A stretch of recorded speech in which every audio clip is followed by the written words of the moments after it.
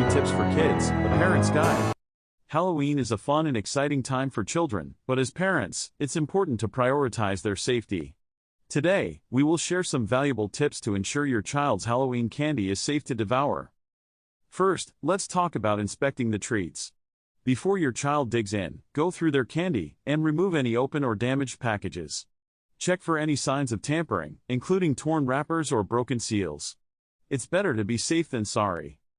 Next, let's discuss the importance of reading labels.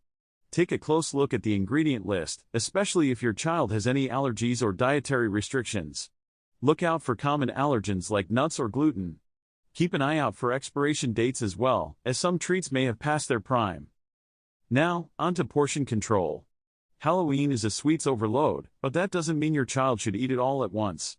Encourage moderation and limit their daily candy intake. Teach them the importance of saving and savoring their treats over time. It's all about balance. Additionally, teach your child not to accept homemade or unwrapped treats from strangers. Stick to factory-sealed candies for safety reasons. Remind them to be cautious and only accept treats from trusted sources. Finally, let's talk about sharing the joy. Encourage your child to donate any excess or unwanted candy to a local charity or organization. It's a great way to teach them about giving back, while also reducing the amount of candy they consume. Remember, keeping your child safe during Halloween is a team effort. By following these simple tips, you can ensure a spooktacular and worry-free Halloween for your little ones. Thanks for watching, and don't forget to subscribe to our channel for more helpful tips. Happy Halloween!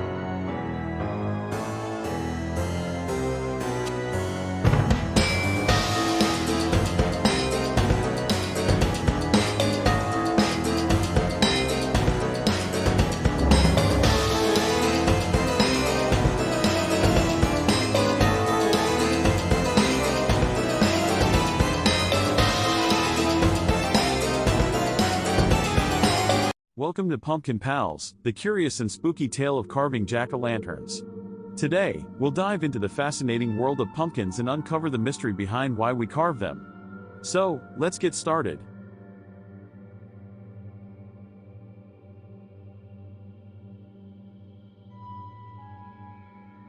Did you know that carving pumpkins actually started centuries ago in Ireland? They used to carve scary faces into turnips or potatoes to ward off evil spirits. But when Irish immigrants came to America, they discovered the pumpkin, which was perfect for carving. Every year, on Halloween, we carve pumpkins into jack-o'-lanterns. But have you ever wondered why they are called jack-o'-lanterns? Legend has it, there was a man named Stingy Jack who made a deal with the devil and tricked him not once, but twice. Jack was doomed to wander the earth with only a burning coal inside a carved-out turnip. People started carving scary faces to scare away Jack and any other evil spirits. Nowadays, we carve all kinds of designs on our pumpkins. From spooky ghosts to friendly witches, the possibilities are endless. And the best part? Carving a pumpkin is super fun. You can scoop out the slimy insides and create your very own masterpiece. Did you know that pre-drawing on pumpkins can enhance your carving experience? When it comes to pumpkin carving, most people dive right in with a knife, but taking the time to pre-draw your design can make a world of difference. There are a few reasons why pre-drawing is a step worth taking. First, it allows you to plan and visualize your design before making any irreversible cuts. You can experiment with different shapes and patterns, ensuring that your final carving will be exactly what you envisioned. Pre-drawing also helps you create more intricate and detailed designs. By mapping out your design beforehand, you can take the time to sketch out every intricate detail, making your carving truly exceptional. Another benefit of pre-drawing is that it allows you to make adjustments easily. If you're not satisfied with how a certain element looks, you can easily erase it and try again. This saves both time and frustration, ensuring that your carving turns out just the way you want it. So, next time you're ready to embark on a pumpkin carving adventure, take a few moments to pre-draw your design. You'll be amazed at the difference it makes in the level of artistry you can achieve. If you've ever wondered about the perfect age to carve a pumpkin, you're in for a treat. Believe it or not, the ideal age to start pumpkin carving is around 3 to 5 years old. At this age, kids are beginning to develop their fine motor skills. Carving a pumpkin provides them with the perfect opportunity to practice using their hands and fingers, enhancing their coordination and dexterity. As children grow older, around 7 to 9 years old, they become more independent and can handle more complex carving tasks. They start to explore their creativity, making each pumpkin uniquely their own. During the teenage years, around 13 to 15 years old, carving pumpkins becomes a great way to let their artistic skills shine. They can create intricate and detailed designs that showcase their growing talent. And let's not forget about adults. Carving pumpkins can be enjoyed by people of all ages. It's a great way to bring friends and family together, creating lasting memories and having loads of fun. So, whether you're young or young at heart, pumpkin carving is an activity that transcends age. Now that you know the perfect age to carve a pumpkin, why not gather your loved ones and have a pumpkin carving party? Why do pumpkins symbolize Halloween? Well, it's because they are in season during this time of year. Plus, their bright orange color adds to the festive spirit. So, when you see a flickering jack-o'-lantern on a porch, it means that house is ready for trick-or-treaters. So, the next time you carve a pumpkin, remember the ancient tradition and the spooky tale of jack-o'-lanterns. Let your creativity shine and scare away those pesky spirits. Thanks for watching, and don't forget to subscribe to our channel for more exciting adventures with Pumpkin Pals.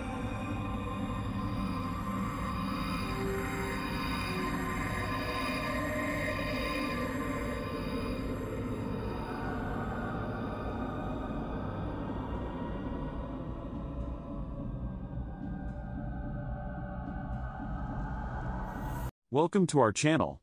In this video, we will show you how to make perfect homemade biscuits with our step-by-step guide. So let's get started.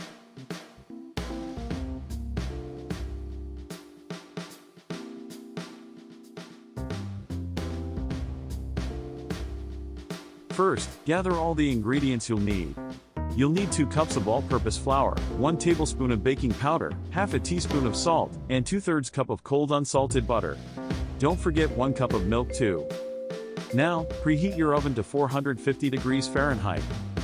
In a large mixing bowl, whisk together the flour, baking powder, and salt until well combined. Cut the cold butter into small cubes and add them to the bowl. Using your fingertips or a pastry cutter, blend the butter into the flour mixture until it resembles coarse crumbs. This step is important for creating a flaky texture in your biscuits. Next, pour in the milk and stir everything together until a soft dough forms. Be careful not to overmix, you want the dough to just come together. On a lightly floured surface, turn out the dough and gently knead it a few times to bring it together. Pat the dough into a 1-inch thickness. Using a round biscuit cutter, press straight down into the dough to cut out the biscuits. Avoid twisting the cutter, as this can hinder their rise. Place the biscuits onto a baking sheet lined with parchment paper, leaving some space between each one. Now it's time to bake. Pop the baking sheet into the preheated oven and let the biscuits bake for about 12 to 15 minutes, or until they turn golden brown. Once they're ready, take the biscuits out of the oven and let them cool for a few minutes. And there you have it, delicious, homemade biscuits that are fluffy and buttery. They're perfect for any meal or occasion. Thanks for watching our video.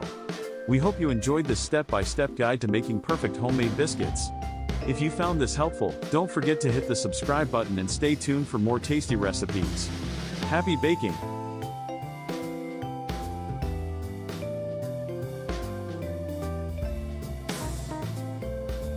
Nobody ever helps me into carriages, or over mud puddles, or gives me any best place. Ain't I a woman? Look at me. Look at my arm. I've plowed and planted and gathered into barns, and no man could heed me. Ain't I a woman? I could work as much and eat as much as a man when I could get it, and bear the lash as well. Ain't I a woman? I've borne 13 children and seen most of all sold off to slavery. And when I cried out my mother's grief, none but Jesus heard me. Ain't I a woman? Sojourner Truth, 1851, Women's Convention in Akron, Ohio. The history of black motherhood in the United States has been marked by separation. From the time of slavery, the American black woman has been viewed through the lens of the labor she can provide others. Her role as wife and mother minimalized by the expectations of her work outside the home. The legacy of these ideas formed during the infancy of this nation is still felt, even today, as Black women experience motherhood differently than their white counterparts, even in the first few hours after giving birth. Subjected to tropes such as the mammy, who in almost comical irony is characterized as the ultimate caretaker for white children, while simultaneously being neglectful to her own. Black women have for centuries seen their motherhood and their mothering called into question. The modern incarnation of the quote-unquote welfare queen characterizes the Black mother as a dishonest materialist who only has children in order to game the system for more money. The lasting impact of such inaccuracies has been devastating. During slavery, Black women were called upon to be wet nurses to the children of their white owners, often separated from their own children, sometimes permanently, just after giving birth. This practice continued even with emancipation, as many families, especially in the South, continued to employ Black women in domestic capacities. In the first decades of the 20th century, as economic opportunity began to expand for Black men, many Black women were for the first time in a position to make the choice to stay home and care for their own children. The dwindling supply of domestic labor didn't sit well with many employers, and laws were passed in many places requiring Black women to work, even if they had other means of support. A 1918 article from Greensboro, South Carolina, is a prime example of one such ordinance. It read in entirety: Negro women to be put to work. Regardless of whether they want to or have to, able-bodied Negro women in Greenville who are not regularly employed are to be put to work, put in jail, or fined heavily. At its special meeting yesterday afternoon, City Council discussed the situation with regard to this class of loafers at some length. And it seemed that all members of the council were agreed that steps should be taken to compel them to engage in some useful occupation. It was decided that an ordinance similar to the one now in force requiring all able-bodied men to work at least 5 days a week should be passed with regard to these women. Such an ordinance will be prepared and voted on at the next regular meeting of the council. A number of complaints have come to members of the council of Negro women who are not at work and who refuse employment when it's offered to them. The result being that it is exceedingly difficult for families who need cooks and laundresses to get them. Wives of colored soldiers getting a monthly allowance from the government have a number of them declined to work on the ground that they can get along without working, according to reports. Others have flatly refused jobs without giving any reason whatever, while still others pretend that they are employed, when, as a matter of fact, they derive a living from illegitimate means. The proposed ordinance will require them all to carry a labor identification card, showing that they are regularly and usefully employed, and the labor inspectors and police will be charged with the duty of rigidly enforcing the law. To make this abundantly clear, in the 20th century, there were Black women whose husbands were gainfully employed, some even by the U.S. military, who were told that by law they could not stay home with their families because someone needed a maid. The same 20th century in which most adults alive today were born. This assault on Black motherhood would continue. The 1940s saw a rise in the more widespread use of baby formula, and companies were quick to market their product to Black families. The combination of negative historical associations with being wet nurses and the reality of many Black women having to return to work very soon after giving birth made Black women prime targets for these advertising campaigns. By the 1950s, organizations such as La Leche League were formed. Their messages and campaigns were largely designed to encourage white women to breastfeed, while once again marginalizing Black motherhood. Images of white women breastfeeding their children began to be normalized, while one would only find an image of a woman of color doing so in the pages of National Geographic or the like. The Special Supplemental Nutrition Program for Women, Infants, and Children, also known as WIC, was launched in 1974. Women participating in these programs were more often than not encouraged to use formula, and to this day, Black women remain overrepresented in its participants. Historical wealth and wage gaps between races and genders leave Black women on average in the lowest income brackets. They are employed at a higher rate than any other group in the service industry, working jobs that often offer no maternity leave and almost certainly no accommodation for nursing mothers. A 2016 study found that Black mothers were 9 times as likely to be given formula than white mothers during their postpartum hospital stays. Other studies highlighted implicit bias on the part of lactation consultants who reported spending less time with Black mothers based on the false belief that they would, quote, not breastfeed anyways. Centuries of structural racism, societal norms, and implicit bias have led to the grim reality that as a group, Black babies have the highest infant mortality rate in the United States, with preterm birth also being a determining factor in the disparity of these rates. The survival of preterm infants is exponentially increased when they are given human milk and also time and contact with their parents. Yet, even today, having the opportunity to offer this care to their own children is still not possible for many Black mothers.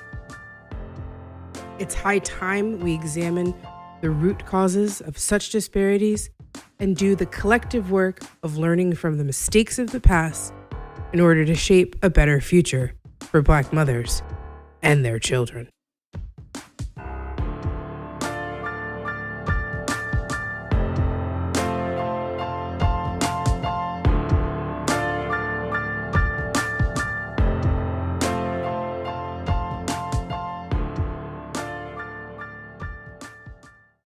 If there was anything I hated, it was investigating the organs of the female pelvis. J. Marion Sims, the father of modern gynecology.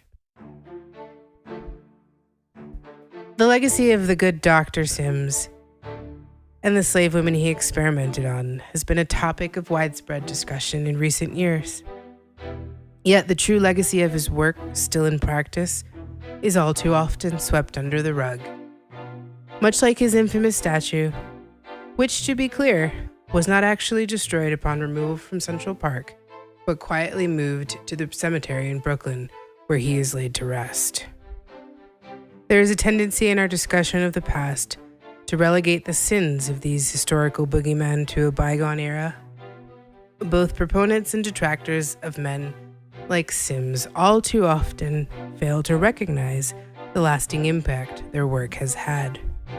It serves no purpose to tear down statues and demand namesakes be revoked if we fail to address their tangible legacy. Much has been written over the years about Sims's work. Efforts aimed either to praise or to malign often mention his own words as a mere afterthought. Historiography reeks of the disingenuine when it relies on anecdote and conjecture to make a point. The good doctor himself wrote, "I made this proposition to the owners of the Negroes. If you will give me Anarcha and Betsy for experiment, but my operations all failed, so far as a positive cure was concerned. This went on not for 1 year, but for 2 and 3 and even 4 years. I kept all these Negroes." 4 years. 4 years of experimentation, consented to by someone who considered you chattel worth only as much as the price your children would fetch them. Let it be made abundantly clear that we're talking about upwards of 20 different surgeries on these women. Anarcha, Lucy, and Betsy, lest we forget their names. Surgeries done without anesthesia, while on all fours, with curious doctors and students observing and participating. The pain and humiliation these women were subjected to is unconscionable. Sims's actions are all too often excused by saying the man was merely a, quote, product of his time. The problem with this excuse is that it belies the fact that in many ways, times haven't really changed. The 19th century birthed many of our most reputable fields of medicine, along with the journals that chronicled their so-called discoveries. It was a time in which medical training was cursory at best and often perfected in the form of apprenticeships or field experience. These journals influenced the practice and tools of the field much the way they do today. The works of such doctors as Philip Tiedemann and Samuel Cartwright, respected authorities of the era, are riddled with quote-unquote scientific evidence suggesting not only surface but actual physiological and anatomical differences between the races. Assumptions about the so-called Negro subjects of their studies suggest differences in everything from circulatory patterns, respiratory capacity, and even a dulled sensitivity to pain in some cases. We would assume that such absurdities would be relegated to a distant past, their assumptions long since disproven, and we would be wrong. A study published by the National Academy of Science in April of 2016 came to the following conclusion. Many white medical students and residents hold beliefs about biological differences between blacks and whites. These false beliefs are related to racial bias in pain perception. Participants who endorsed more of these beliefs reported that a black patient would feel less pain, and they, as a result, were less accurate in their treatment recommendations. Let's be abundantly clear about what is being said here, because it needs to be restated. In the year 2016, there were medical students and residents who still held long disproven myths about racial differences to be true, and it actually affected the way in which they treated patients. The gravity of the legacy of mistakes made during the infancy of modern medicine cannot continue to be ignored. Removing a statue or renaming a building merely pay lip service to very real and often fatal disparities in this country. It's not enough to wrestle with the demons of yesteryear if we ignore their very real legacy in today's world.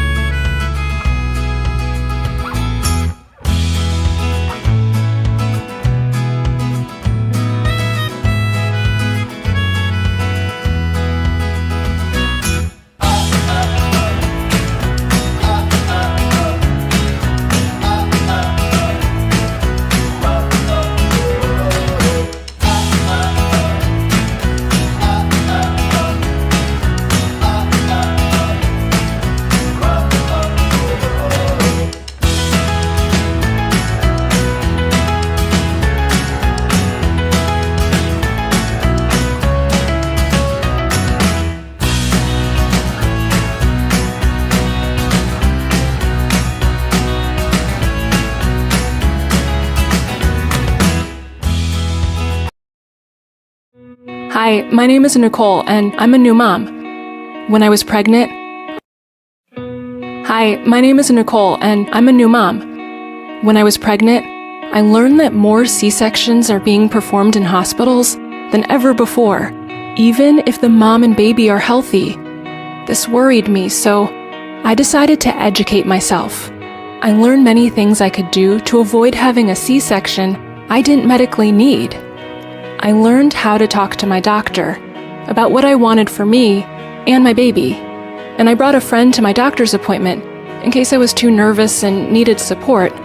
I told my doctor I wanted to avoid a C-section unless it was absolutely necessary. When I got to the hospital, I told my nurse too, and she was really helpful during labor. I know there are many things in life I can't control, but I believe it's better to do what I can to make a difference, especially when it comes to my baby. Remember, your voice matters. Educate yourself and start talking to your team today. If I can do it, so can you.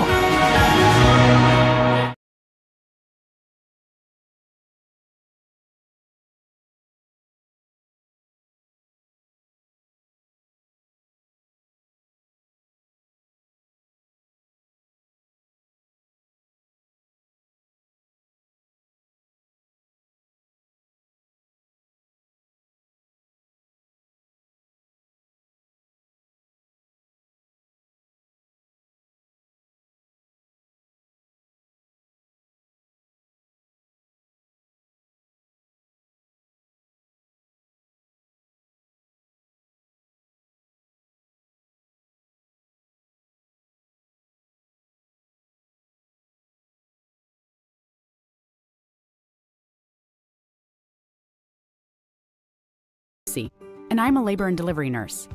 If you want to have a healthy birth, it helps to have a strong birth team. That team includes your doctor and your family, of course. But there are 4 other people you should know about: the labor and delivery nurse, a nurse midwife, a doula, and a childbirth educator. It's not likely you would have all of these people helping you, but you should know who they are.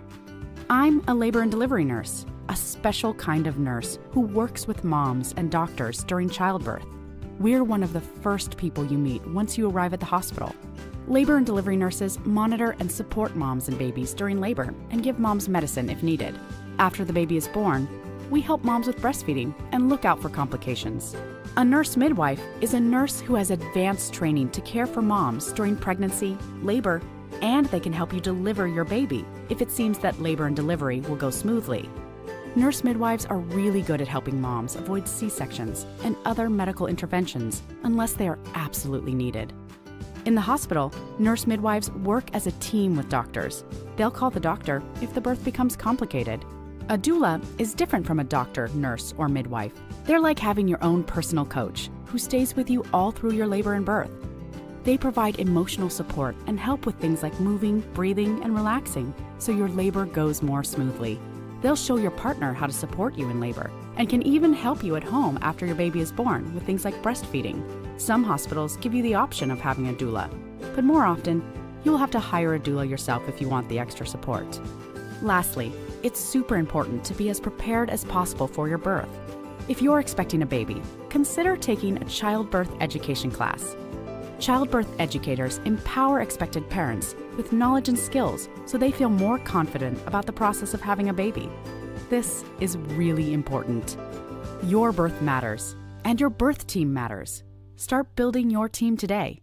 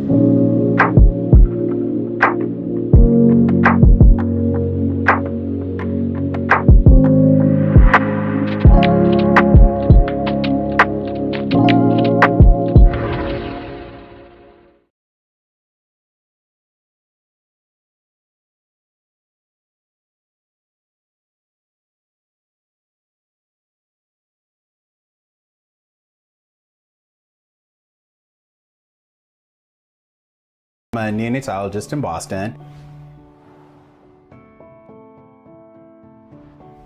RSV is a virus that causes a respiratory illness or kind of like a cold. So RSV varies a little bit. If I was to get RSV, I probably wouldn't be able to tell the difference between having a regular cold and having RSV. For a baby who gets RSV, they get what they call bronchiolitis, and usually that presents as a kid having a difficult time breathing. Usually you see their little ribs popping in and out as they're trying to breathe. You see their little noses flaring as they're trying to breathe. Sometimes they turn blue because they're not getting enough oxygen. They tend to have a lot of secretions like coming from their nose and a cough. And so it can be pretty significant and it can change really quickly. They can go from being a little happy to suddenly being like really having a really hard time struggling to breathe. Some communities are going to be at higher risk because the population is more dense, meaning there's more people living together under certain square footage. There's often more children who often tend to pass respiratory illnesses among themselves. You see these families out of nowhere, they get this like right hook that kind of knocks them out. And these people are just devastated by this happening to them. And they're like, how much can this kid take? How much can our family take? It's incredibly hard. If you're starting to see signs of breathing difficulties, don't wait. This is something that you want to take pretty seriously.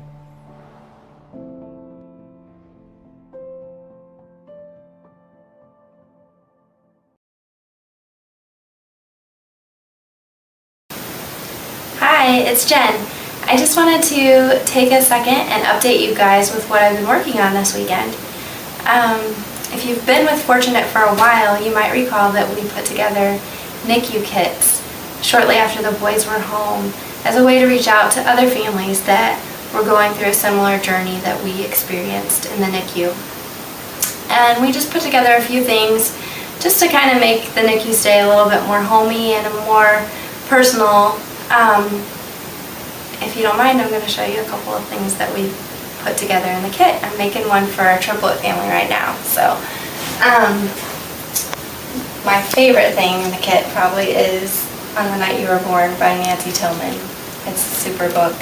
Beautiful, beautiful illustrations, beautiful words. Just go out and buy it for the next baby shower you have. It's gorgeous.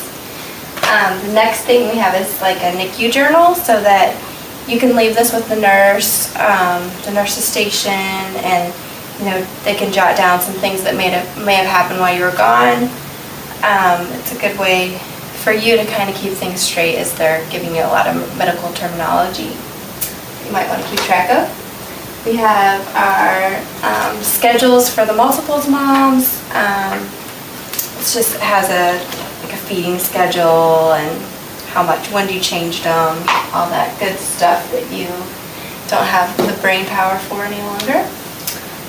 Some lotion because you're washing your hands constantly in the NICU and it leaves your hands nice and dry and chapped. We've got disposable cameras to put in close to each of the kids' isolates, so that the nurses can take pictures while you're away and you don't feel like you're missing out on as much. Got preemie sized blankets. Just again, another handmade touch. It's kind of nice for that. Chapstick, gum, snacks. It's just been fun to put it together, and we really hope that it can be a blessing to somebody else.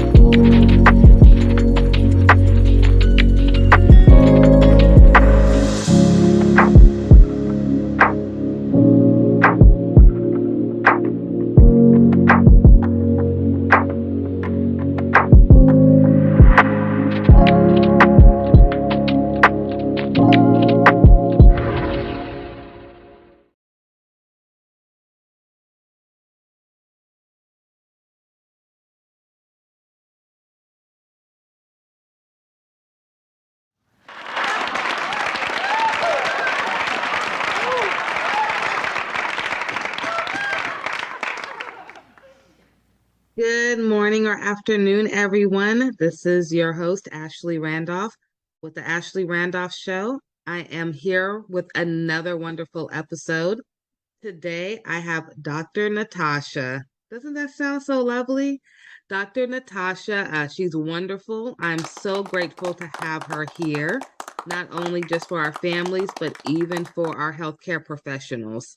So she's amazing. Dr. Natasha, thank you for being here with us. I would love for you to introduce yourself, a little bit about what you do, and then we're going to get started in this conversation that I've been dying to have with you. You're on mute, Dr. Natasha.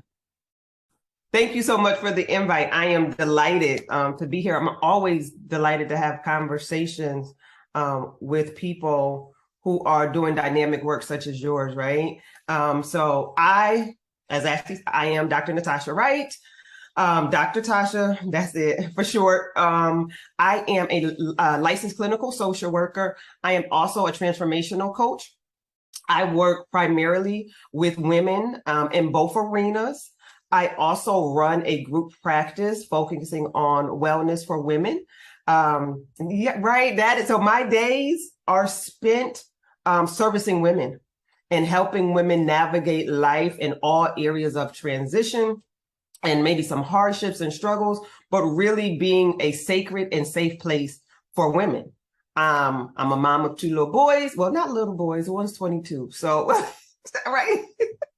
And the other's 14. So I don't think he would think he was little either. Yeah, they're not little no more. Them your big boys now. Right, because I'm like, my little boys. Well, I guess they ain't. So that's me. In a nutshell, I reside in Connecticut.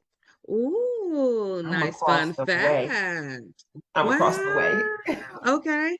I put myself on mute when you introduced yourself because you just have so much that's so good about what you do that I didn't want any interruptions in the background. Okay. Everyone, she does a lot of amazing work. I am so grateful to have her here. Even if it was for 5 minutes. I mean, anything that she can give any of us is going to be of value. Dr. Natasha, or Dr. Tasha, I'm sorry. Whichever one. As long as it's not Dr. Wright, it feels so formal. That I'm the same way. So I tell all my interns and staff, just please call me Ashley. I can't do President Ashley. I know that's my title, but it's okay. Okay, so I'm a mom with 3 kids. Okay, so like you got 2 grown boys. I call my son, he's about to be 12. He's way bigger than me. So I'm like, okay, you my grown boy now. I got 3 kids.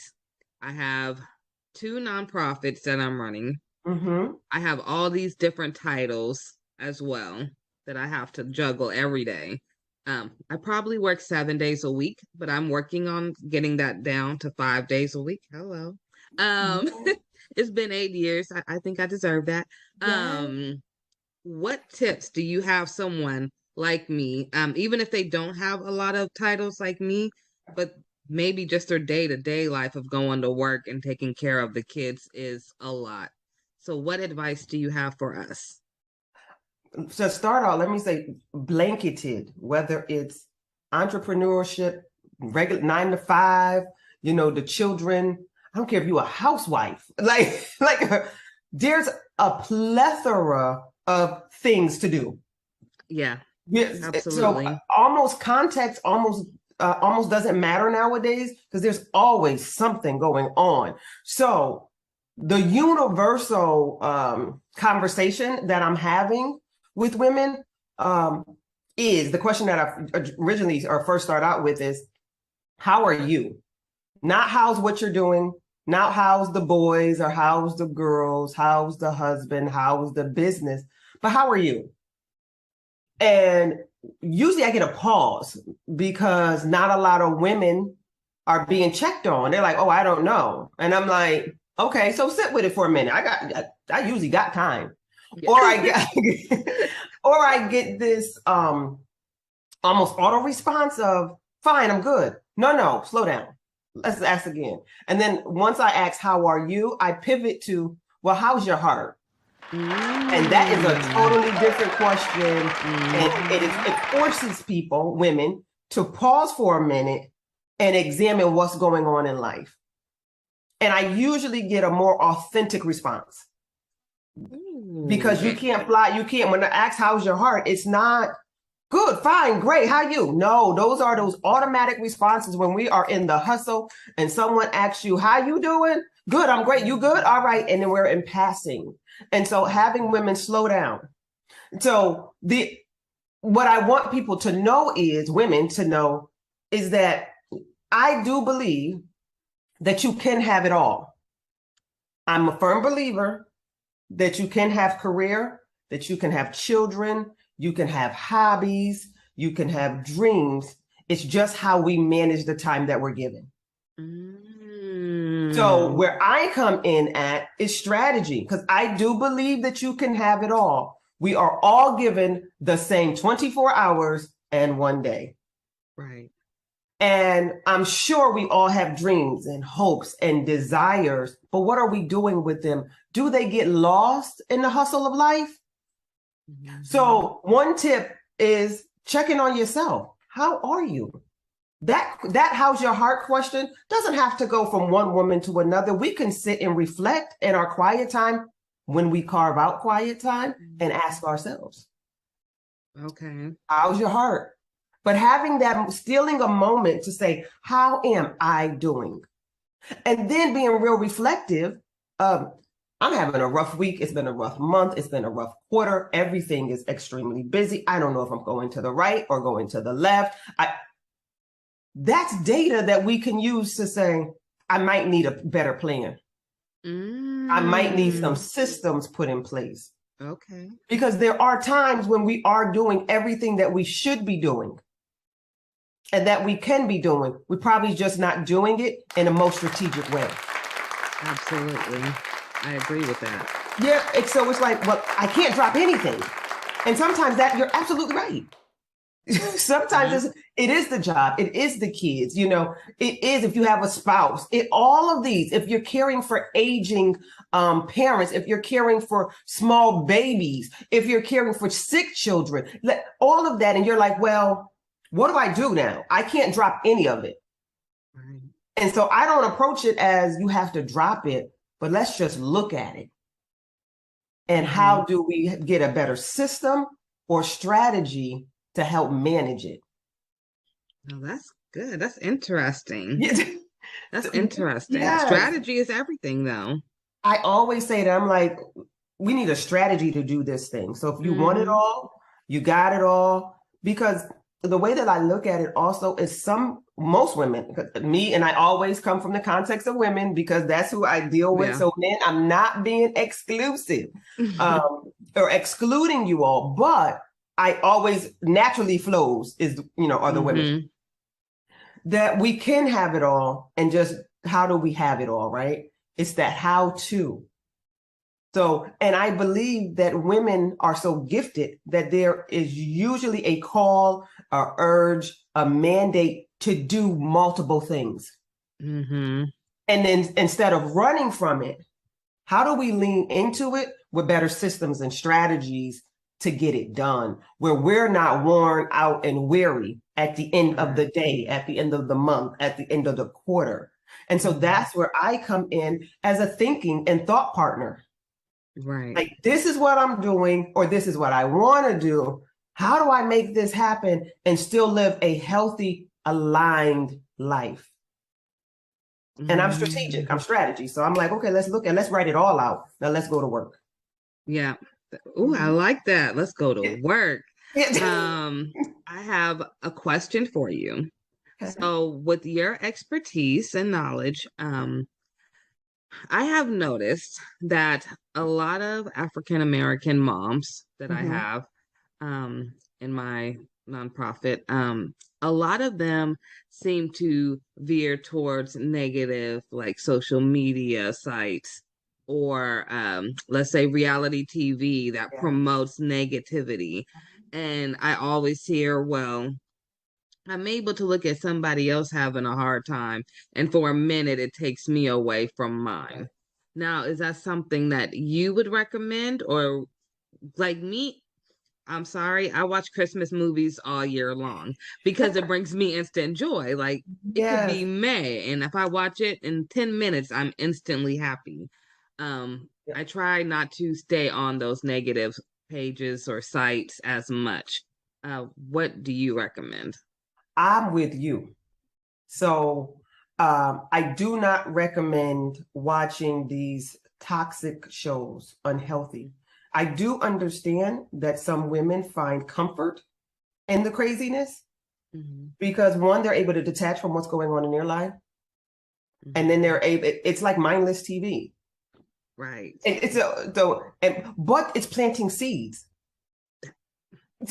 So as mindless as you want it to be, it's planting seeds, right? So for me, I like to tell the women that I work with, what's your intake?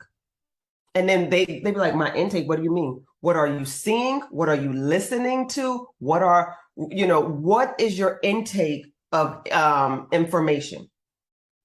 What are you watching? What podcasts or songs are you listening to? They have unconscious effects on your behaviors. I said so. Too. Yeah, I totally. That's why I'm like, turn the TV off. So I'm not a big promoter of watching television. Now, I do love a good movie. I do love sometimes mindlessly watching TV, but I only allow myself to watch TV on the weekends. I do not watch TV. I watch TV from Friday afternoon, because that's when my workday finishes, to Monday night. Sunday night. Monday through Friday early afternoon, my TV does not come on.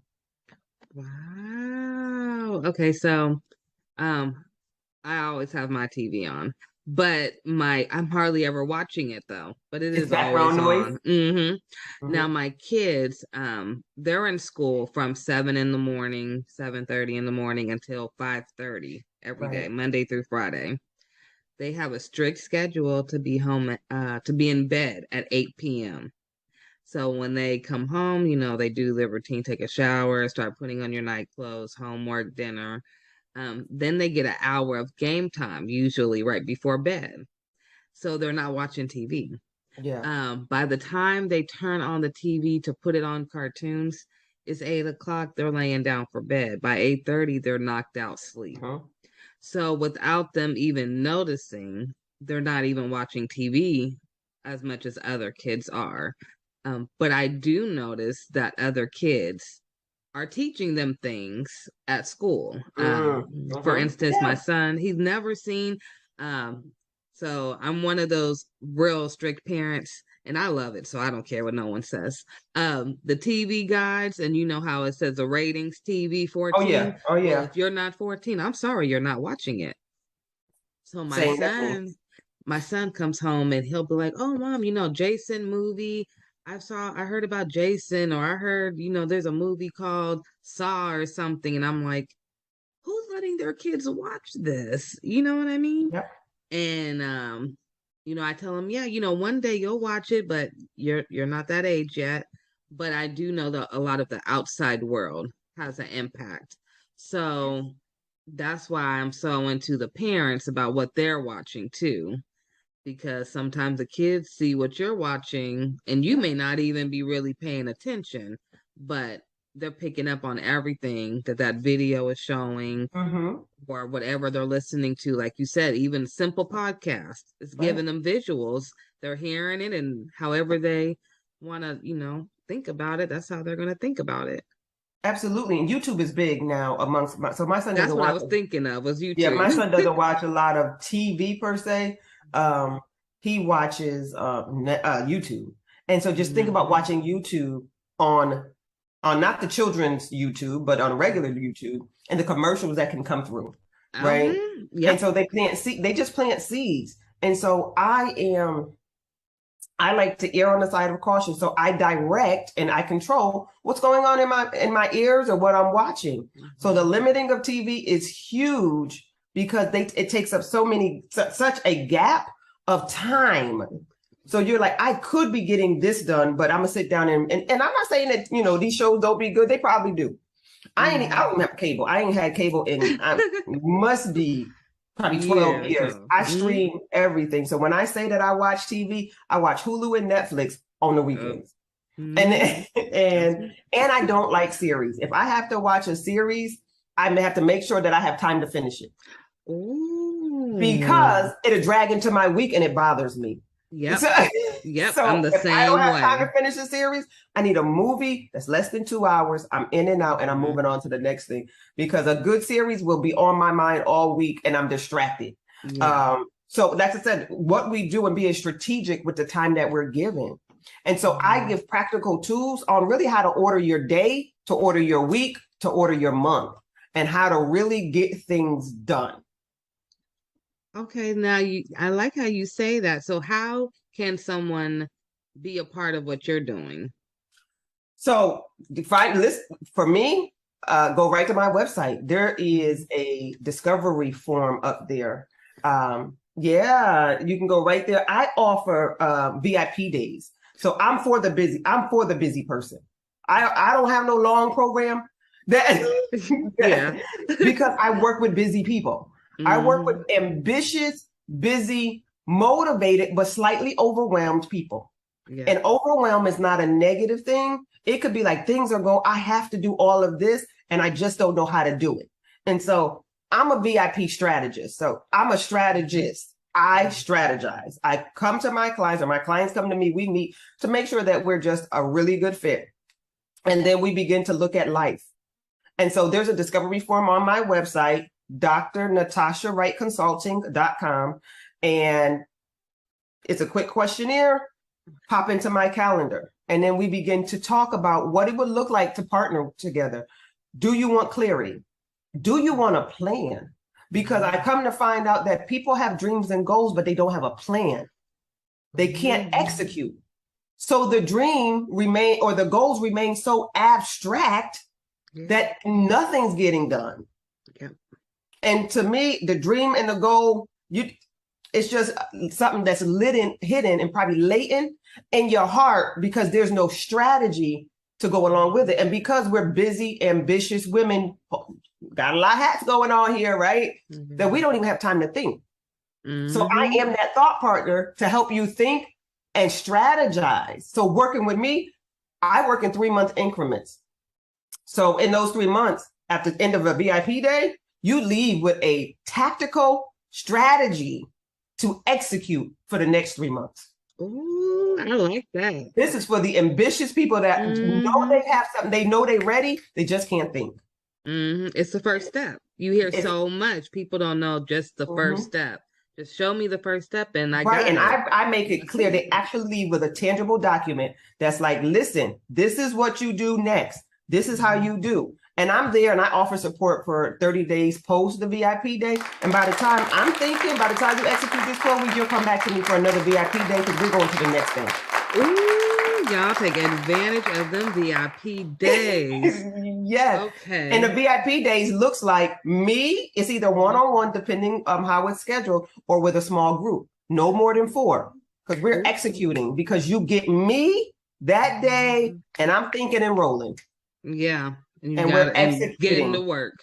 And that's what I always say. I'm for the hungry.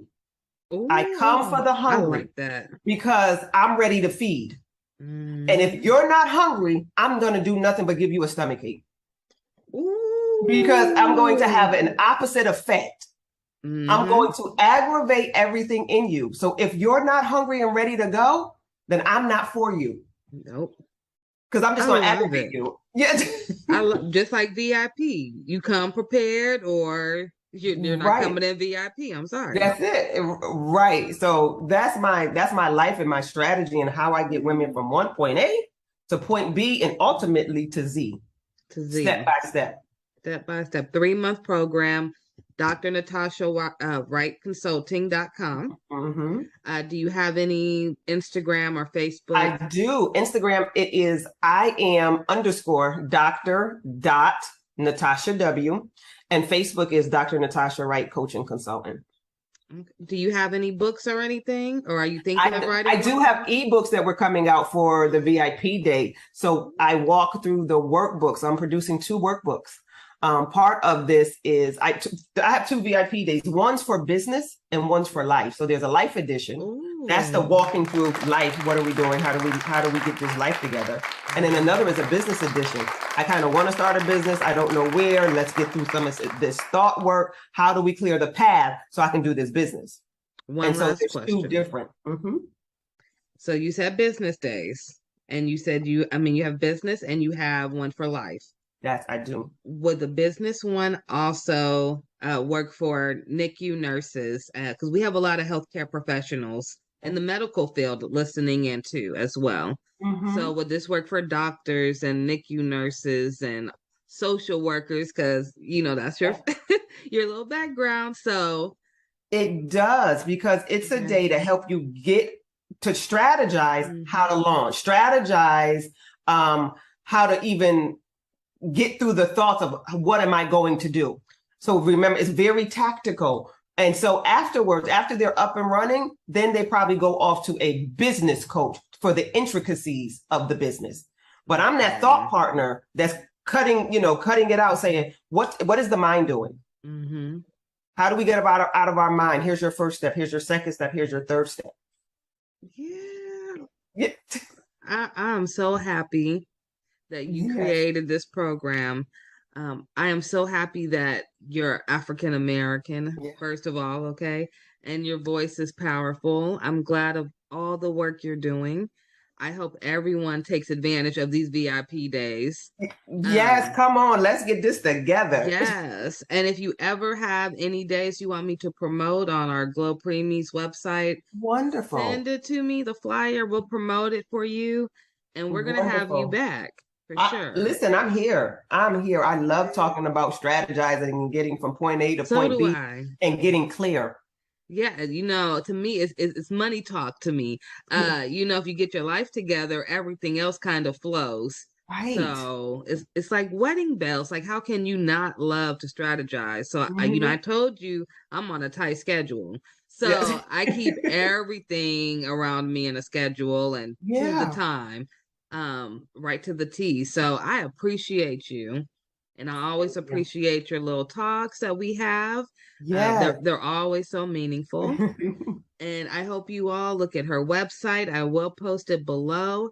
Thank you for being here, and we will see you again, I am sure. Absolutely. Thank you for having me. This has been wonderful. Thank you. Okay, everyone. That is concluding today's episode with Dr. Natasha. She is amazing. Please, please, please go follow her, like and share and subscribe to her pages, and go look at her website. And we will have her again shortly, okay? Thank you, Dr. Natasha. Bye-bye.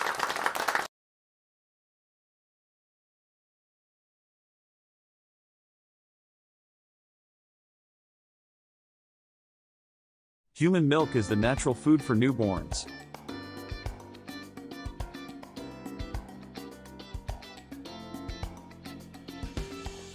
It provides them with all the necessary nutrients to develop and grow strong.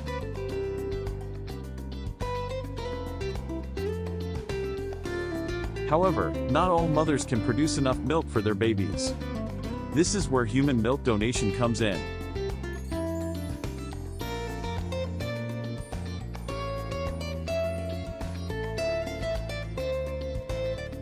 By donating breast milk, women can help provide premature babies and sick infants with the nutrients they need to thrive.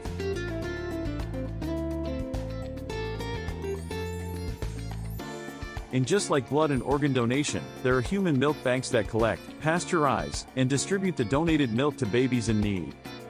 Donating breast milk is a selfless act that can make a significant impact. And it's not just babies who benefit from it.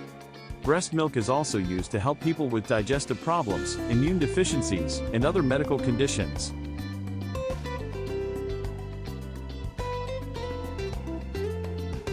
So, if you are a new mother with more milk than your baby needs, consider donating it to a human milk bank.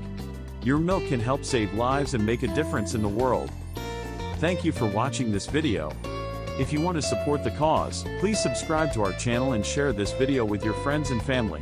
Milk, and that welcome everyone to today's webinar entitled Marijuana and Breast Milk. This is hosted by the Maternal Substance Exposure Database, which we call MADEX, through CPQCC. If you have any questions for myself or for our speaker, please send that over in the chat. There's also a Q&A function that we're asking you to use, so that use the chat maybe for technical issues that you're having. As I've mentioned before, if you're just joining us, there is a link on the screen. You can type that in bit.ly/THC and breast milk, and that will take you to a really short survey that we're asking attendees to complete. We'll share the survey results with you later, so we promise it'll be interesting the more people that do it. But if you can go ahead and fill that out, we would greatly appreciate it. Here's a brief overview of what we're hoping to talk about today. So we'll do a welcome, a presentation that'll be about 30-35 minutes. We'll share those survey results and then have time for live Q&A. So as you're listening, if you have a question, please feel free to submit that in the Q&A box. The Maternal Substance Exposure Database, that's the group that's hosting this webinar today, is an optional and free database that's part of the California Perinatal Quality Care Collaborative. You might be familiar with us, CPQCC. A lot of you are from California. So we collect data on all maternal substance exposures. So those include but aren't just limited to opioids. And by doing that, we aim to improve healthcare for exposed newborns by focusing on treatment and length of stay in the hospital. And while the database is designed to capture information on infants who have been exposed to opioids, many of our members also use it to collect data on infants who have been exposed to other substances as well. So about 23% of our infant records in MADEX report maternal exposure to marijuana. We would assume that the rate for this data is much higher, since a lot of our MADEX centers do primarily use the database for opioid exposed infants. So this is an example of the MADEX report site, where if you join MADEX, which again is free and optional, you can compare your hospital to other MADEX participating hospitals. So we have 32 right now across California and over 500 infant records that have been entered to date. This data is used to drive improvements in the care provided to exposed infants. This is done through a range of reports designed to help you identify areas of high and low performance, monitor the effects of improvement interventions, and conduct research that advances the quality of care. MADEX is available and free to all CPQCC centers, but you do have to request access. So if you'd like more information on MADEX, send us a message in the Q&A or in the chat with your email.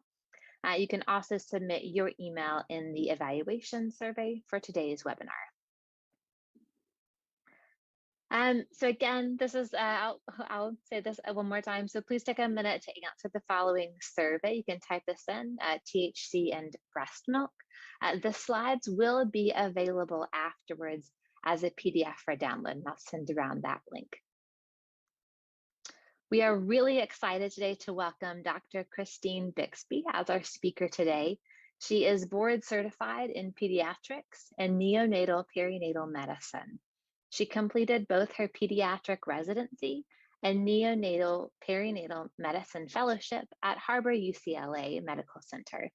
She attended medical school at the University of California, Davis, and she is a practicing neonatologist at CHOC Children's Hospital.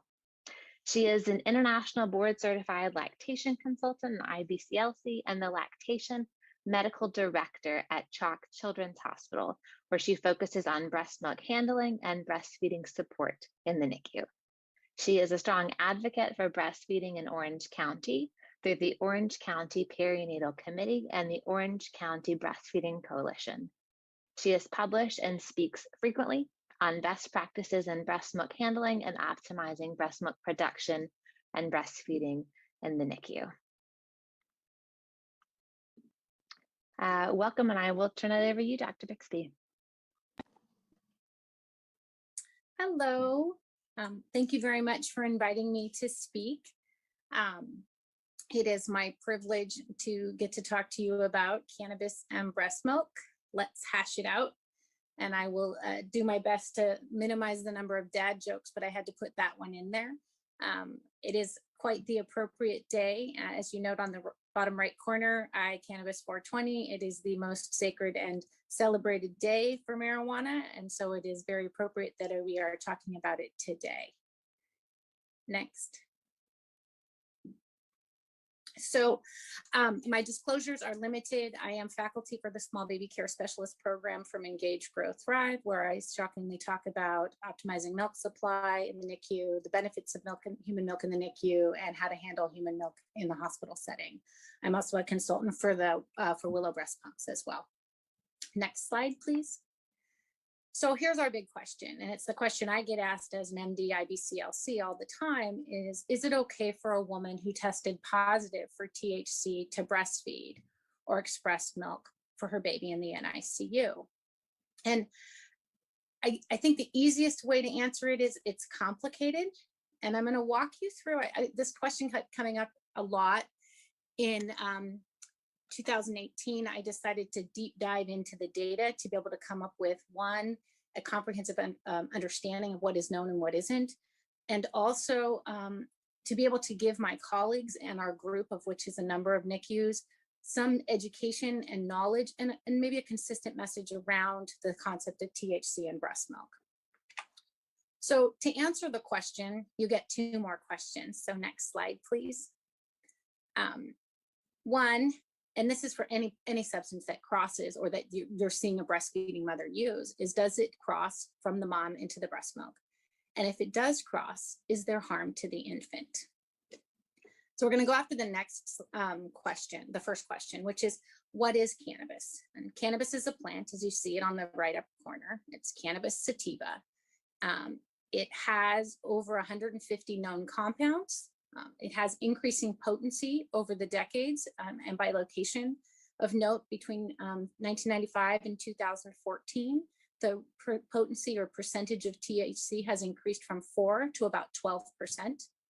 There are some products that are made in Washington State with flower products greater than 20% of it being THC, and with their extracts having greater than 60% of THC. And we'll get into what THC is in a little bit. There are various forms of consumption, the good old-fashioned cigarette or joint, using a water pipe or a bong, my aunt and uncle's marijuana brownies, the more common and newer versions of vaping, and then this new thing to me called dabbing, which is where they pour butane over the plant and you get a sticky precipitate out that you can then smoke that allows you to have a much higher concentrate of THC with a very rapid onset.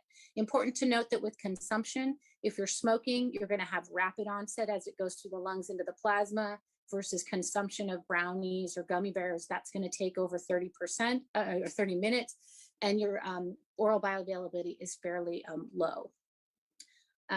Other thing to note about cannabis, there are other additional unknowns as the growing of the product is not technically regulated.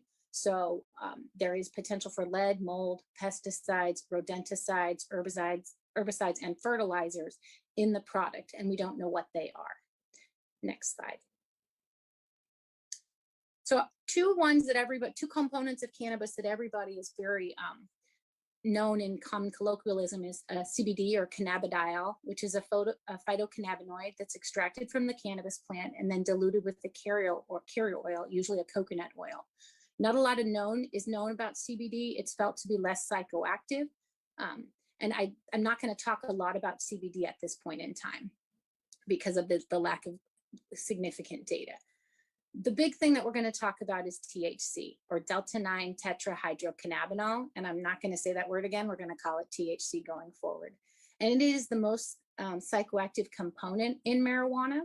It has a very large volume of distribution, and it enters the plasma compartment almost instantly from the lungs and then redistributes to highly vascularized tissues such as the brain and the liver. It's highly lipophilic, so it likes to store in fat and can be there for weeks to months. And important to note, the half-life of THC is fairly long. In infrequent users, it's 20 to 36 hours. And in chronic users, it can be about 4 days. We'll talk about further data that's come out just in the last few months about even a longer half-life. Of note, it is present in an exhaled breath for 2 to 4 hours after one cigarette. And I think this is an important thing for those of us in the newborn intensive care unit where we're putting babies skin to skin appropriately for moms to smell the environment around their babies so they can have that IgA exchange into their breast milk.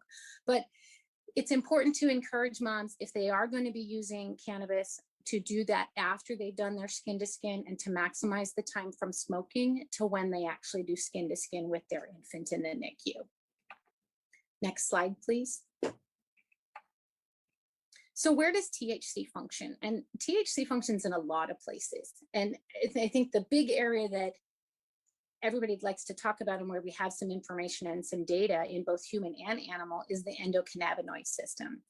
And I will admit that when I heard endocannabinoid system, I think I've heard of that, but it was not a strong system that I remembered from medical school. But it kind of works everywhere. So THC functions with the endocannabinoid system as an agonist to the cannabinoid receptors, where it impacts neuronal cell migration, proliferation, and differentiation, which impacts attention, cognition, memory, emotion, movement, and the peripheral immune system. So in particular, it's hitting in these executive function areas. And we'll see that as we go through some of the data that I'm going to highlight. THC also functions within the dopamine, opioid, GABA, glutamate, and serotonin associated symptoms, so kind of everywhere. But these are areas where you're looking at reward centers and emotional regulation as well. And then it's also seen to promote corticotropin secretion and preventing the secretion of gonadotropins, TSH, prolactin, one of our big breastfeeding hormones, and growth hormone, where there is some data on fetal exposure with concern for growth restriction, which I do not have time to go through at this time. Next slide, please. This is just a quick review of the uses for cannabis. I'm not going to read through it for you. Of note, recreationally has become a very important and significant area of cannabis use in the current times. Next, please. So let's talk about THC in breast milk. And so we're going to now get into the weeds of, does it transfer or not? So what factors increase the likelihood of passage into breast milk? And it's important to note that certain things pass very easily and others do not. You have a low molecular weight, so less than 300 Dalton, and marijuana in particular is a 314 Dalton chemical, so it would pass in that regard. Low protein binding facilitates transfer, although THC is more commonly protein bound. Weakly basic, being lipid soluble, which we know THC is very fat soluble, that's that lipophilic. High oral bioavailability. THC is about 4 to 12%, so that's not on the high side, but there is some oral absorption. And that's where we get into that question of, if it gets into the milk, is it enough that it is actually causing getting to the baby? And we'll talk about that in further slides. And do we get a high maternal blood level? I would argue that in some of these situations where mom is smoking something with a 60% THC, we could see very significant maternal blood levels, or if she's a chronic user and has significant stores, and we'll go over some of that data. And then is there a long half-life? And like we talked about, 36 hours, 4 days, that's a pretty long half-life. So there is good argument that THC could pass into breast milk. So this is a review from Moore in 2017, looking at data, looking at THC transferring into breast milk. And then does that breast milk, once it gets into the milk, actually result in positive findings of THC in the infant? And this is a 3-page slide. I'm not going to show you it all for the sake of time. The other 2 slides are mostly animal data. So if you want to explore that, you can look, pull up this paper. It's quite easy to find. The red boxes are pointing out some of the interesting things. And when we talk about it over the past many years, the argument was that it's an 8-to-1 and that you get an 8 times dose of THC in the infant relative to the maternal plasma level or the milk level. So this first paper, the Perez, Reyes, and Wall paper, which is from very recently, called 1982. I was 10 years old almost.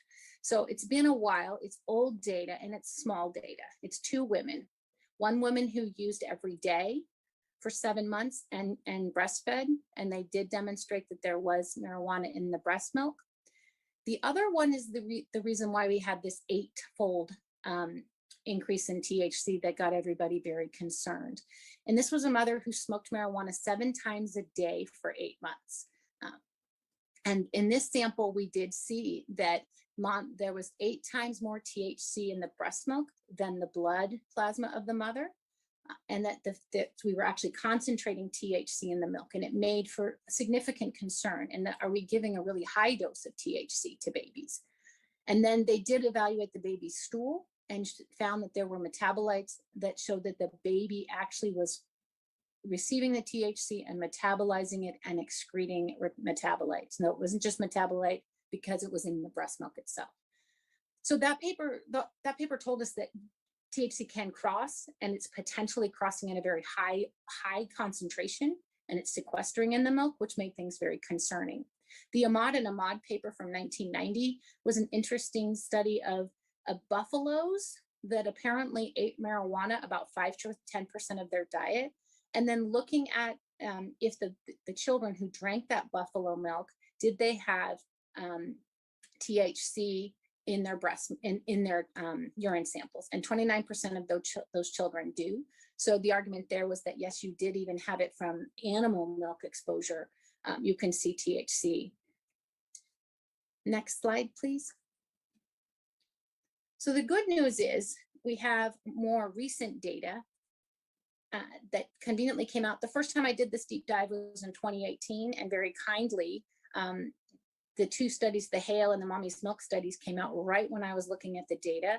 And they were, we've known about the Colorado study for a while. And Thomas Hale, who is a pharmacist and is kind of the resource for what is safe in breastfeeding when it comes to medications and substance exposure, he had started enrollment on a study in Colorado after marijuana was legalized. And we were all so excited about this study and hoping it was going to give us so much information. And it was kind of a letdown in some regards because they were only able to enroll 8 mothers, even though it was an anonymous study, and only 5 of those mothers actually completed the questionnaire. But this study was, the women abstained from using marijuana, then went to a very specific dispensary and picked up a very specific marijuana that they knew the dose of THC, and had them pump, smoke, and then pump over interval periods of time to see if there was THC in the breast milk. There is no serum data for this study. And the RID, which is the relative infant dose, which is the daily infant dose in milligrams per kilogram of infant weight over maternal dose, which is milligrams per kilogram of maternal weight times 100. In general, the relative infant dose, or RID, if it's less than 10%, when you're looking at medications, it's felt to be safe. I will note that even though he did see this 2.5%, it was based on 150 cc's or milligrams per kilo or milliliters per kilogram per day of intake. And he has not updated his recommendation on his resource to put in a defined RID. I think he is appropriately recognizing the numbers are too low to make a definitive statement. He did note that the THC dose peaked at an hour and then slowly decreased until the end of collection. So the takeaway from the Hale study is that THC does get into breast milk. As we move on to the Mommy's Milk study, which was done through the group at UC San Diego, they looked at 50 women with 54 samples, and they had mothers recall their exposures for the 14 days prior to milk collection. So this is just recollection. And then they tested the milk samples. And the big finding from this paper was that THC was detectable up to 6 days after the last reported use. And then as I'm re-upping this study, it's very kind again, new papers have come out, and the Moss study out of Oregon just came out this year. And that looked at 20 different women who provided samples at the 2-week and 2-month pediatric tests or visits and were known to be using marijuana. They were found to be increasing their use between the 2-week and 2-month pediatric visit. And all but one had at least one cannabinoid in their milk. And there was the presence of CBD, even though there was no report of use of CBD. So I think we're getting a compelling statement that an idea that even though the numbers are small, we're getting a consistent data now that says, yes, it's not just these 2 women, but we've got a lot more that's saying, yes, THC does transfer into the milk. Next slide, please. This slide, I think this is an interesting concept because this is the one where what happens if we abstain? So this is a study looking at, and just published, but this is the Weimar paper, and it was just published March of this year. And it looks at women who were frequent users, greater than 2 times per week prior to delivery, who then abstained from using cannabis postpartum. And then they donated their milk and blood 2 to 5 times per week for 6 to 7 weeks. I feel like this is a really labor-intensive study. But what they found was that the maximum milk THC levels were 2.8 to 26, and the elimination half-life from milk averaged 17 days. And I think the important thing when you look at the graphic on the right is that the bottom axis is time in days from delivery and abstention. And what you're seeing is you still have a milk level of THC at 40 plus days. And this is something that I don't think any of us expected. It's something that we were concerned maybe there. Now, these are fairly heavy users, but it is something that we need to take into account as we evaluate our concerns in regards to THC in the breast milk. So next slide, please. I think we've answered the question, does THC cross from the mother into the breast milk? Absolutely. Now it's time to go, okay, if it crosses, does it get to the baby? We think it does. There is some amount of oral bioavailability, but does it cause harm to the baby? Next slide. And I think inherent to the fact that cannabis has been illegal and folks haven't really wanted to be like, yeah, I'm breastfeeding and smoking, because there is that inherent risk, legal risk, plus people's particular bias or response, there's not a lot of data, and there's not a lot of let me jump into a study and be a part of it, which is what we saw in the Hale study, in all of those studies just looking at milk transfers. You're not able to recruit huge numbers. So we kind of have to look in other places. And so I'm going to start with looking at what is known about cannabis exposure in the teen brain, and then look at some of the data in pregnancy and utero, which often spills over into postpartum exposure and breastfeeding. And then get into what we do know about breastfeeding cannabis, what little outcome data there is, what the current recommendations are, and then we'll get into the NICU patient and look at our approach at Chalk Children's. So before I get into the weeds of outcome, it is important to note that there is no reliable biologic sampling method to quantify the amount of marijuana use. I can't get a level like you can with alcohol and say, oh, this person's drank a lot, or this person has drank a little. We really have to go based on self-report. And self-report is inherently biased. Some want to report more use than they actually are to have that perception of them. Others don't want to report their use at all. The other issue with data in regards to THC and marijuana use is there are often confounders.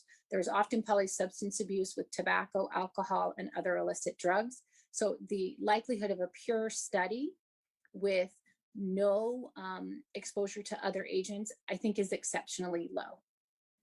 Next slide. So what do we know about the teen brain, and why do I want to talk about the teen brain?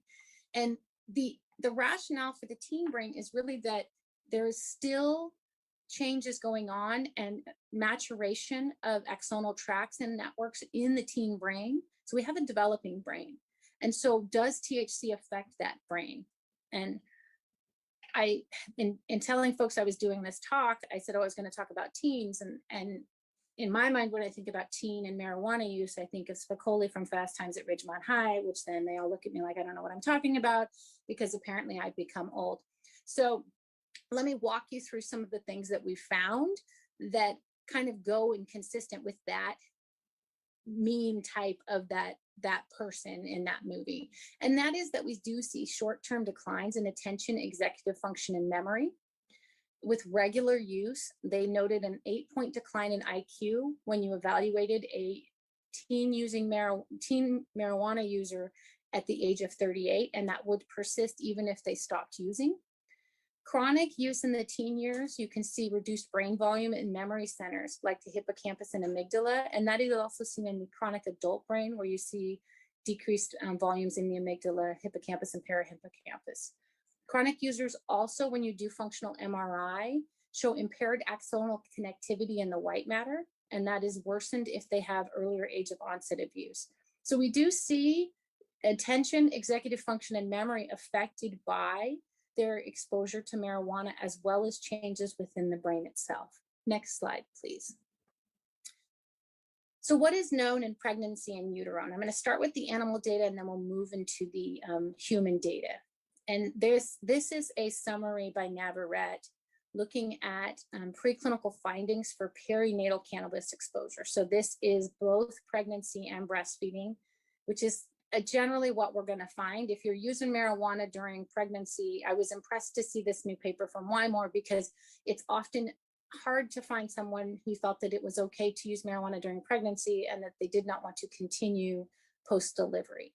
So they go through in this graphic, kind of summarizes things that, since we don't have time to get really heavily into the weeds. There are specific neurobiological alterations that I'm not going to read all of those out, but they result in behavioral alterations that you can see on this of the right-hand side, which is motor impairment, cognitive deficits, decreased social interaction, increased vulnerability to reinforcing and motivational effects of drugs of abuse. And that's what you're looking at with your dopamine receptors and your similar receptors that we talked about where THC functions.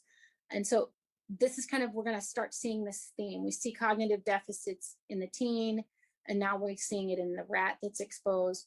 And now we'll go ahead and move on to the pregnancy as well. And so what do we know about pregnancy and marijuana use? 36% use at some point in pregnancy. Use declines over gestation. And if they're using at term, then they are likely a chronic or dependent user. 48 to 60% will continue using through pregnancy as they feel that tobacco is a safer alternative, or that is safer than tobacco. Of past users at between 2007 and 2012, 16% of pregnant responders were using daily, and 18% met the criteria for abuse or dependence. Next slide.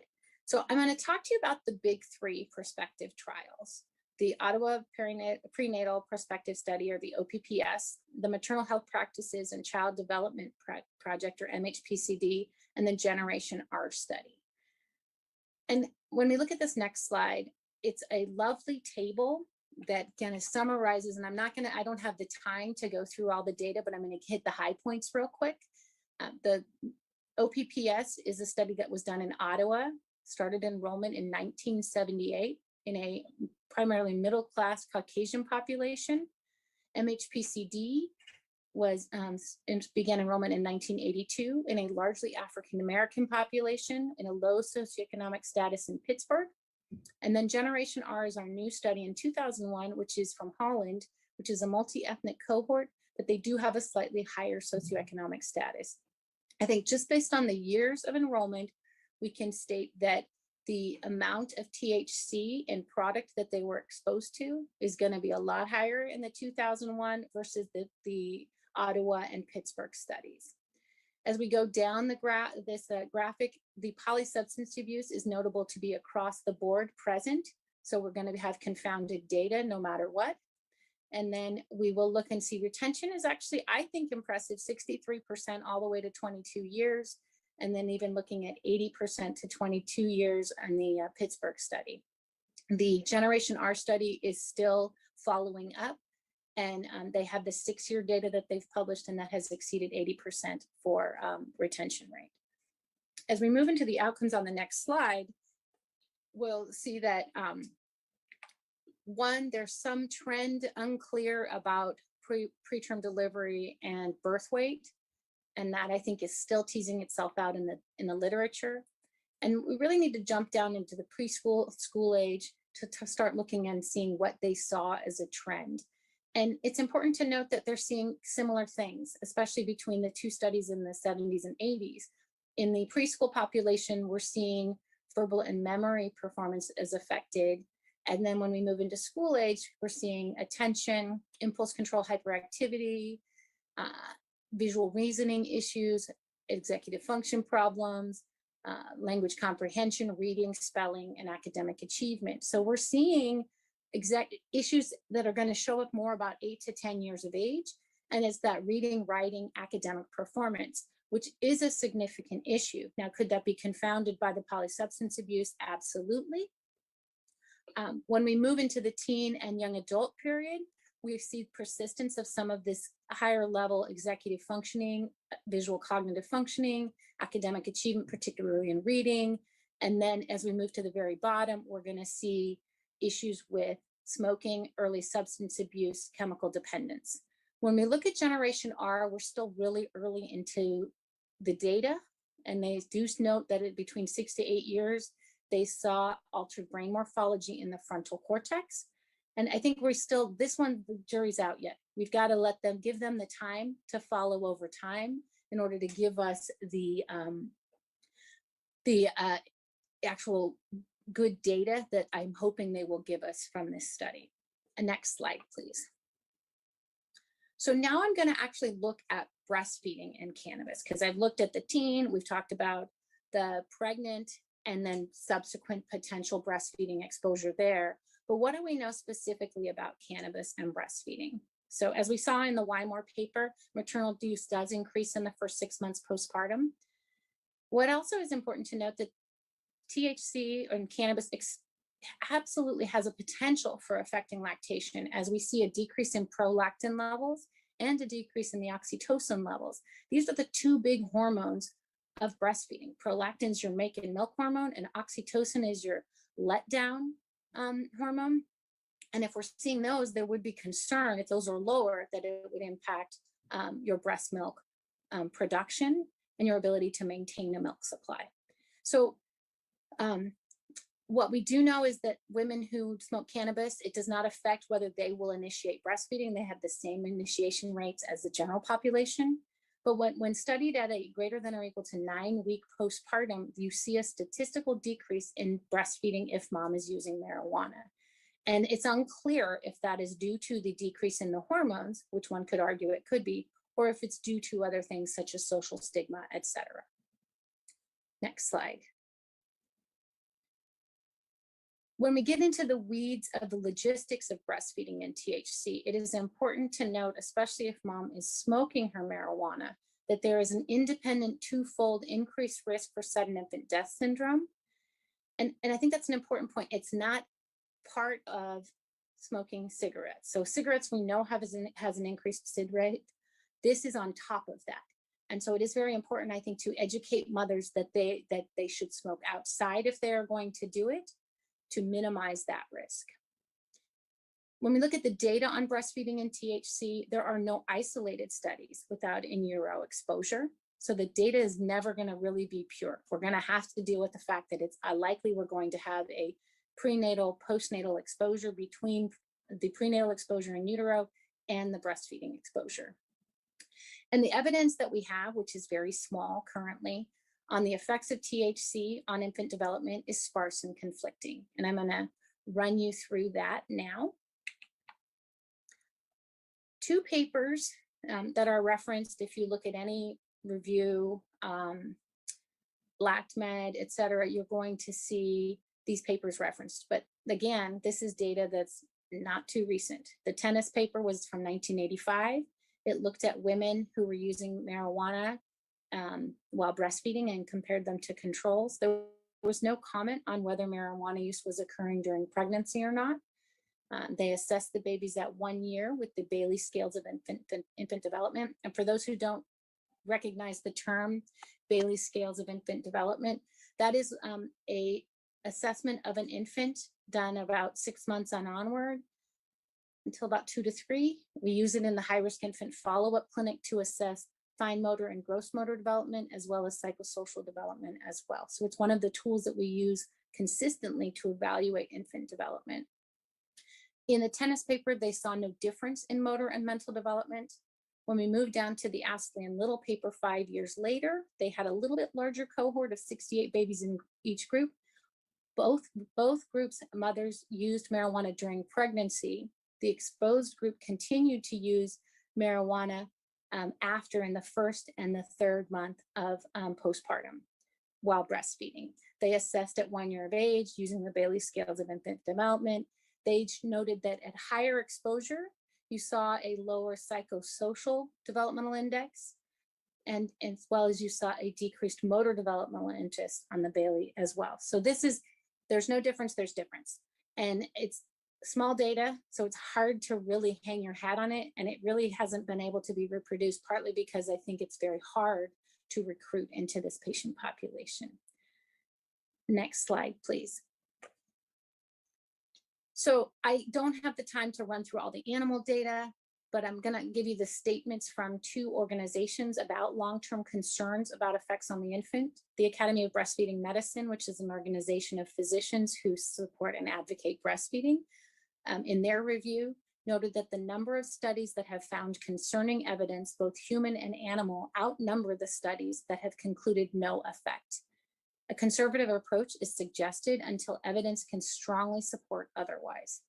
The AAP, or American Academy of Pediatrics, in their clinical report, noted that their current understanding of the ECS, or endocannabinoid system, and its role in the development of neurocircuitry in early fetal life also provides theoretical justification for the potential of marijuana substances, particularly THC, to affect neurodevelopment. So there's concern. Next slide, please. So what are the current recommendations? And I'll start with Hale. He's the guy out of Texas with the Infant Risk Center, or Mommy's Meds, or Milk and Medications. And he has the rating scale of L1 through L5. I'm imagining that many of you are recognize that scale. And L1 means that there is no risk, or there's perceived to be no risk, and there is some data potentially that is supporting its use. L5 would argue that there's significant risk and you should not use that substance while breastfeeding. L4 is often considered one that you shouldn't use while breastfeeding as well. So he's saying limited data, possibly hazardous. I've underlined this statement he added recently in the last few years. And it says, well, this data poses numerous limitations and does not directly examine the benefits of breast milk versus risk of exposure to marijuana and milk. Cannabis use in breastfeeding mothers should be discouraged at this time. And I think his point is valid in that there's a benefit to breast milk. We know that long paper from 2012 from the AAP with the graph that shows all the different percentages of improvement in milk in outcome when you're exposed to maternal milk. But then there's a risk to marijuana that we don't know. And we don't, I worry that it's going to be hard to find this pure data where we're really able to analyze the benefits of breast milk and the risk of exposure to marijuana. Next slide.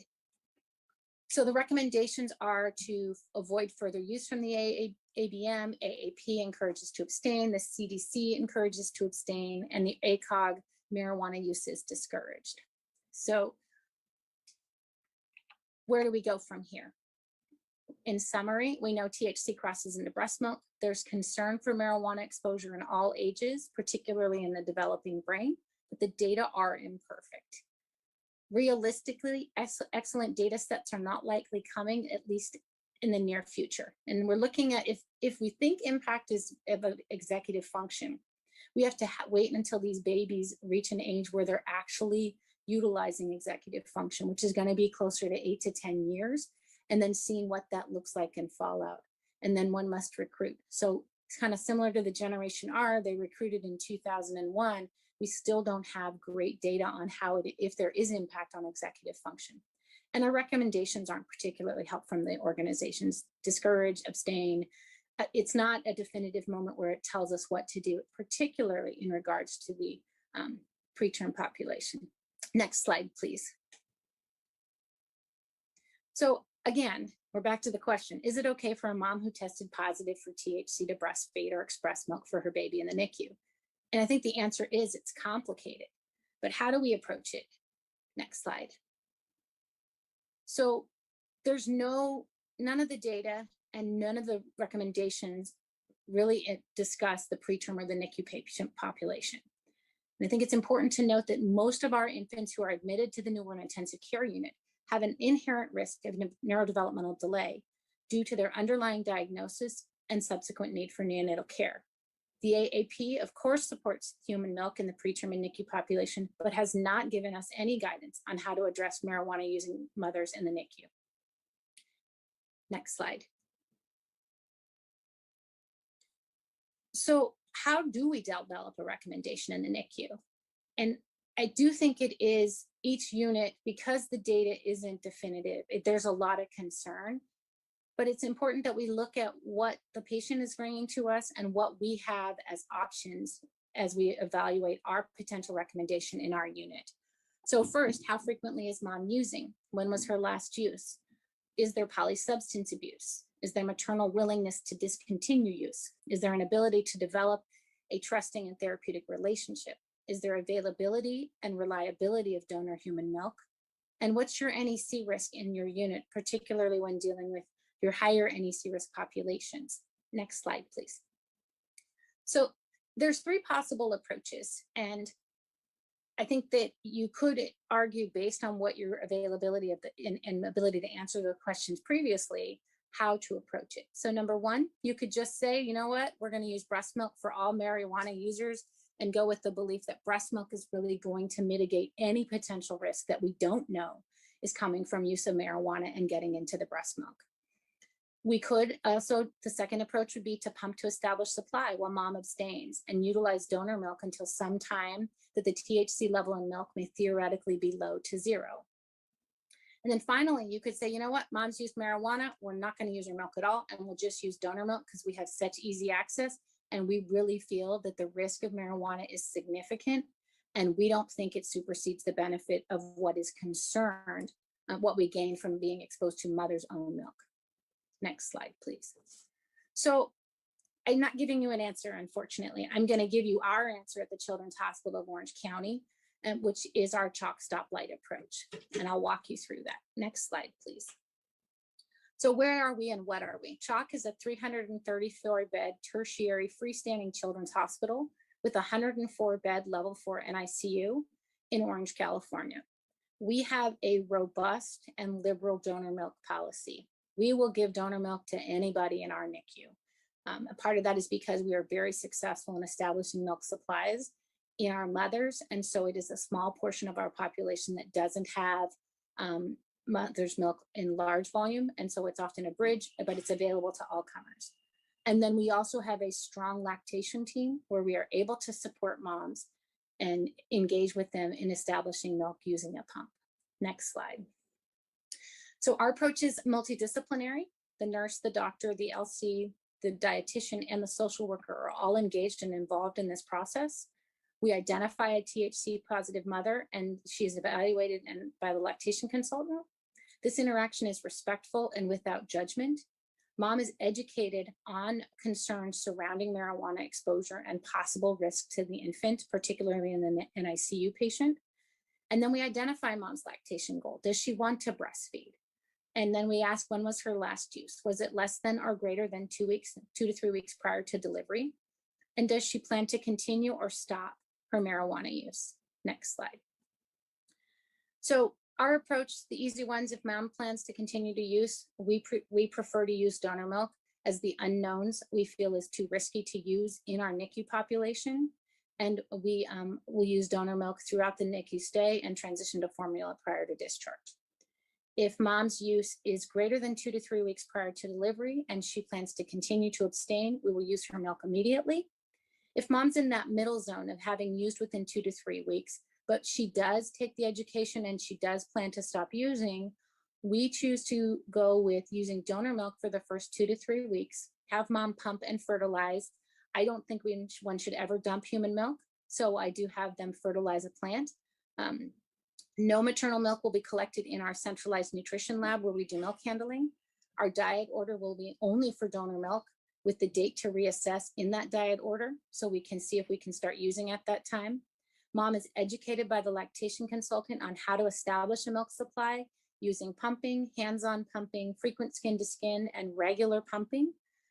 At 2 to 3 weeks, the lactation consultant will check in with mom and we'll see if she's continued to abstain. Her transition, if she says she has, we will transition to use her milk. We get to change the diet order, and the nutrition lab begins to accept milk. If her, that's it. Sorry, excuse me. Next slide. So that's our approach. It's an approach. Is it perfect? No. We've had challenges in that we've had issues with team member buy-in. Part of it was education. This slide deck was initially built to roll out and educate my colleagues on why we had significant concern. Defining roles was another challenge, as we had to make it so that people could, who was responsible for picking the date, how did we communicate that date, and then when did we go forward with changing the plan, and how do we communicate that plan? And then what are the exceptions? And the exception's always there, and it's a challenge and a success. And the mom who's got a trisomy 18 who wants to do palliative care, we're going to let her use her milk in our unit, and we don't want to confuse the message, so we message around that exception correctly.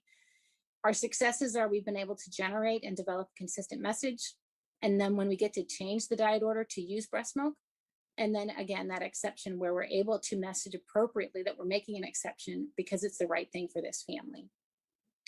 Next slide.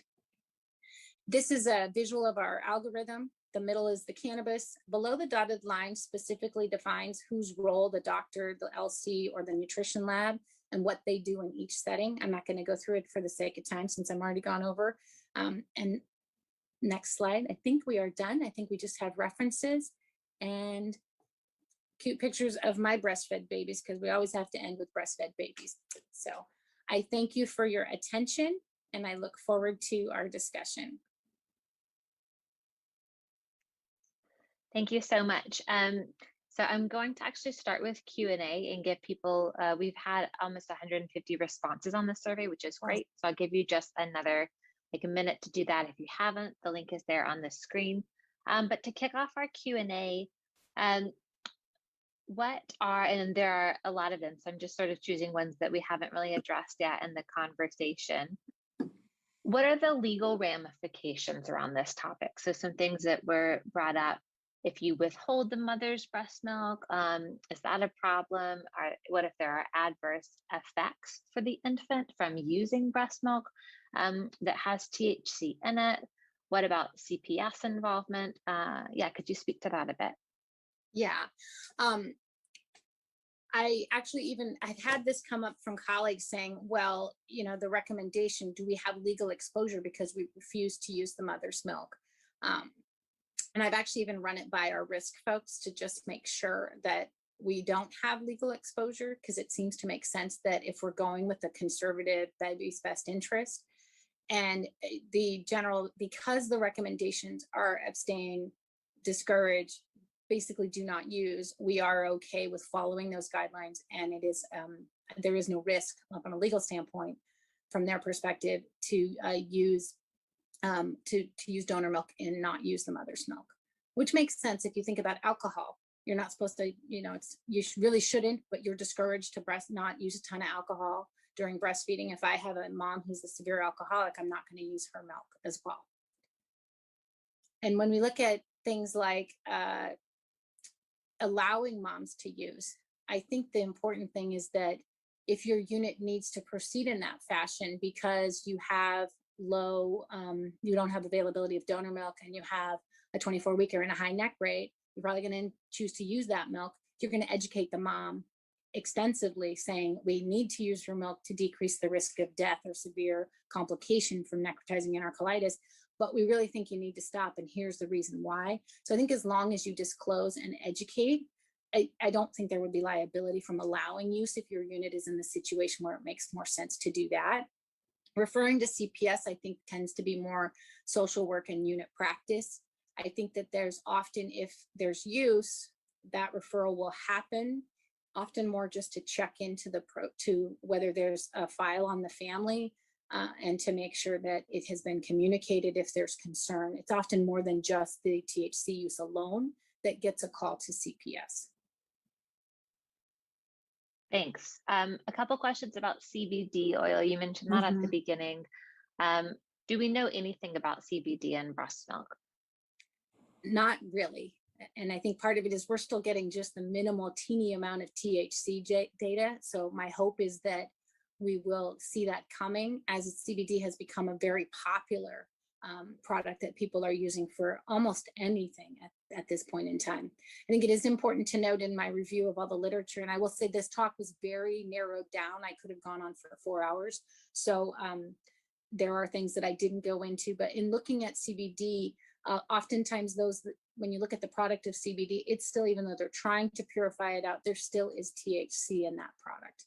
It may be a small amount, it may be more depending on how pure, how good their process is, but inherently there is THC with the potential to test positive as well. A couple questions about the mom, and if she stated that she is abstaining or planning to abstain, do you take her at her word, or do you do some sort of toxicology test? Thank you. I was running out of time, so I kind of glossed through that.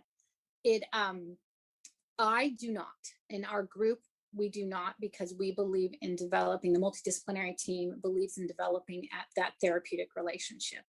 And so we work actively with moms and say, you know, we develop that relationship. The LC is working with that mom to establish and maintain the milk supply until we're ready to use. And it's an eye-to-eye conversation of, okay, have you stopped? Remember, we talked about the risks. Are we good to go? I do find that oftentimes moms that are not able to abstain, the nurses already have their antenna up. And if you respectfully question them on it, they'll own up to it and say, you know what, I couldn't abstain.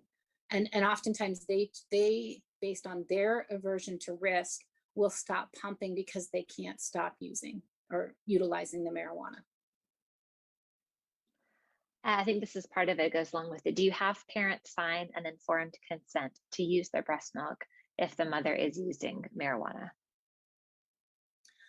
Since we don't use mom's breast milk when we believe there's a significant amount of marijuana, we do not. I'm not a fan of signing consents, the whole consent for formula and the term population as well.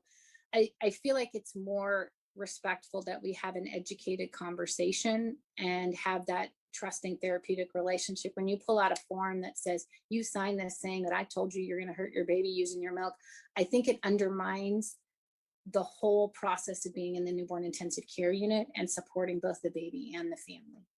And oftentimes when you advocate and say, this is what's best for the baby, most people will say, you know, unless they're chemically dependent, they're going to go, okay, wait, I don't want to take cough medicine. I don't drink coffee when I'm pregnant and breastfeeding. And so I think it can often, if you explain that there's concern and data, the problem that we suffer with, which I didn't talk about, was this perception of safety, because legal is safe. And that is a component that we do have to address by educating them on what is known and what is concerning about THC exposure and the developing brain. Thanks. For moms with chronic use, should the breast milk be restricted for 2 to 4 weeks? Is that based off the half-life of the data? No, this actually was when we made it, and we were actually going to be, I have a meeting coming up in the next few weeks to look at that Why More paper that just came out in March. When we picked 2 to 3 weeks, we knew that users often have positive urine upwards of 4 weeks. And because of the sequestering in the fat, we picked 2 to 3 weeks because we felt that it was going to lower the amount of THC, but was a reasonable time that we wouldn't lose mom's pumping. And for anybody who's pumped, if you're pumping only, it is not a rewarding experience. And yes, we have moms that have to do that because they're in the NICU, but if you're pumping and then your milk's being sprinkled on a plant instead of being given to your baby, it is not a rewarding experience, and it is not going to be something you want to do for a prolonged period of time. So part of why we picked 2 to 3 weeks is we felt that it would allow for a decrease in the amount of THC in the milk. We didn't have any notion that we would have 0 THC. We were mitigating risk in saying we could decrease the dose by something. According to that Why More paper, we're probably about at a half-life. So we've halved the amount of THC in the milk. So it's not based on it being gone. It's based on saying, how can I balance the likelihood of successfully maintaining a milk supply and not losing mom because we're going out too long versus trying to mitigate the amount of THC in the milk. And like I said, this is an imperfect, there's no perfect answer because we don't have the data. Thanks. A lot of questions about for a newborn nursery or for a well baby nursery, not the NICU. What approach would you recommend? What if you don't have donor human milk available? Yeah, the term population is different. And it's one that I am highly unsatisfied with my options because they're going to go home. They're going to go home fast. So they need to be fed, and they're going home into an environment that may be having THC smoke. And there you're looking at, wow, I'm going to have a potential increased risk for sudden infant death. And so breast milk is probably the best approach. I believe that mothers should be extensively educated in the nursery and really given the understanding of, okay, there's risk to your baby, and taking it into the, you're advocating, we're doing the right thing for the child, and really educating on, hey, in your pregnancy, what did you, and I think the approach needs to be, in your pregnancy, what things did you not do because you were concerned about it potentially affecting the baby?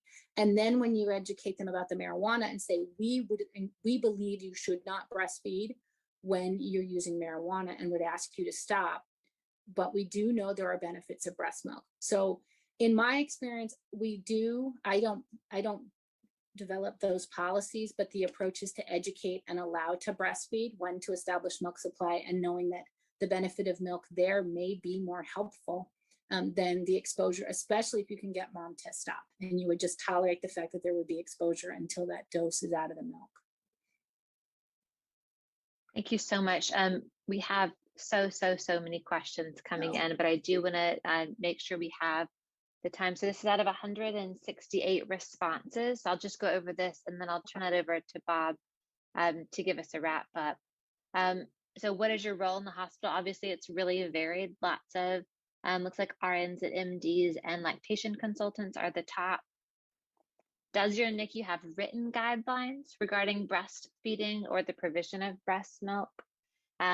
It's really split here. You can see yes is about 40%, no 30, I don't know is 30. Does your hospital test for THC? Pretty much yes. In both the infant and maternal toxicology screens. If a mother admits to current THC use or has a positive toxicology test and no other drugs, would you allow her to breastfeed or provide breast milk to her term infant? The top answers depends on a case-by-case basis at 38%, and then 31% yes. And then same question for the preterm population. Depends or no actually went out here at 33% as well. And then at your hospital, is it usual procedure to consult with CPS when a mother has a tox screen that's positive for THC but no other drugs? Yes is listed at 38 and no is at 38. So we're almost at a tie there. So we just wanted to share that to provide a little bit of context about the audience on this call and what your fellow healthcare providers are doing and practicing. So Bob, I will turn it over to you. Thank you, Caroline, and this is Bob Castro. I'm the NICU Medical Director at Salinas Valley Memorial Hospital and one of the maternal exposure or MADEX co-chair. Thank you, Christine. That was a wonderful presentation. It's great to hear from a fellow colleague who also has trained at Harvard UCLA. You remember that, Christine? Also glad to hear that you were only 8 years old in the 1980s and appreciate the Ridgemont High reference. Thank you to all participants for completing also the pre-webinar survey. Please remember, we are still hoping that your center, if it's not already participating, will participate in the statewide MADEX database. My and other centers who are participating have learned so much on how we can better care for infant exposed to substances in utero. We have started focusing on opiates, but as one of the MADEX co-chairs, along with Lisa Chai, Angela Wong, and Pam Aaron Johnson, we are discussing expanding the database in the future to include other substances exposures, including marijuana and amphetamines. But this can be done already at your specific center. So please reach out. We would love to hear from you. You will receive a link to an evaluation survey for today's webinar. Take a minute and complete it so that we'll know what you appreciated and what you would like to see in the future. Thank you for prioritizing and participating today. And a special thank you to Caroline, Tony Nolan, along with their CPQCC colleagues for all of their services making the Maddox database a progressive success. So thank you, everybody. Caroline? That's all, folks. Thank you so much. The slides, I don't think I showed this, the slides can be available here. They'll also be sent around in a follow-up email link. So be on the lookout for that. Thank you, everyone. This is Ashley Randolph, the host of the Ashley Randolph podcast show right here on Glo Preemies podcast. I am so happy today to have Bridget Baker with me. And hey, Bridget, thank you for being here. Yeah, we are so excited. We've really been looking forward to this. Yes. I cannot tell you how many times I have gone over topics like the one we're going to go over today. In case you guys are wondering, she is from Booked, Bagged, and Tagged. And not only is that a great podcast, but they're all about crime stories and safe havens for babies. And I mean, you guys are going to love them just as much as I do. Oh, thank you. Bridget, do you want to tell everyone a little bit about you and your husband? Because you guys are a duo, which is like so perfect to me. And we are. Your podcast. So we started the podcast, honestly, we wanted something that we could do together as a hobby. And we have both always been very into the whole true crime world and the different cases of it. I'm always been very intrigued with the psychology behind all of these people in these cases and kind of like why they do what they do. And with true crime being such a hobby with both of us, we've used it as a teaching tool, if you will. Like our three kids, they know what to do and how to do it if they're ever somewhere and something happens, and we've got them like trained on how to react, just from different cases that we went over. And with each case, we try to give out resources, like different things with babies. We've talked about safe havens, or when we have a domestic violence case, we always let everybody know the different resources around us that they can have. Now, that is interesting. Something that you said just made my eye twitch a little bit. You said that you use the stories to help educate your children. I do. That is something that you don't usually hear, but that is actually a great way if you really think about it. So that's actually a good tip. And it's really about the perspective. It is. And I mean, you have to keep in mind, like we have two younger ones and then we have an 11-year-old. We do not tell them all the scary things that can happen. But with each case that we've done, I've learned something from that in ways of just like, say, we're out in town and I've listened to a case before. I'm like, okay, well, I know that if, A, B, or C happens, this is how I can react. And so I've made sure that even our youngest knows their address. They know our full names, not that we're just mommy and daddy. And they can, do what they can tell somebody what they need to tell them if they're ever in a situation to where we're not there. So we've used that to just make sure that, we are keeping our kids as safe as we possibly can, because I mean, it's 2022. This world it's a lot now. Yes.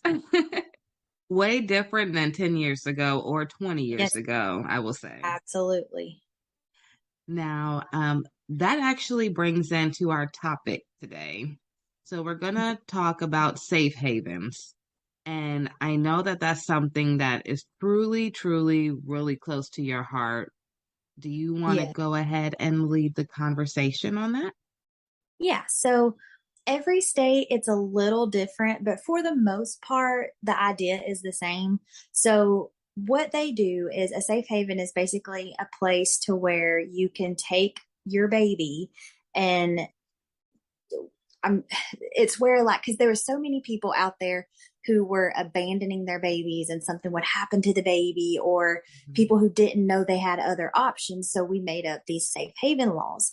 So like in Georgia, where we are, you have up until the baby is 30 days old, and you can take the baby to like a medical facility, a fire station, a police station, and you don't have to show proof of identity. You don't have to show any addresses, and you can leave the baby there, and you will not be asked any questions. Nothing will happen to you. You're basically surrendering your parental rights when you hand it over by saying, I can't do this, here's the baby.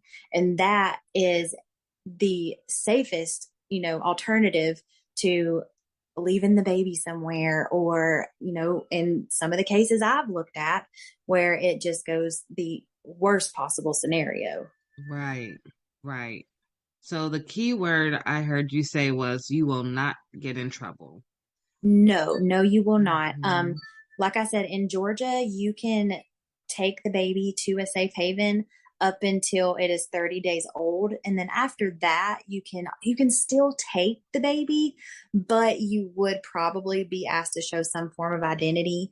In Georgia anyway. Now I think there was Tennessee. I think they had one that was a little longer, a time frame, but it's just a way of saying like, okay, let us help you. This is the best thing that we can possibly do for you and this child. No questions asked, basically. Right. I love that. No questions asked. We're here for the baby. Now, Yes. as far as let's say a mom drops off her baby and about maybe a month or two goes by and she decides she wants her baby back. Do you have any resources or educational tips or anything you can give to those parents? In that situation, what happens when you surrender your baby? Basically, you're saying, I cannot be this child's legal guardian anymore. So it is a form of you handing over your guardianship or parental rights. Now, to get that baby back, you would have to work with family services and things of that nature, just because, you did surrender your parental rights with it. Right. I'm not saying that it's impossible, but you probably it would take some time for you to get the baby back if that's what happened. Okay, so thank you for that. For any parents who do have that in mind, just keep that in the back. It's not hard. Well, it's not a hard no, but it will be a fight. Yeah, it's just but like they said, they want have what's best for the options. baby. Right, the baby's in mind. Thank you for sharing that. As far as are there safe havens in every state, or are you not sure? I'm not 100% sure. I do want to say there's some form of a safe haven law in every state. Okay. I know that I think it was in 2020, there were 4,422 babies that were saved that year, which was almost tripled from, a few years ago. So it's something that sadly it is working. And I say sadly because that is a very hard situation, but I would rather a baby be surrendered and find a loving home and family than the baby struggling and also the mom, Right. And I agree with you. If mom's already struggling, I love the fact that they have options. So if they're not comfortable going to the hospital, you can go to the fire department. You can go to different places. So, where you feel most comfortable and who you can trust the most, you have options. Options are always good. Do you happen to know of any stories of safe havens? I do know that. So it's not technically a safe haven story, but it is one where the law enforcement and the fire station people, they just kind of went above and beyond with it. And the footage from this will just make your heart feel. Actually here in Georgia, I want to say it was 2020. We, not far from us up in Forsyth County, we had there was a family who had been on vacation and they came home. It was pretty late at night and they were walking in the house and they heard something. And at first they thought it was a coyote or just, you know, something like an animal, because your first thought in the pitch black outside is not that there is a baby. Well, they investigated and they found a baby in a plastic bag that looked like it had been tossed off the side of the road. And, you know, they immediately just kind of jump into action, and they named her, well, I think the hospital named her baby India. You can look it up. It's such a heartwarming story. She's now adopted and in such an amazing family. But the part that of this whole story, you can look it up on YouTube, and it's the baby India body cam footage.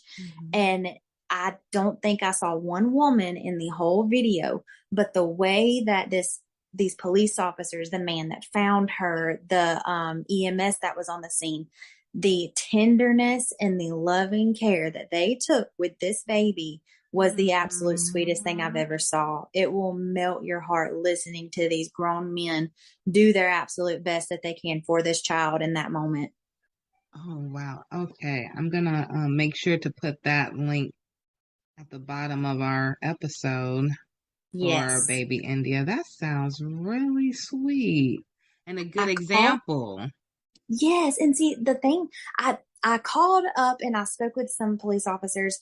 The case is still ongoing, so they could not give me a whole lot of information, but I don't think they were ever able to find baby India's actual birth mother or what had happened. There's now, being in the area, of course, we have heard tons of rumors of who it could be, but I don't think they ever very definitively found out who it was. Wow. Yeah. That's a touching story. It is. It is so nice to see like how good she's doing now, because the way that the community came together in that time, they posted a picture of the baby on social media, and basically they were trying to find anything out, like, you know, who could this baby possibly belong to? And the amount of people who were offering to foster her until they could find something more permanent, it was overwhelming. It was so sweet to see all these people just giving anything and everything they could for this child. We need more of that. We do, especially in a world like we live in today. Yes, that's a real village. That's a really, really good village for that baby. Yes. How old do you think baby India is now? I want to say she is 3 years old. Oh my goodness. Yeah, I'm pretty sure. Yeah. No, that's a good story. I can't wait to watch the video of baby India, and I hope that one day she makes a video at maybe 18 or, 25. That would be cool to see, as an update with all. Maybe the staff may not be around, but maybe the same, like fire department or the doctors, hospital. That would be so cool. Testimony. Yeah. Yeah, that's a huge testimony for sure. It really is. Is there anything else that you wanted to cover about safe havens, which is very, very important, especially this being NICU Awareness Month? Yes. And preemies come out pretty early, and I have been in the NICU where I have seen parents who had their baby preemie. I've seen this once. They had twins, and the parents never came back. Oh, and so the godmother, she was coming in to see the babies, and she was there like she was the mom. And I remember the nurses always asking, where's mom and dad? And she was saying, I don't know. So I don't know what happened after, because my kids did leave, or my son left before the twins left. But it always stuck in the back of my mind, did godmom have to take the babies? Because I never saw the parents, and it was like 2 weeks. So, that's the story that always stuck with me. So I'm glad that you brought up the safe haven topic, and I know that they do have it here in California. So if they did leave the children at the hospital, like you said, they have that right, I think here it's the same 30 days, if not longer. I'll have to double check. But the parents have that right. So thank you for bringing that up. I do want to talk to you about one more topic. Okay. I have to ask you, where is Irene? What is going on with her case? I know her family made a website called whereisirene.com. Yes. I've been following it closely, and initially, this is why I reached out to you, because this story was so mind-boggling to me that I had to get you on board. Yes. What is your thoughts with Irene? Where is she? Where do you think she may be? Just tell me your thoughts and let's jump into this convo. So she was last seen alive during a video call with her parents, and that was back on February 24th. So she ended up not being reported missing until March 20th. And there has been so many like different stories come out about this that I've heard, different theories, Mm-hmm. They seen her fiance using a debit card to purchase items that were, it was like a boots and shovel and Mm-hmm. things of that nature. And obviously, when you see that, your mind goes to one very scary place.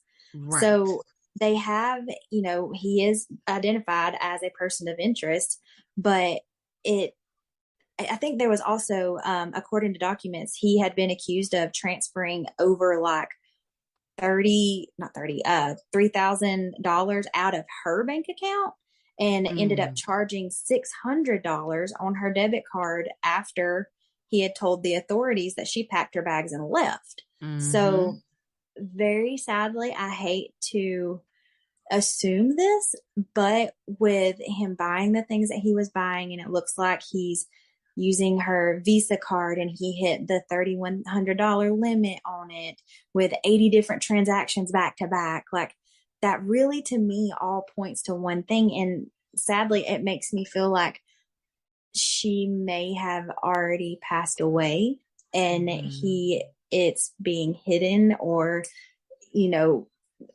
again, I hate to say that, but it's just in so many cases I have looked at it's one of those things when someone shows you who they are, believe them, Yes. Yes.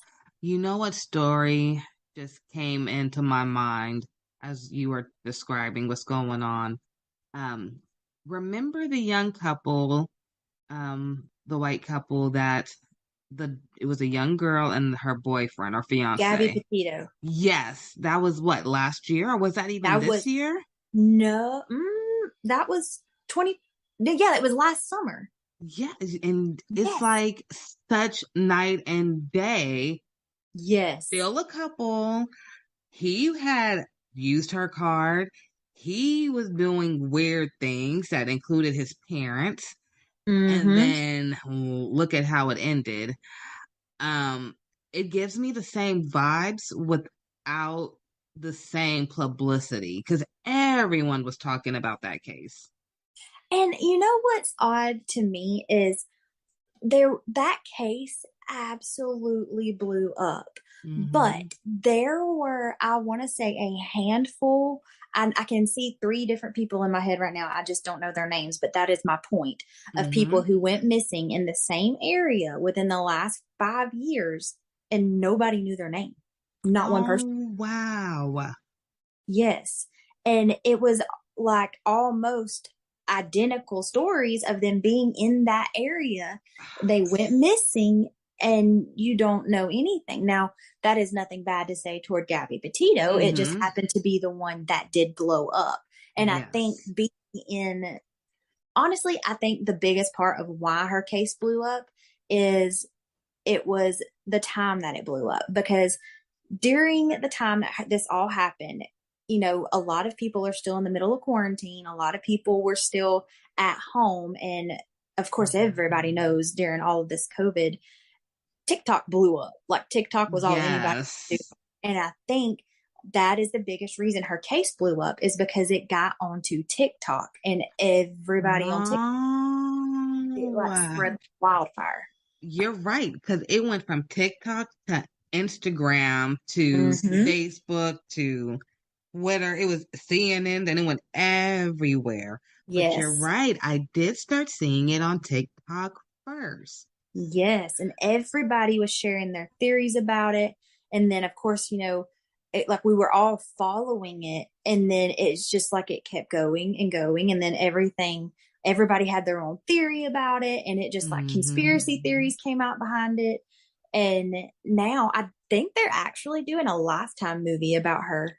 I knew it. I knew it would come. Oh, yeah. I always said that. As soon as they found him, they said it was his body. Okay, now I'm gonna ask you this, and then I know we're off the topic, Irene. I promise you, honey, we're coming back to you. When they found what they said was his body, or was it his bones or something? Yeah, it was remains. Do you believe really in your heart that was really him, or do you think they were just trying to close this massive case that just got way too big? I don't think it was him. Now, I said the same thing. It's the rate of decomposition, even with him being in Florida where he was found in the swamp. I do not think they would have actually found anything. He was in Florida in the swamp. That's just somewhere. Hello.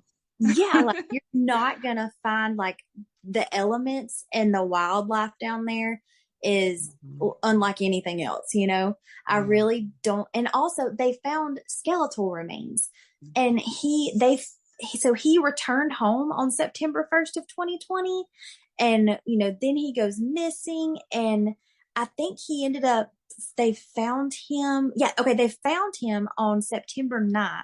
And he had just went missing on September 1st. There's no way all they found was skeletal remains. That at the rate of decomposition, even though being out in that hot Florida weather would, exacerbate all of that, it's not going to be just skeletal remains. That's what I said too. I said there's no way. No, not at all.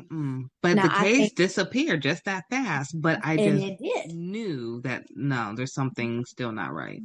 No, I agree 100% with what you said at first, it being something that it got too out of hand and they had to shut it down. Yes. I think, he definitely killed her. He ran home to his parents, and whether it be them or whoever helped him try to get away from all this. I don't think what they found was Brian. I don't. Ironically, I kind of feel like it was a coincidence, like a wacky coincidence. I know they found some of his items, they said, in the area. Yes. And I believe that he did go through that area possibly, and he may have dropped something. Absolutely. It just happened to coincidentally be where somebody's remains were, unless they planted it there. But and didn't they say they had found like a notebook of him confessing to everything? And I believe that's what I was referring to, because I remember them saying it was like a book or something, and it happened to be in the area. And I'm like, that's just too close. And I just couldn't figure out, like if an alligator or crocodile or something was to eat him. I assumed they would drag him somewhere. So it was just weird that it would be right there in that swamp, right there. And there is wildlife in the Everglades and all that where he was found, that there are animals that would and can very possibly swallow him whole. Yes. So I just don't think it was. I just think it was very convenient how it was found and how it was just presented. And I 100% agree. I'm glad I'm on track. See, I told you, we were talking before this, you guys, and I said I've always had a second life, if you would say, where I've always been into crime stories and following, things that happen and the facts and what makes sense and what doesn't make sense. But I've never talked about it really except to my dad. So this is really fun for me. Like this episode right here, the whole episode is like pure joy. So bringing it back to Irene, I see the same thing because the cops didn't arrest him, and then he got away. I really feel like he got away. Um, Yeah. Now I know the guy in Irene's case, her boyfriend. Um, he went to jail and bonded out, Yes. even though all this evidence, just like Gabby Petito's boyfriend, all their evidence is like almost similar. Both use Oh bank yeah. accounts. Both, they're He staying with deleted them. her email. Yes. Mm-hmm. And then there was a fake text messages, they believe, that came to the family. I think it was right after they last talked to her. And then that Yeah. reminded me so much. Like right now, I'm thinking of, I think Gabby Petito, like they were saying her Instagram wasn't the same caption and writing that she would use.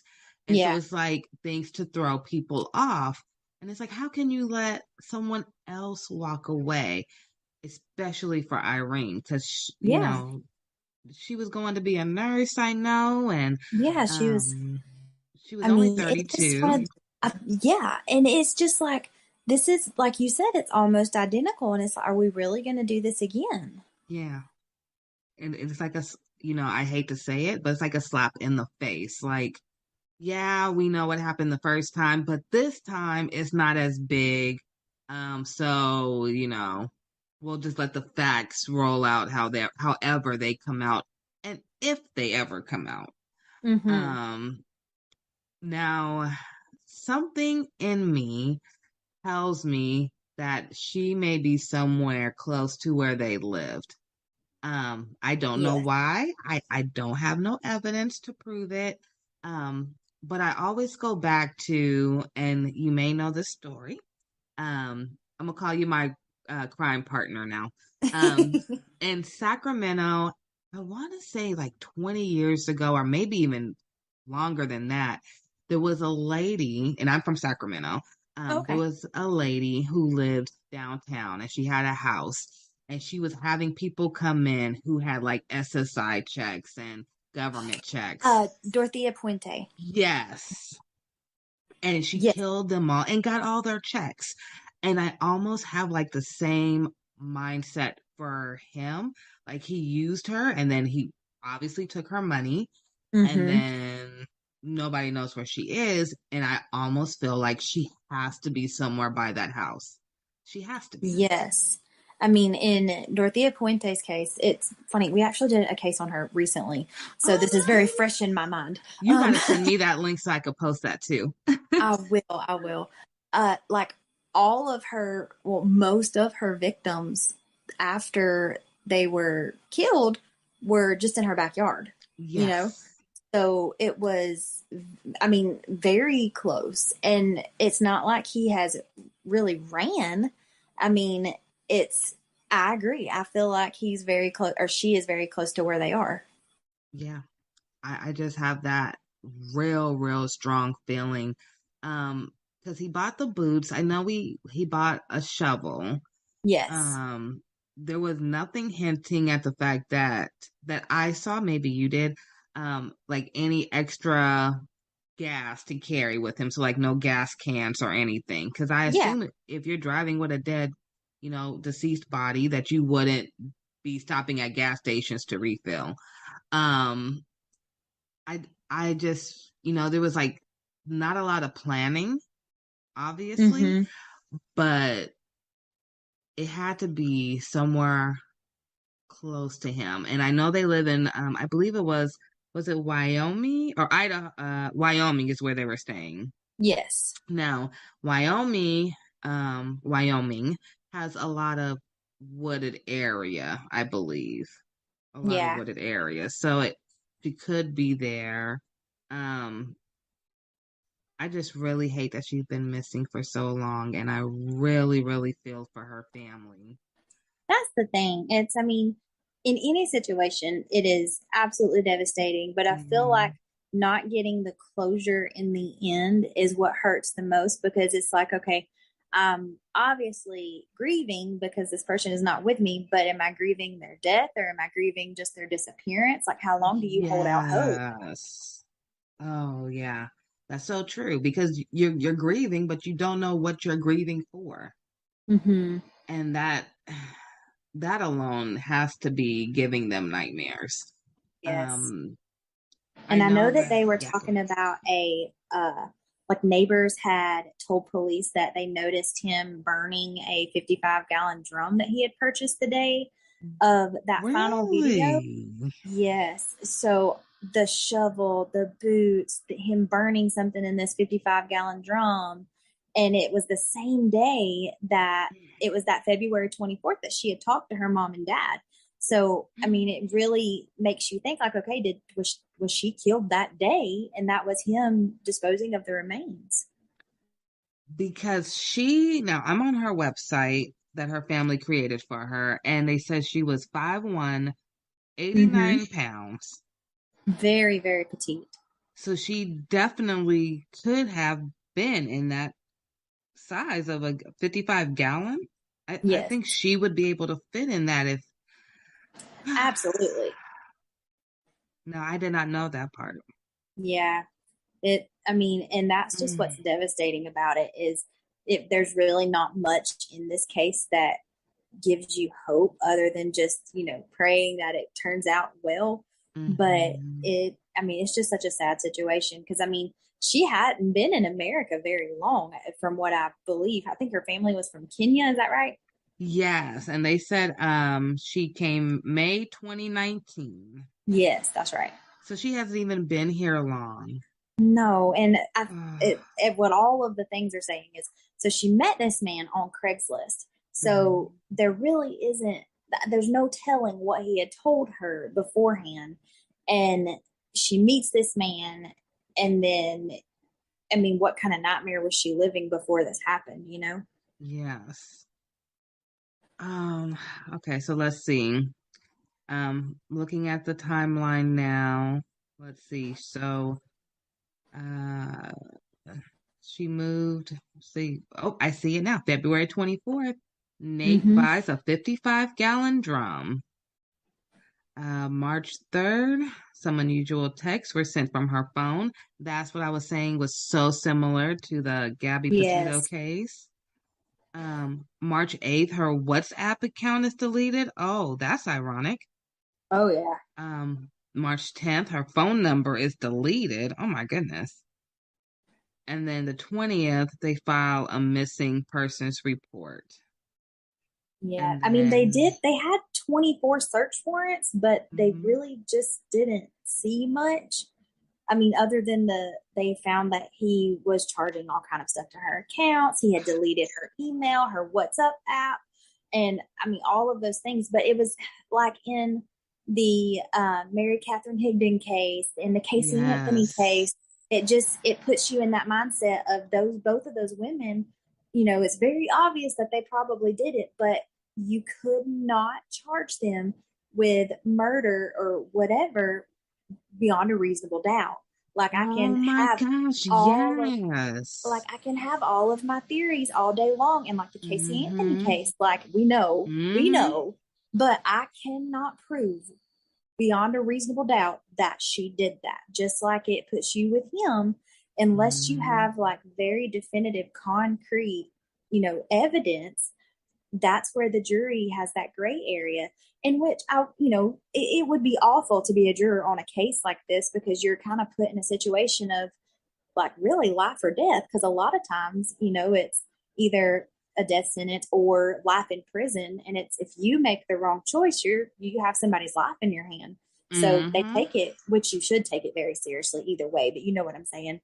And it's just one of those things. That's why those women got off, because beyond a reasonable doubt, they could not prove that they did that. And that's what's so infuriating with cases like that. It's like, you know that what happened, but you just can't definitively prove it. Now, you almost gave me tears right now because I totally forgot about the Casey Anthony case. Casey Anthony was the one who was in Florida and she killed her little girl.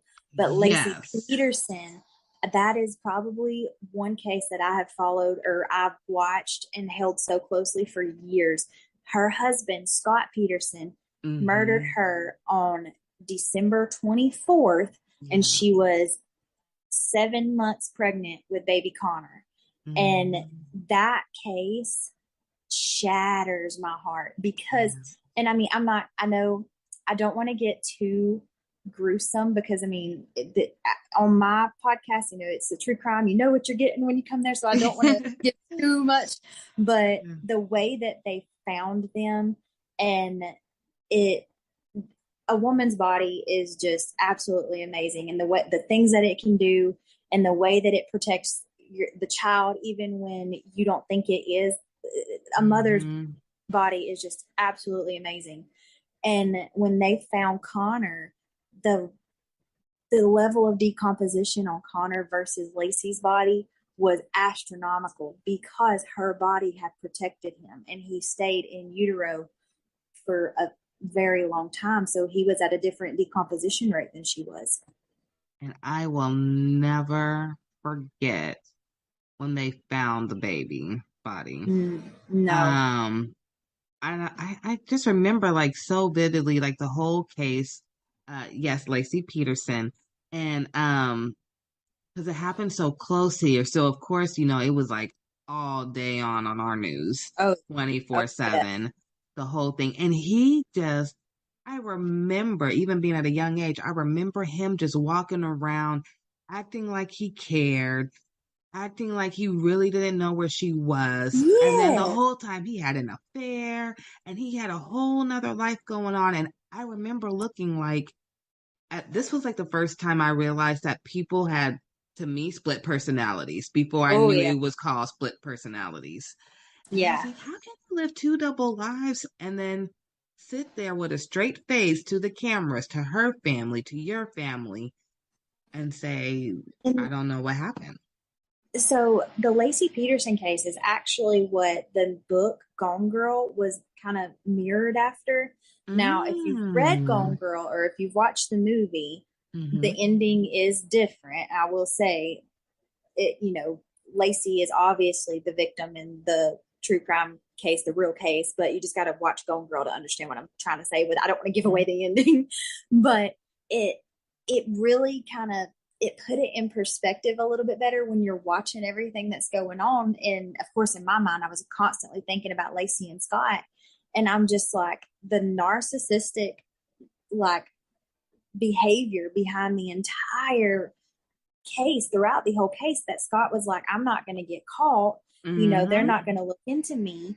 Or the fact that he could turn on those tears at the drop of a hat. I was like, there had to be more going on at home than Lacey had said anything to anybody for it to take a complete 180 turn. You know what I'm saying?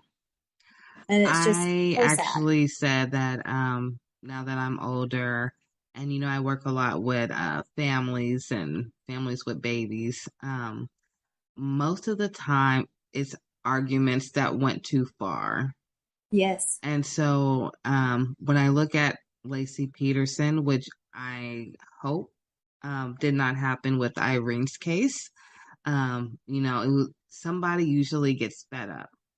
And so maybe Lacey found the pictures of the affair, or, there was something, because it was getting close to Christmas.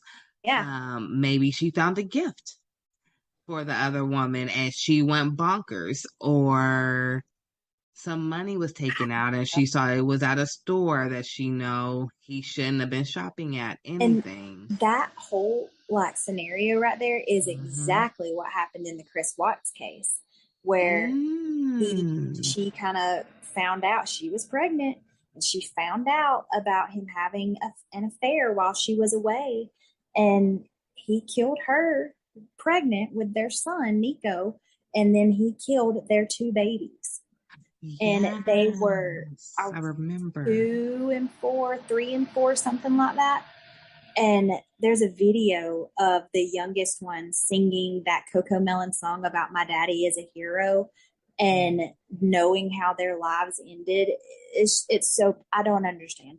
Like, something that, I know beyond a shadow of a doubt that I was put on this earth to be a mom.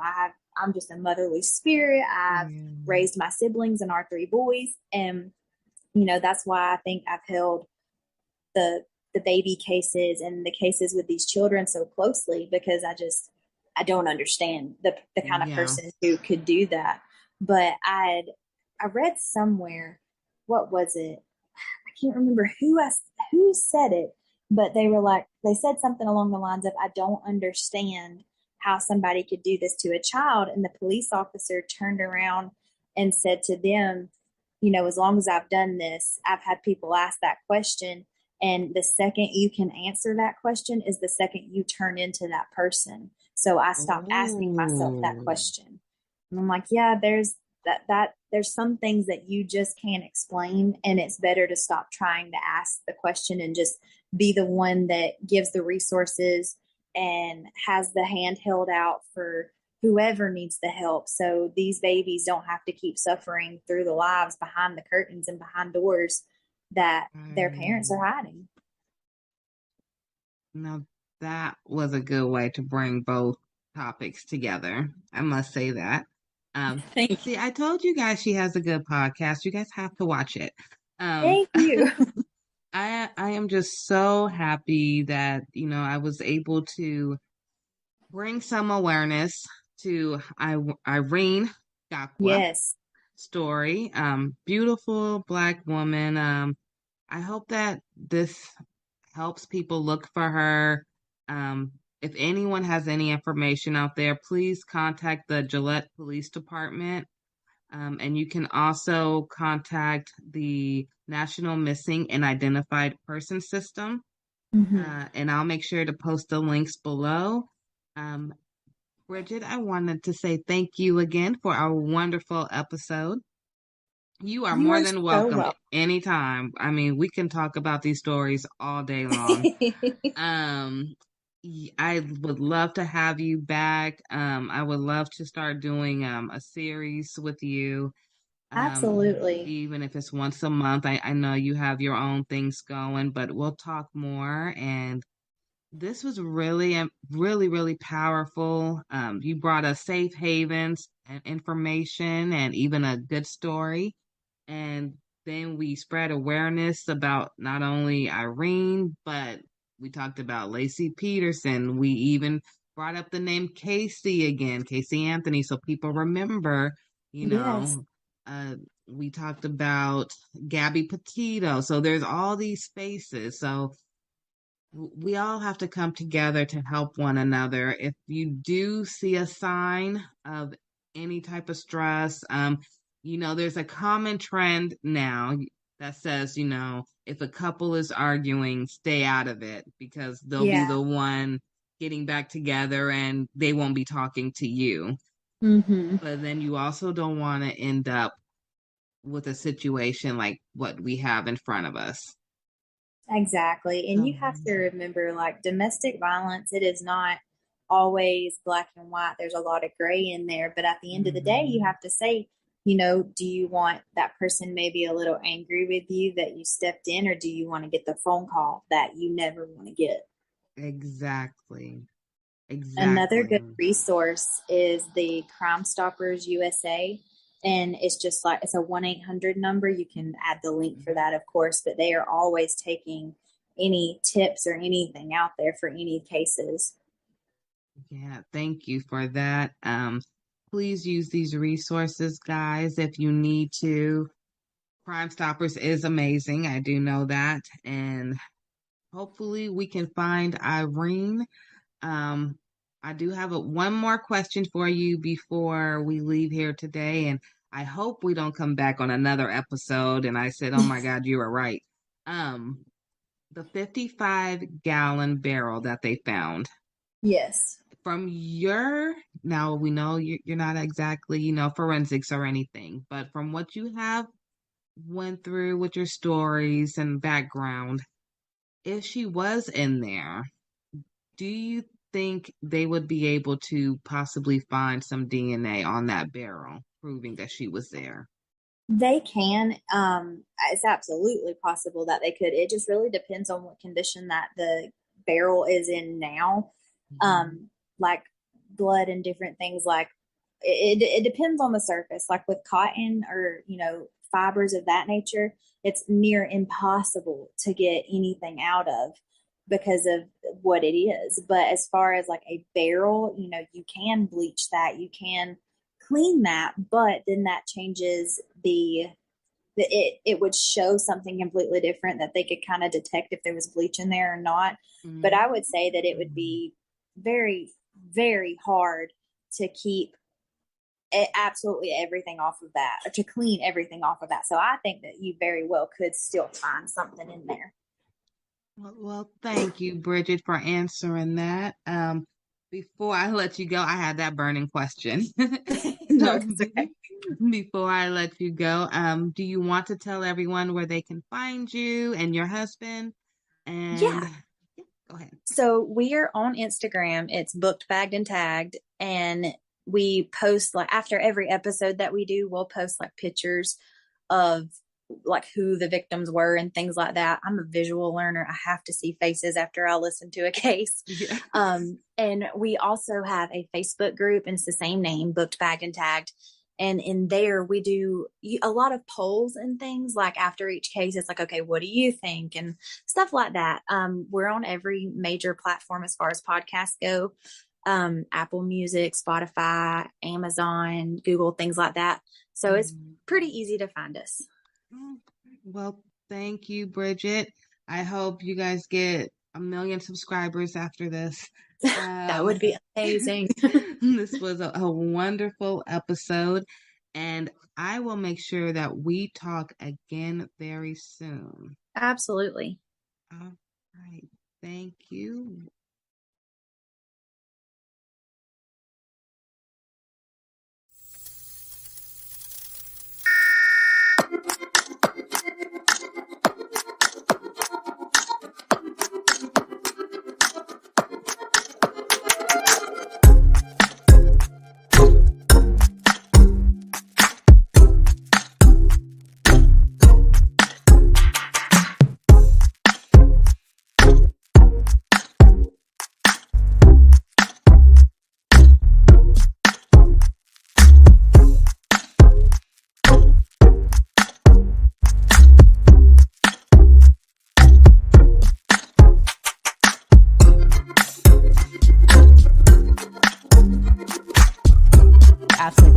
Founder of GLO Preemies and co-founder of Alliance for Black NICU Families. Welcome to AM Buffalo, ladies.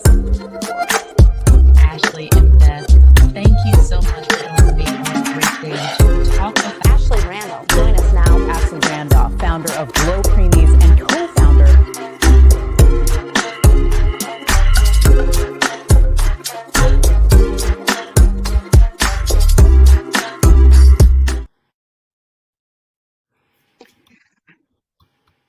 Good afternoon, everyone. Thank you for a new episode of the Ashley Randolph podcast show.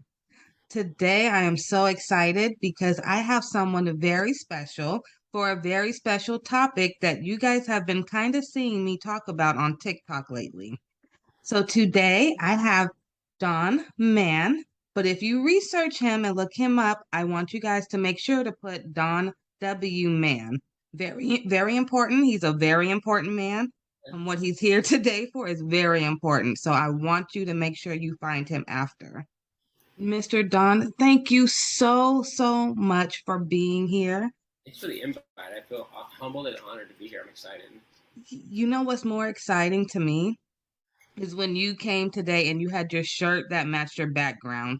I just love that. I love the quote. You saw I put it on the flyer, known, needed, loved.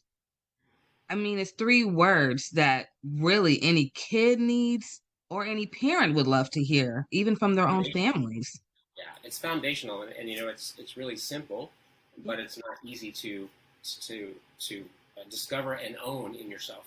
So yeah, that's part of my story, and that's I love it. So now that you brought that up, you have me curious. All right. Can you tell us your story?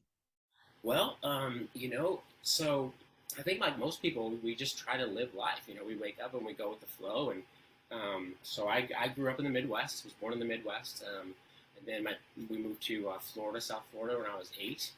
Those are tough years of transition, because that's when you're trying to build out your friendship base, and you're learning your social and emotional skills. So when I got uprooted at those times, it was tough. It was tough. So when I moved to Florida, I never felt like I fit anywhere. So I was just like an island. The friends I had, I really didn't trust. It was just somebody to be around and something to do. And then fast forward to the age of 23, I moved back to Missouri and went to the police academy.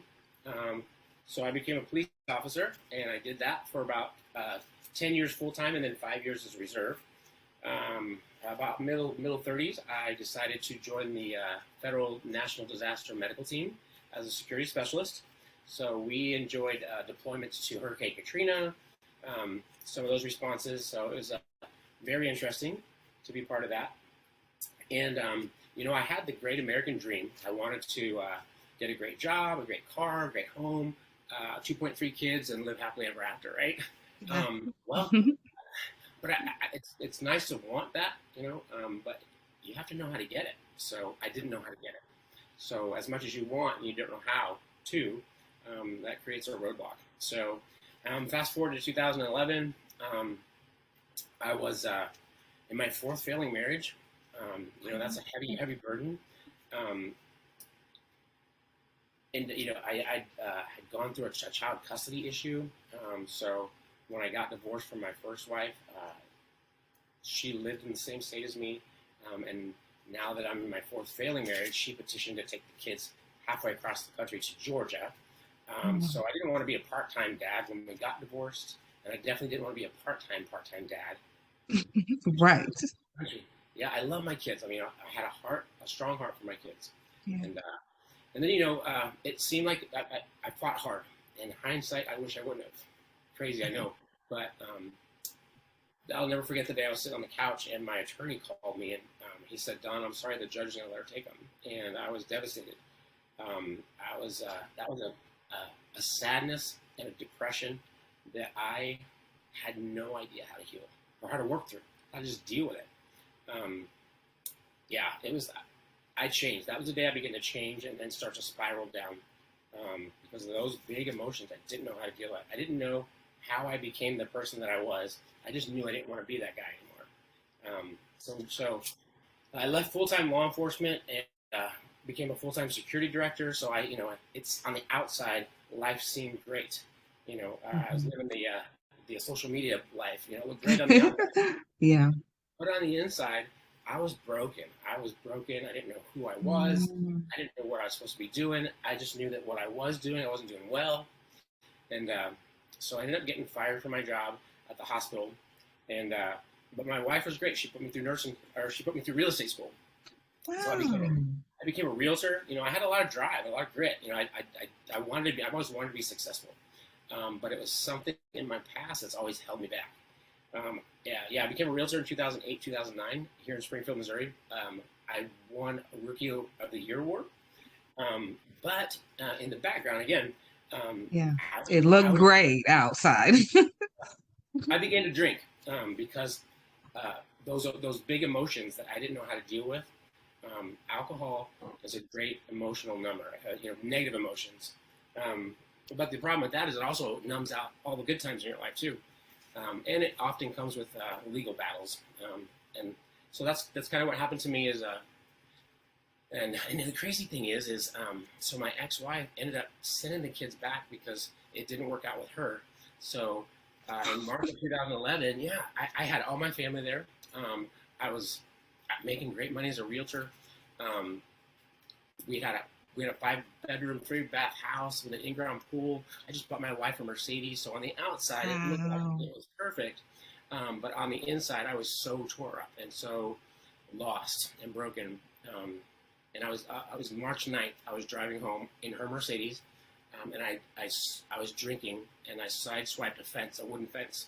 And when I got home, I looked at the damage, and that was the day that things got really dark. I just took this analysis of, you're a horrible father, you're a horrible husband, you can't keep a job, you're drunk, and the world would be better off without you. And so I was convinced. So I went inside and I grabbed my service weapon that was meant to protect me, and I shot myself at point blank range in the stomach, and I tried to take my life that day. Only by a miracle did I survive. I will say I'm glad that you did survive. I am too. You know, it's and because this is Mental Health Awareness Month, I wanted to add this little part in here. Yeah. I think it's important for people that are experiencing depression and maybe suicidal ideations, and thinking about suicide and thinking that that's the only way out. What happened to me is I knew in one moment that I wanted to die, but the moment I pulled the trigger, I knew I wanted to live so bad. Like I never wanted to live so more. I think it's helpful if people if you think about that. Like, yeah. You don't really want to die. You just want the pain to stop, and that's where I was. But then it was fear. You know, it was like I may have just taken my own life, and I didn't want to. Right, right. And I love that you said that, because there was so much going on the inside that a lot of people didn't even really see what was going on. But like you said, you had this 5-bedroom house, you had the Mercedes, you had everything, but it wasn't what you needed to fulfill you. And, when you said, wait a minute, after everything, it was a fear. You didn't really want to do it. It was just, you just wanted the pain to stop. Yeah. I found myself in a deep, dark place, and I didn't like it. And I didn't know how to get any other way out. It seems like the only answer, but it's not. It's not. And the answer comes in hope. And I can share that a little bit later about the power of hope. Even in our darkest moments, we just get a little bit of hope. We can find the strength and the courage and to go forward. I don't remember much after I shot myself. I got life flighted to a hospital here in town, and I woke up a week later in the ICU. And the emergency physician came in and he said, I thought you'd be dead on my table when they brought you in. He said, but I cut you open. He said, I looked for damage. He said, you nicked your bowel. I had to cut out about 6 inches. You'll have a colostomy for about a year. It'll be reversed and you'll be fine.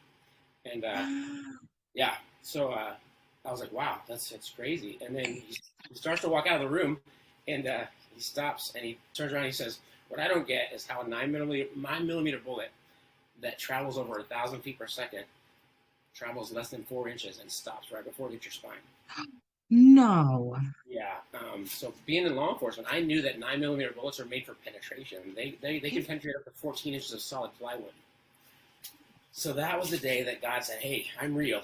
This is me. This is who I am. I had no doubt that I was here for a reason. Yeah.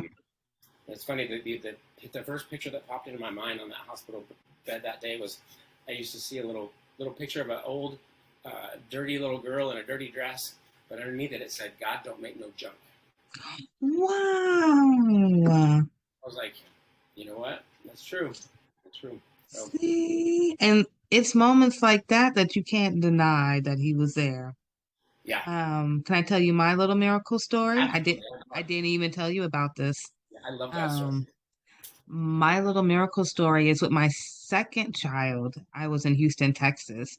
I'll fast forward all the bad stuff, but the doctor who I had in Houston, she told me she was a new doctor and that her mom was already an OBGYN. So I was comfortable with her. Yeah. So when it came to my delivery, of course, all my kids were premature. My daughter was born and she had her cord wrapped around her neck. No, yeah. But the doctor was so calm. She never even I didn't know until my daughter was like 4 years old that had happened to her. My husband had to tell me, like no one told me.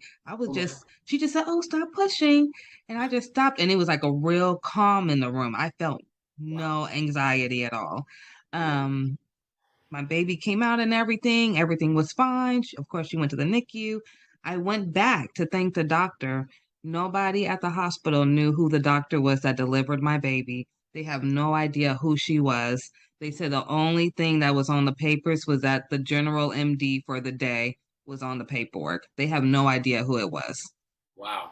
That's when we can't explain something that's good, we just gotta give You just can't explain it. And I started Glo Preemies right after that. I said, God, what do you want me to do? I don't know. I had just stopped going to college, so I was going to Xavier and Tulane at the same time. And I just didn't know what to do. I had my second preemie, and then it just came to me, God, little ones. And Glo Preemie's been with me ever since. I love that. That is so Such a great cool. story. Such a great story, and all significant lives that I know of Yeah. are foundational on amazing God stories. So when you got out the ICU and you got out, what was the first thing you did when you walked out them doors knowing you just had a miracle? Well, probably not what most people would do. I went and got a drink. Wow. You would That's think, honesty though. yeah, you would think that God showing up in my life like that would have like smacked me into reality, right, and just chase your purpose. No, I still had all that unhealed, unfaced internal pain, emotional wounds, and the crazy thing about pain and emotional wounds. We try to beach ball it. We try to stuff it. It's kind of like stuffing a beach ball under the water. Sooner or later, it's going to pop back up. Well, that's what our emotions do. When we stuff them, I say they go into the pit of our stomach and they lift weights. And then when they come out like, Urgh. And so, yeah, the pain came out. And so I had to go, or I felt like I had to go and drink. So I continued to drink for a few months. And then, well, it was actually a couple of years. Then December 28th, 2013, I was driving home from a bar, intoxicated, and I rear-ended a pickup truck of firefighters at low speed. Nobody got hurt, thank God. Okay, good goodness. But I got arrested in the same jurisdiction where I used to be a deputy sheriff. Oh, no. So the thing about being arrested in the same jurisdiction where you work is all the people that are in jail know you. And, Even worse. So I got put into protective custody, which means I was locked down in my own cell by myself for 23 hours a day. I would get out 1 hour a day to take a shower and to hear all the other inmates scream death threats at me. But it was usually like 2 or 3 o'clock in the morning. I couldn't call my kids. I couldn't call my family. So it magnified the isolation. So I was in jail for about 7 months because I burned all my bridges with the alcohol abuse and just my life was turmoil. So I was in jail for about 7 months, and it was pretty lonely, just me and my own thoughts in that jail cell. I've never been a reader. I didn't like to read. I've always been a disciplined reader. Like I'll read a book in school if I have to get a grade off of it, but I'm not going to sit at home on a Sunday afternoon and just read a book, right? Yeah, it's not your forte. Yeah, not then. I do it now because I appreciate it. But anyway, you've seen the movies where the guy comes around with the book cart. Yeah. Yeah. So it's real. They do that. So I was in my cell, and the guy comes around and he asked me. He says, "Do you want a book?" And I said, "Give me the smallest one you got." So he hands me this little. He just picks a random book. He hands me this little white book, about 300 pages, and it's called The Shack. I don't know if you know the movie or the book, but The Shack is a book written by a Christian author. He wrote it. It's fiction, and he wrote it to his grandkids just as a gift. Well, anyway, the story, I don't have to spoil it for everybody, but it came out a while back. It came out a while back. Anyway, in the story, a father takes his 2 teenage kids and a 4-year-old on a camping trip. Well, the 4-year-old gets kidnapped, raped, and murdered. Pretty harsh. And of course, the father blames himself, and the children blame themselves. And anyway, fast forward to the middle of the movie, and back up a little bit.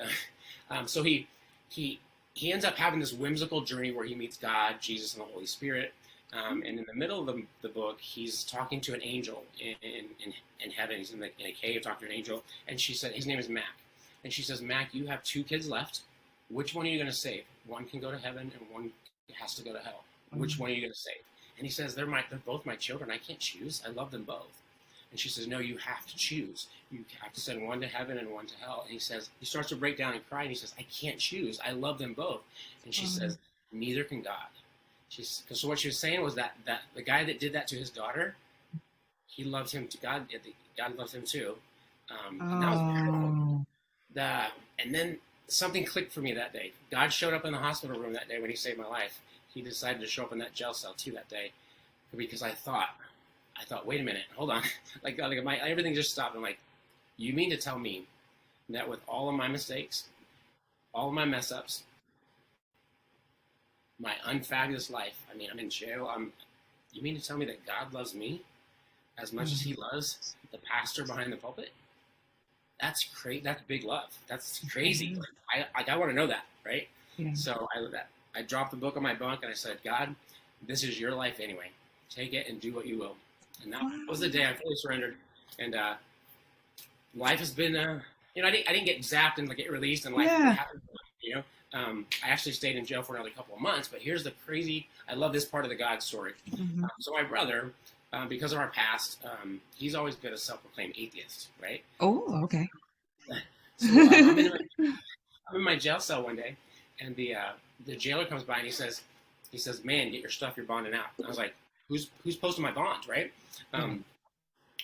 Because I'd burned all my bridges. I said, "Who's posting my bond?" He said, "Your brother's posting your bond." Yeah. And so I get out in the truck and I said, "Why did you post my bond?" And he says, "It's a loan. You're paying it back."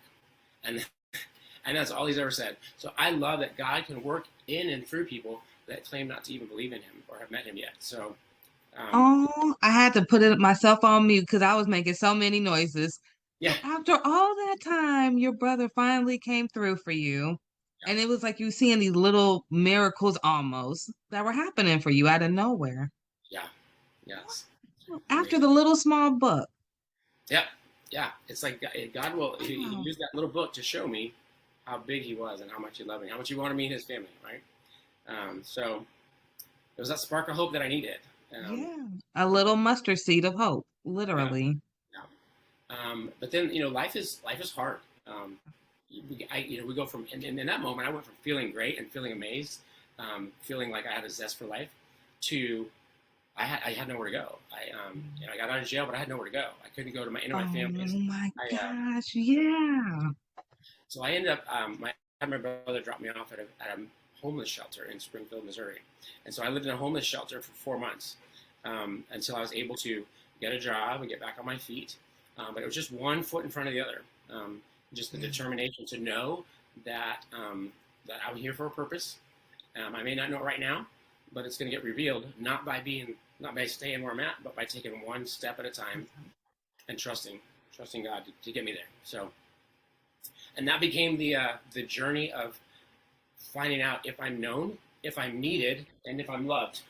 So, okay. So I have a question. So you're at this part of your journey. Okay. Now I have to know, were you talking to your kids at this point? Because I know a lot has happened to you. It's like a year now, maybe. Yeah. So I had 2 older kids and then 2 younger kids. So the older one, my oldest daughter was probably 14 when I attempted to end my life. And I remember about a week before that, because I drank all the time because I was in pain all the time. Not an excuse. That was just where I was at. But I'll never forget her little face. She looked at me with tears and she says, "Daddy, you chose alcohol over us." And even though that wasn't that wasn't the truth. That was her truth. That was her reality. And I had that hurt. That cut deep, right? So yeah, my kids, they knew they wanted Dad, but Dad was just not part of their everyday lives because I didn't even know who I was and what my role in life was. So yeah. What a strong story you have. Yeah, and you'll get people that tell you. So when I got out and I started making better choices, they're like, "Well, you don't need permission to go be their father. Go be their father." Well, that's insensitive because I made some poor choices. I can't just rush back into their lives because I'd made some choices that left some scars on them. So, yeah, and that's when I learned one of the biggest qualities. And one of your questions you're going to ask later. One of the biggest qualities I think a parent can ever teach their kids is a good one. So, yeah, humility. Humility is perfect. Humility. It's so inclusive. Like it comes with it has collateral other characteristics that set your children up for success with the characteristics. So. Oh, okay. So I guess we have to hurry up because now I want to get to the good tips. Okay, so we know your kids, they really do want Dad. So I'm so glad you said that because that's what I wanted to hear. So I know dad still has room to come in, but like you said, it doesn't just happen overnight. You can't just wake up one day and say, okay, I'm perfect dad, and they don't expect you to just walk out the door one more time because they've seen it so many times. So, and it's a reality. And I do hear a lot of families that have that. Either the parents saw the same thing you said growing up or the kids. So, very, very relatable. I'm glad you brought that up. I was asked on a recent podcast, they said, well, how did you restore your relationship with your kids or your other relationships? And I said, well, I didn't. And here's why. Because when you think about restoration is repairing the whole thing. We don't have all the parts. I don't have all the parts. They have some, I have some. So what is the goal in reconciliation? The goal is no regrets. So I had to take those steps to do what I needed to do to apologize, ask for forgiveness, admit my wrongs, my mistakes, and then that's where I had to leave it. No regrets. I did what I could do, right? And then that creates that safe space for restoration. But it has to come from both sides. So. And wow, you need to go into counseling. That was actually great tip right there. And I think that works even for relationships too, just for a husband and wife or, sister and brother, all relationships. So it has to work both ways. Just communication is key. So thank you for that extra tip. I told you, everyone, he's very good. If you want to see him afterwards, remember, it's Don W. Mann. You're going to want to look him up. Okay. So I'm going to ask you what's your favorite quote, but I'm going to assume it's what you are wearing. Actually, no, believe it or not. Okay. I thought about this one pretty hard. So this is foundational on I always say the comeback is greater than the setback. And so this is my foundation on the comeback. But my favorite quote that spoke deep into me when I was in the dark, deepest despair it's a Bible verse. It's Genesis 50:20. And it says, you meant it for evil, but God meant it for good, to do what it's doing now, the saving of many lives. And when I look at that on my life, it's like, wow. That's it. That's it. So, I feel like that was my life too. Oh my goodness. Look at that. Yeah. Wow. Genesis 50:22, right? Genesis 50:20. 50:20. Oh my goodness. I'm going to look that up. I may print that out and post it in my house as a reminder. That was beautiful. Thank you for sharing that. That's a wonderful quote. Really, really is. Okay, so we're going to go to the next question. What are the best resources that have helped you along the way? So when I think of resources, I think of when I burn all my bridges, when I made those poor choices, and basically I was an undesirable person to be around, right? Mm-hmm. And when you're undesirable, you don't have access to very many resources. So number one was my faith community, my faith-based community, because I'll never forget the day that I walked back into church. And you think that everybody knows your story and everybody knows the junkiest things you did, and they're going to look at you and they're going to talk to you about it. But that's not the case. In my experience, that wasn't the case. I walked into church and they said, Don, we're glad you're back. So glad you're here. So good to see you.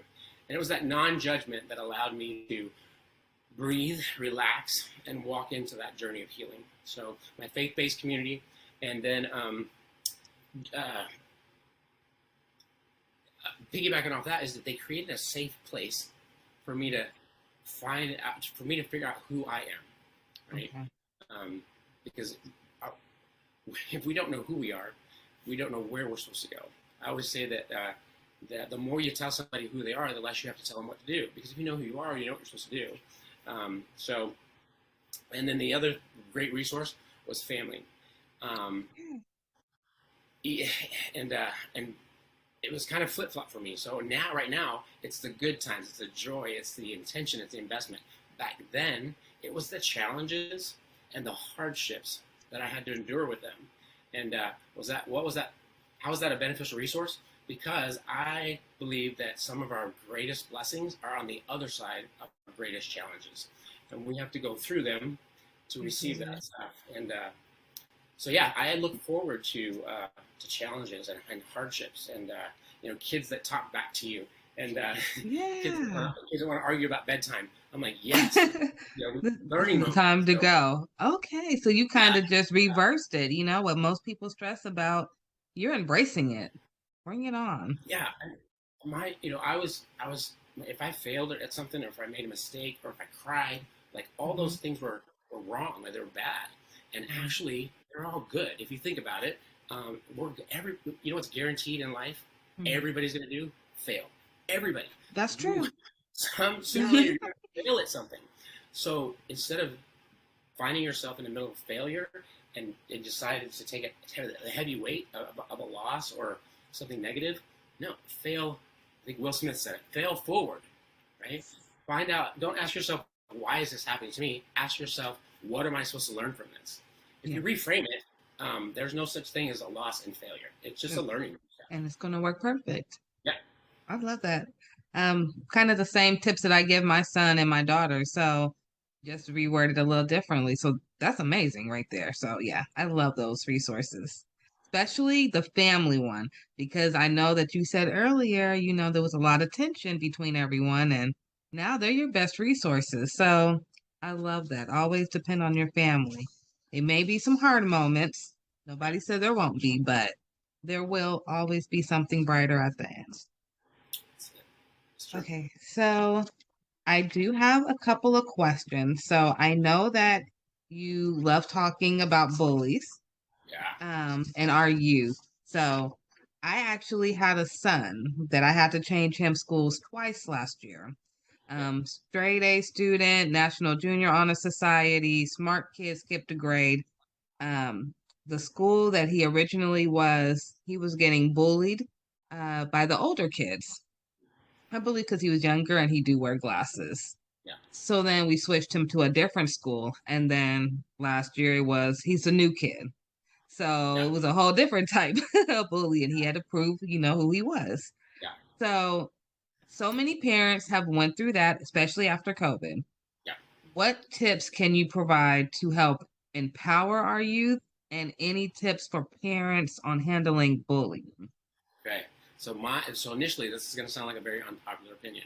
But if you notice, a lot of parents whose child has become a victim of bullying, they want the school to do something. They want the bully to change. They want the bully's parents to change.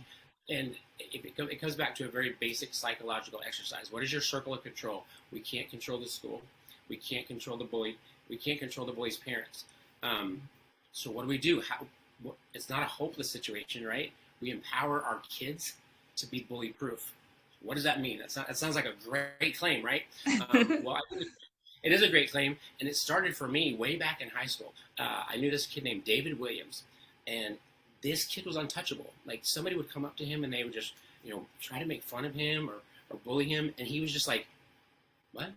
It was just untouchable. Like, he would step into his truth. If they picked on him for had a bad hair day or something, he'd be like, yeah, so? Okay. But, yeah, he just owned his truth, right? And I'm like, wait a minute, that makes a ton of sense. So fast forward to last year, my son is 11, and he just got braces. Well, he has to get a slide. It's called a slide on the top of his mouth. Yeah. Well, he came over one weekend, and he had his new slide in. He had the worst lisp ever. He was talking. And so, we do what people do, not thinking about it, and I just started making fun of him, just a joke with him, because I hope that he knows that I love him. Well, he got really bummed out, really down about it. And so I recognized the parenting moment. And so first I apologized. I was like, sorry, I didn't mean to hurt your feelings. I said, but we've got to do something about this, because you're going to go to school tomorrow, and those kids are going to be all over you, dude. I said, so we need to start today to make you bully-proof. He's like, bully-proof? What do you mean? New concept, right? So I got a little a stack of Post-it notes, and so I started throwing them at him. Wad one up and throw it at him. And he said, stop. I throw it again. He goes, Dad, stop. I throw it again. He goes, cut it out. I'm serious. I throw it out again. He goes, I'm serious. This is really annoying. And I throw it at again. And finally he picked one up and he threw it back at me. And I was like, what? What'd you do? He's like, I threw it back at you. I was like, why did you do that? Because you were doing it to me. So no, you took what I was using as a weapon and you defended yourself with it. I said, if you do the same thing with your lisp, you go to school tomorrow and somebody says something about your lisp, you say, that's a horrible list. I don't even have to try to have mine, and it's a lot better than yours. Mm-hmm. You have them empower their situation with their truth. If it's acne, you know, you can find a scenario that empowers them. If it's glasses, you know, hey, at least I have 4 eyes. You only got 2. I can see a lot better than you. Adoption, I've heard of kids getting made fun of because they're adopted. I just tell them to say, hey, at least your parents chose you. His got stuck with them. You know, so there's always power. Okay. If you find your truth will set you free, and your truth is never bad. It can't. It's never negative. Right? You walk in your truth. Your truth makes you bullyproof. So that's and at the end of it, bringing that full circle. My son went to school that week, and he came back, and I said, "So how'd it go?" And he said, "You know, Dad, nobody really bullied me at all. They just asked a couple of questions and left me alone." Why did that happen? Because he had the confidence. He was ready for it. He was ready for it. And that's what bullies do. Bullies are kids that don't feel great about themselves, and the only way they know, their default to make themselves feel good, is to find a weakness in somebody else. Absolutely. So he went to school. There was no weakness. Like, he had that list, but he was ready for it. And bullies sense that there's no weakness. They're not going to come at him. So it's every situation is different, you know, depending on what your kids are being made fun of for. But I think a good parent who really knows their kids can turn that truth into, you know, let them walk and let them own it, and let them use it. Don't let somebody else use it as a weapon against you, but use it as a defense. So if you're courageous enough to own your truth, nobody can bully you for that. So. Yeah, at all. Nobody can use you against you. Right. So. Yeah, and I got an example of that in my life too. You know, with the alcohol and the DWIs that I had for my poor choices, I actually got a felony conviction, and for a long time, that was my label. You know. And so I held myself back because of what I believed. I wouldn't apply for jobs that I wanted, and if you never ask, the answer is always no. Until somebody was saying something, you know, they were calling me a felon one day. I said, "Look," I said, "I'm not a felon. I committed a crime that's a felony. I have a felony conviction. That's not who I am. My value and my worth is not the sum total of my poor choices." So that's it. You're more than just a title. That's what I always say about myself too. Yeah. Labels. I don't like labels. No, I don't like labels either. I have to agree with you on that one. So I have a question for you. And I don't think you talked about this, but I wrote down, did DARE make a huge impact for you? So, I don't think I mentioned it, but when I was in law enforcement, I got training to be a DARE officer, and DARE stands for Drug Abuse Resistance Education. So I got certified, and I started the first DARE program in a little town called Sarcoxie, Missouri. It absolutely had an impact, and here's the impact it had. It started to bridge that gap between a 30-something-year-old man and sixth graders. You know, even though I'd been through it, I ran from it, so I didn't know what they were going through, and it also it helped me translate adult information into youth knowledge. So it was helpful in that area. It was definitely a foundation for a speaking career, for having a passion and a heart for youth. So absolutely. Do you think that it also helped you with your known needed loved? Because DARE, you know, the acronyms, and they're so straight to the point. And so is like everything about you so far has been straight to the point almost. Yeah, I think the message that it sent me was, you know, I went to school. I went to an adult training to teach kids how to stay off of drugs and alcohol. And then in my worst moments of life, I found myself neck deep in alcohol. So if I knew it, if I knew all that information, why didn't I apply it? Why didn't you apply it? It's not about knowledge. You know what's interesting?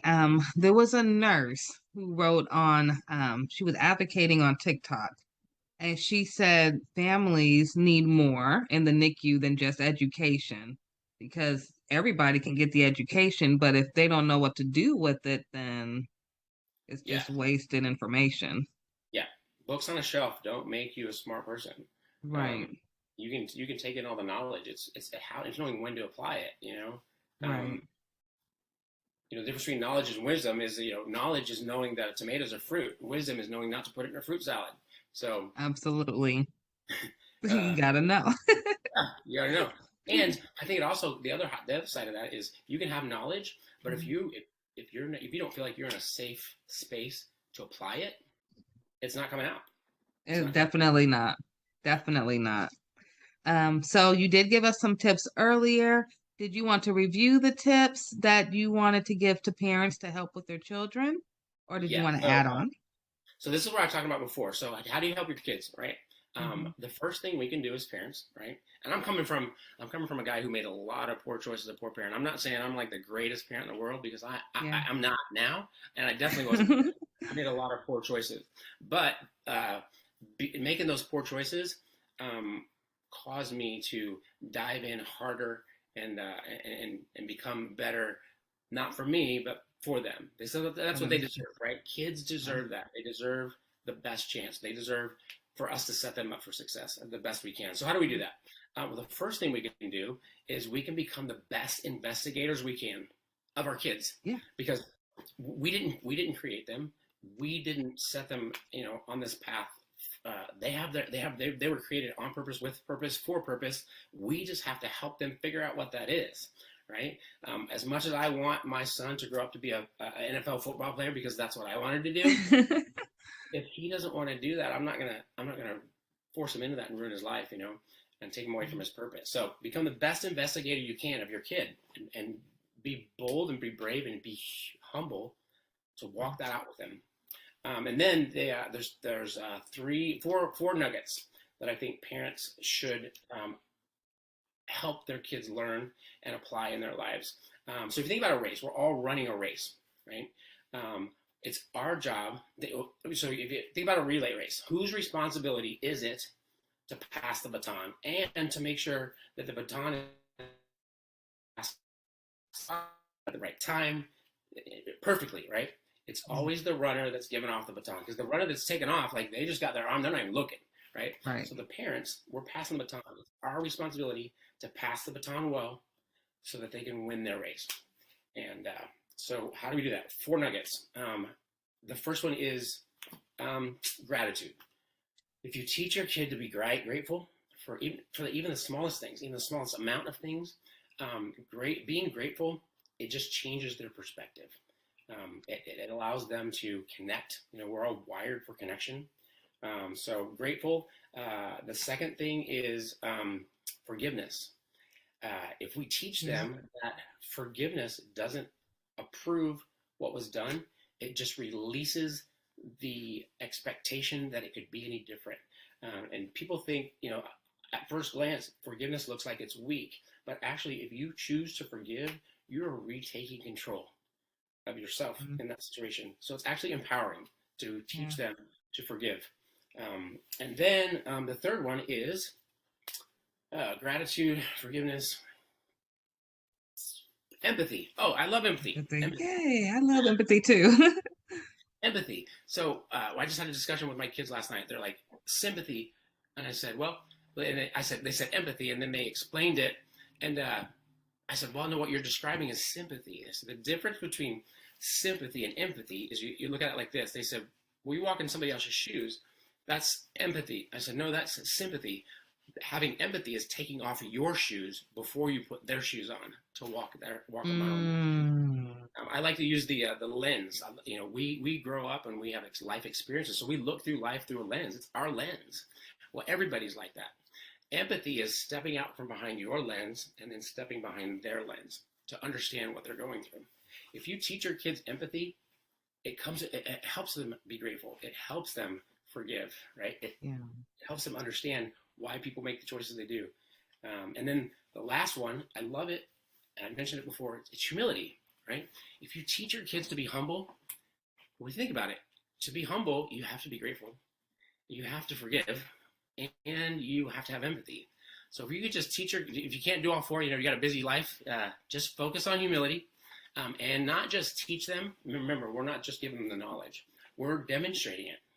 And this was tough for me. I remember I was going to school, and my son was 6 at the time, And he used to always come and interject himself in conversations with like these big lies. Like he would make up some story to include himself in our conversation because he wanted to feel known and needed and loved. Yeah. And I would get so mad because he's lying, and I knew it was a lie. Everybody else knew it was a lie, and so I felt embarrassed. Well, then I was going to nursing school at the time, actually. Then went to school later that week.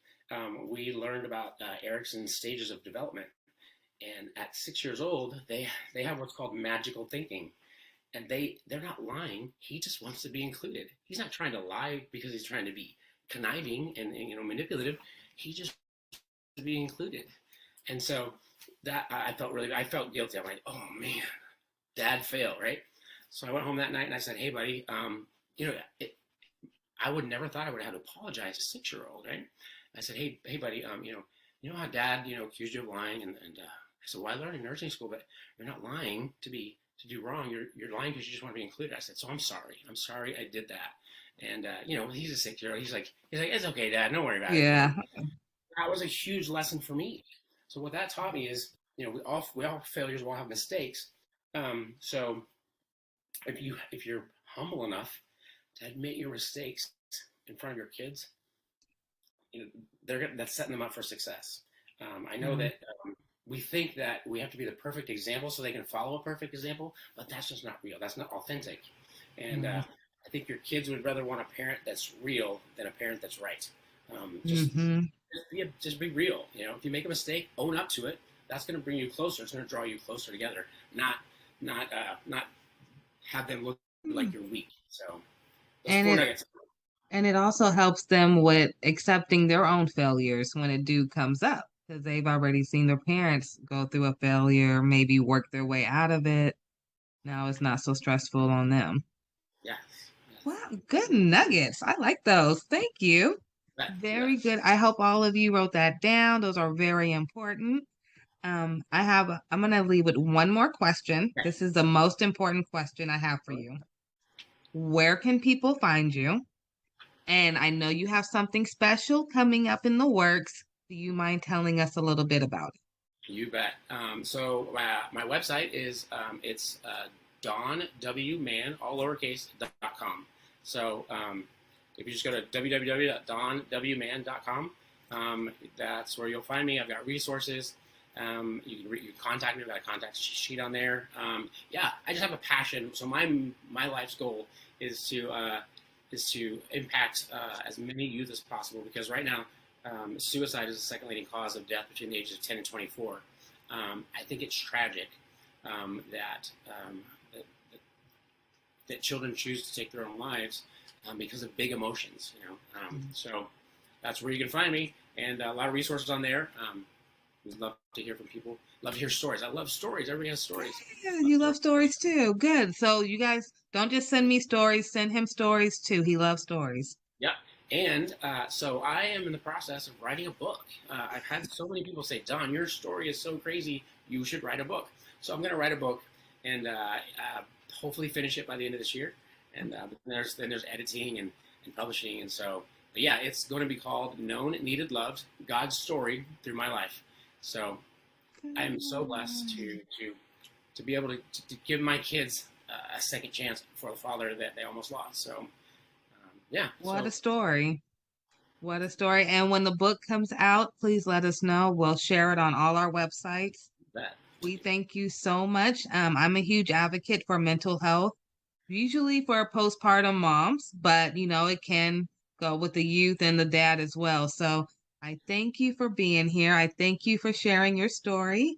I appreciate the invite. So honored. Thank you. I appreciate it. You're welcome. And please come back and please let us know when the book comes out. We'll make sure to include everything in the description for you, okay? Thank you so much, Ashley. I appreciate it. You're welcome. Thank you, everyone. See you next time.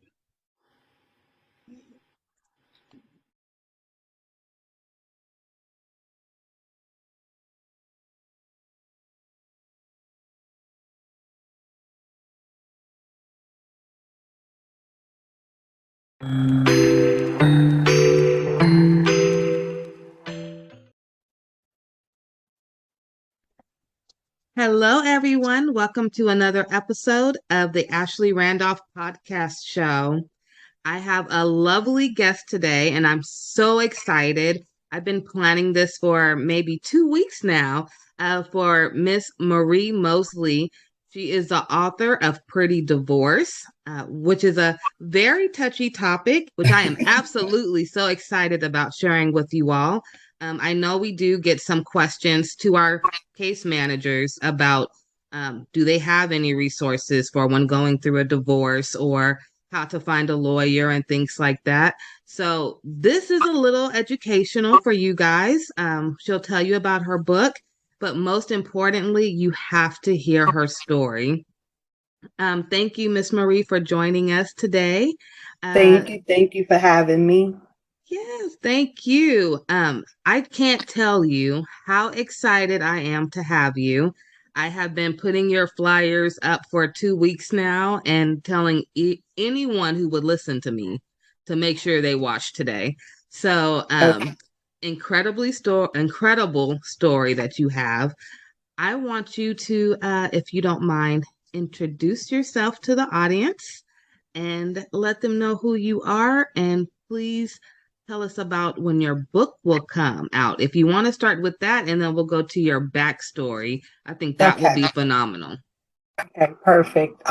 Yes, I am the author of Pretty Divorce, how to sever a toxic union and create an illuminated future. The book is on pre-order now. It's on pre-order, and you can order it if you want at theprettydivorce.com. And it should be in people's hands no later than next week. I'm finalizing everything and printing and getting them right out to everybody because it's been on pre-order for a little bit. So yeah, it's been a journey. Right in time for the holidays. Yeah. Oh, yes. I actually wanted it to be out this summer. But, I do trust in God's timing. So I think maybe the timing is perfect. I think it's perfect. And, I'll do another little hint. So I'm very business savvy. So my business mind instantly said, okay, holiday sales are like the highest time that you're going to have the most profit. And then it also told me that this is also one of the times when people who are going through a divorce get really sad because it's maybe the first holiday season that they're not together. And what a great book to give to someone who's sad and down and say, honey, it's a pretty divorce. Absolutely. That face up. So I think it's wonderful. Timing is everything. I do believe in divine timing. So I think you're going to do a wonderful job. If you need any ideas for gift wrapping them books, I already have some too. So oh my God, I appreciate you. Thank you. I appreciate you and just the strength to write this book. You had to have so much incredible strength to even look at what you went through to come out of that, because I'm sure you had a lot of emotion. To sit there, because I had to write a book for the NICU and my experiences, and it was one of my most traumatic experiences. I had 3 preemies. Okay. All 3 was horrible. So to sit there and write that was almost like journaling my experience. And there were some moments I forgot about. So I can only imagine how hard it was for you, and to still call it pretty divorce. I mean, yes. You are the first person that understands exactly what I was going through. There were times when I had to put it down for a little while, and just go back, because it was almost like reliving everything over and over again. The editing, the going through it, the writing, it was really taking its toll sometime on me. And I began the process during, because let me go back. I want to say this part. At first, I really did lose my identity in this marriage. And my story was wrapped around being teenage parents, that stayed together and kind of made something of themselves. All right. So that was my story. Like a fairy tale story. I didn't think about the toxicity. I just like, all right, we're together. You know, we have a story, because I've always wanted to be an author. I always knew that I was going to write my story. So, but it took me years to redevelop a new identity, my own identity, without separating apart from the relationship, you know, because we were together from the time I was 13 till I was 38.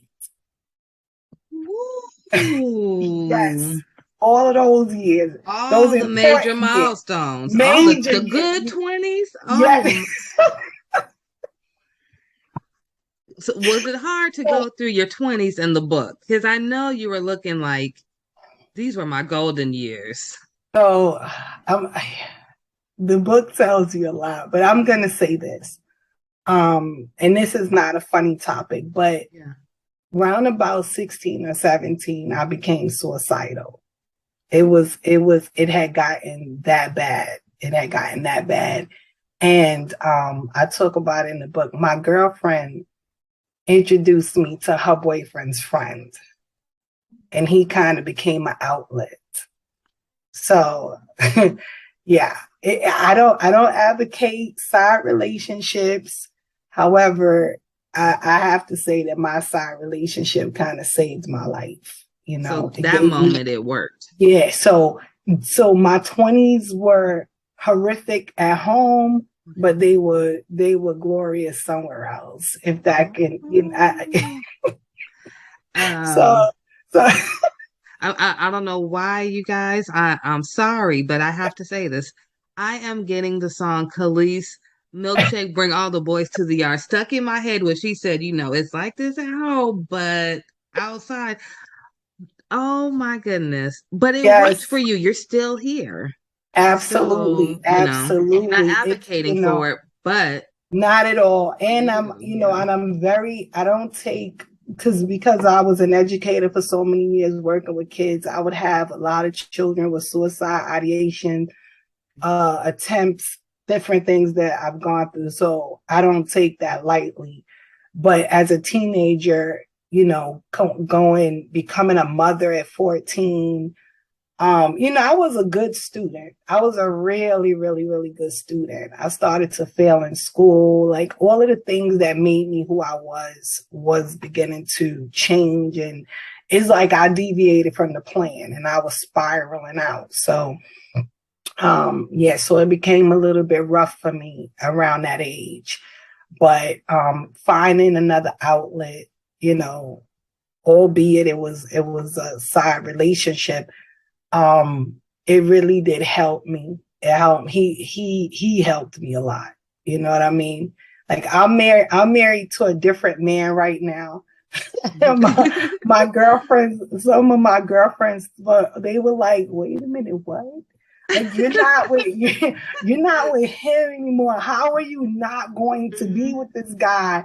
Because that's how like that's how it was forever. Yeah, we really, really fit. But you know, things happen, and I'm in a new relationship. He's in a new relationship, but I definitely know for a fact that we both still have a really high regard for one another. You know, him and his family were my solace. They were my peace, you know, so I can never forget that. Like I can never forget them, you know, and what's awesome is my husband now, he knows all about it because him and I were best friends. So he got to know and understand how crazy I was about this guy and how indebted I was and how, you know, I hold him in a really high regard and stuff. So, and he's okay with it. He's an alpha. He's an alpha and he's confident. So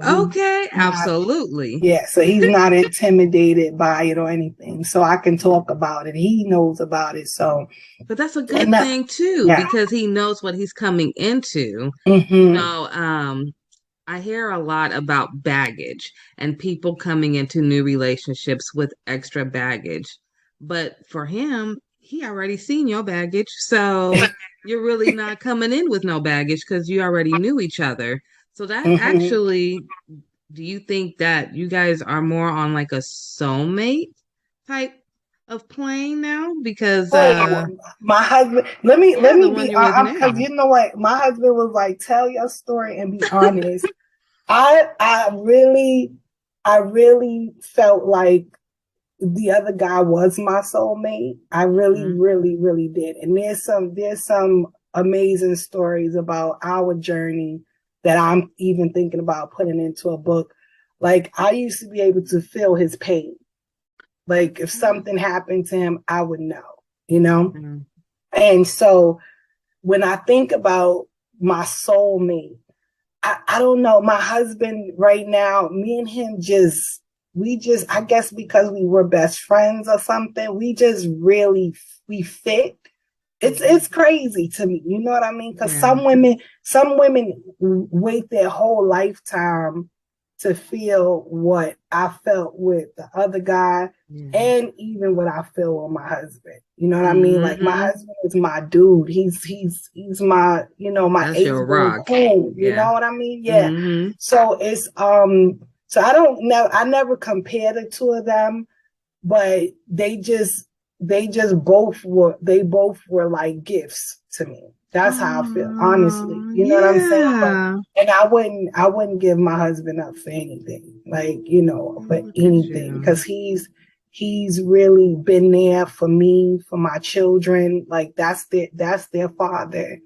You know what I mean? Yeah. That's their father. And um so his place in my life and what he means to me is tremendous. So Mhm. it doesn't compare to the other one. It's different, but both of them were beneficial to my life. You know what I mean? Yeah. I can't in all honesty take anything away from Yeah. the other person. You know what I mean? Because he It's like really getting two different jewels, and it's like they're absolutely both yes. beautiful in their own way. Absolutely. And it's fine for that. You know what I mean? It doesn't Mhm. have to be They're one or part of the your other. crown. Absolutely. And so my husband is just like, he's my life now. And he knows that I wouldn't deviate from that for anything. You know what I mean? I can still give honor to the other person without being disrespectful to him. It doesn't take because he's that guy. Yeah. You know what I mean? He really is. He's awesome. He's one of them people. He has his own children biologically, and then he has my children. And anybody, even me, I look at him with all of them, and you can't tell which one's a which. That's how See, savvy he is and how much love he has to give, that and he's that's how it's willing to supposed to spread it. be. You know what I mean? He's willing to spread it. And so, but yeah, we both have a really good understanding. A lot of people think that you shouldn't talk about your past relationships, Yeah. but we were best friends. So we told each other, Everything anyway. everything. Yeah, I feel this way. And this person did this, and I feel this way about that. And then we ended up together. So and we didn't let it get in the way of what we felt for each other. Yeah. So yeah. But that's So listening to you, you sound so confident. Thank you. I gotta know. I'm gonna tell you a little backstory about some of the women in my family and Okay. why I found what you just said so powerful. Because you were able to divorce and find somebody else to make you happy, Mm-hmm. and you still are good. Your life is good. You don't have to dwell on the past, and you Not at found all. someone that still matches you. So I have been with my husband. We've been together this month. On the 29th, we'll make officially 10 years. Okay. And we've been married for 6. Um, a lot of the women in my family are not married. They Okay. have all got married and divorced.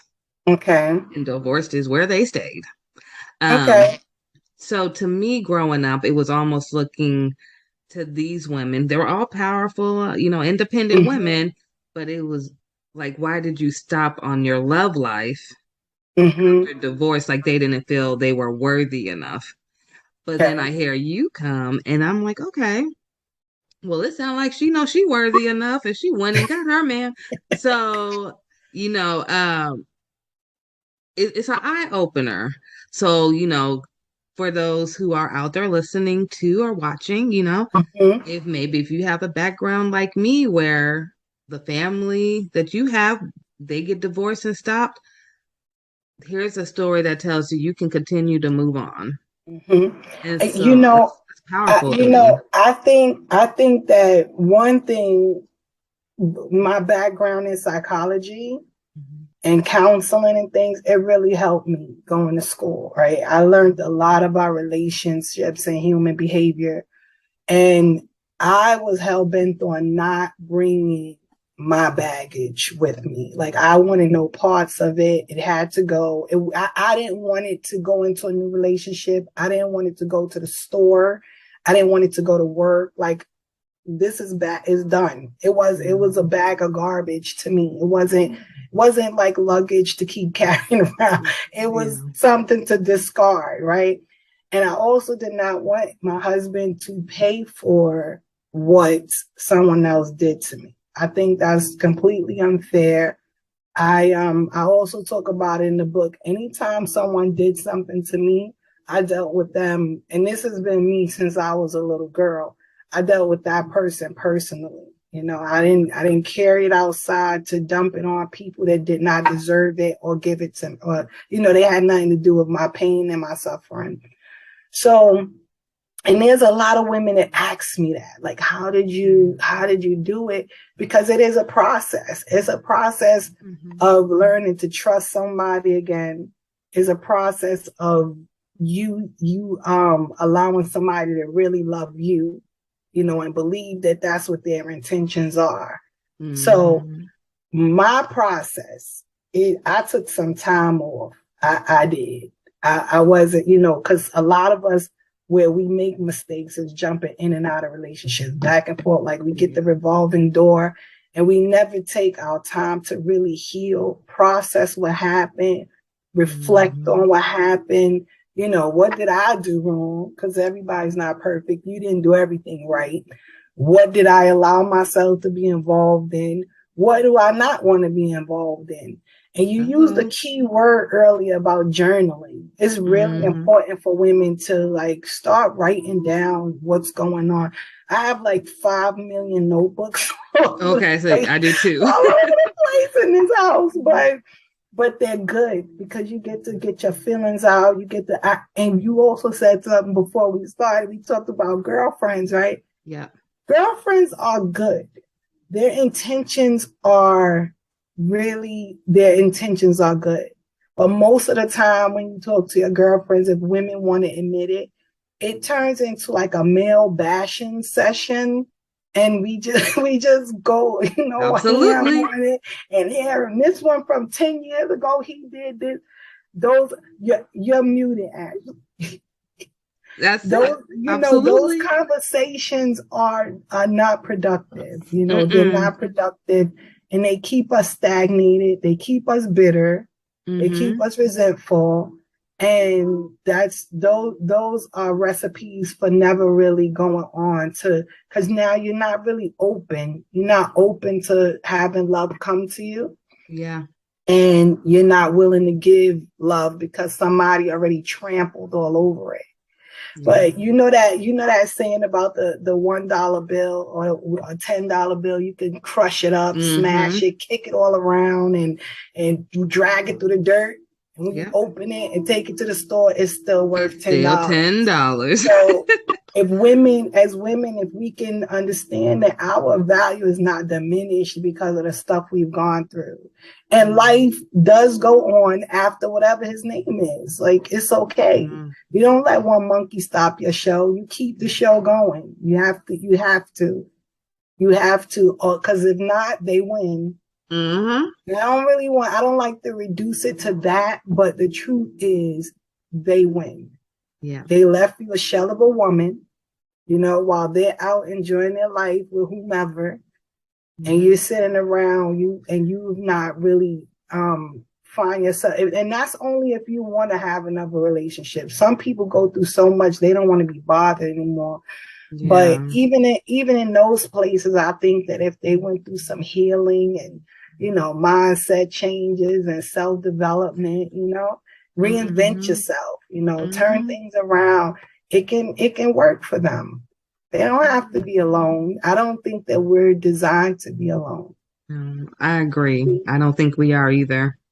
We Definitely aren't. not. I think we were designed for companionship, and to have someone that genuinely loves us in our lives. And because one man didn't appreciate it and didn't understand the treasure that he had, that's his problem and his loss. And you have to shift your mindset. You have to. Because if we sit around pondering what we went through, why, if I shoulda, coulda, woulda, why didn't I, we're wasting more time. Yeah, I agree. And we don't have that much time to lose. Every day we get older. Absolutely. I have to ask you a question. I'm here for it. You have this accent. You got to tell us about your accent, where you come from, and if you don't mind, I know we talked a little bit offline about some of your family and some of your family stories and how they are in the book. You don't have to say it all if you don't want to, because we do want you guys to get the book. So, but if you want to, just touch on it a little bit, just to invite everyone into your life and how you were able to get this beautiful mindset that I hope we all can have after meeting with you today. Thank you. So I was born and raised in the Bronx in New York City. Right? Growing up, people thought I was Southern for some reason. Now, my dad, I don't know. My dad is was born and raised in South Carolina. So I didn't know, maybe his genes were that powerful that I got his accent. But I'm originally from Bronx, New York. We just quickly, my dad died when I was 5. And we came from, we came from a quaint little neighborhood. And after his death, we had a fire. Really?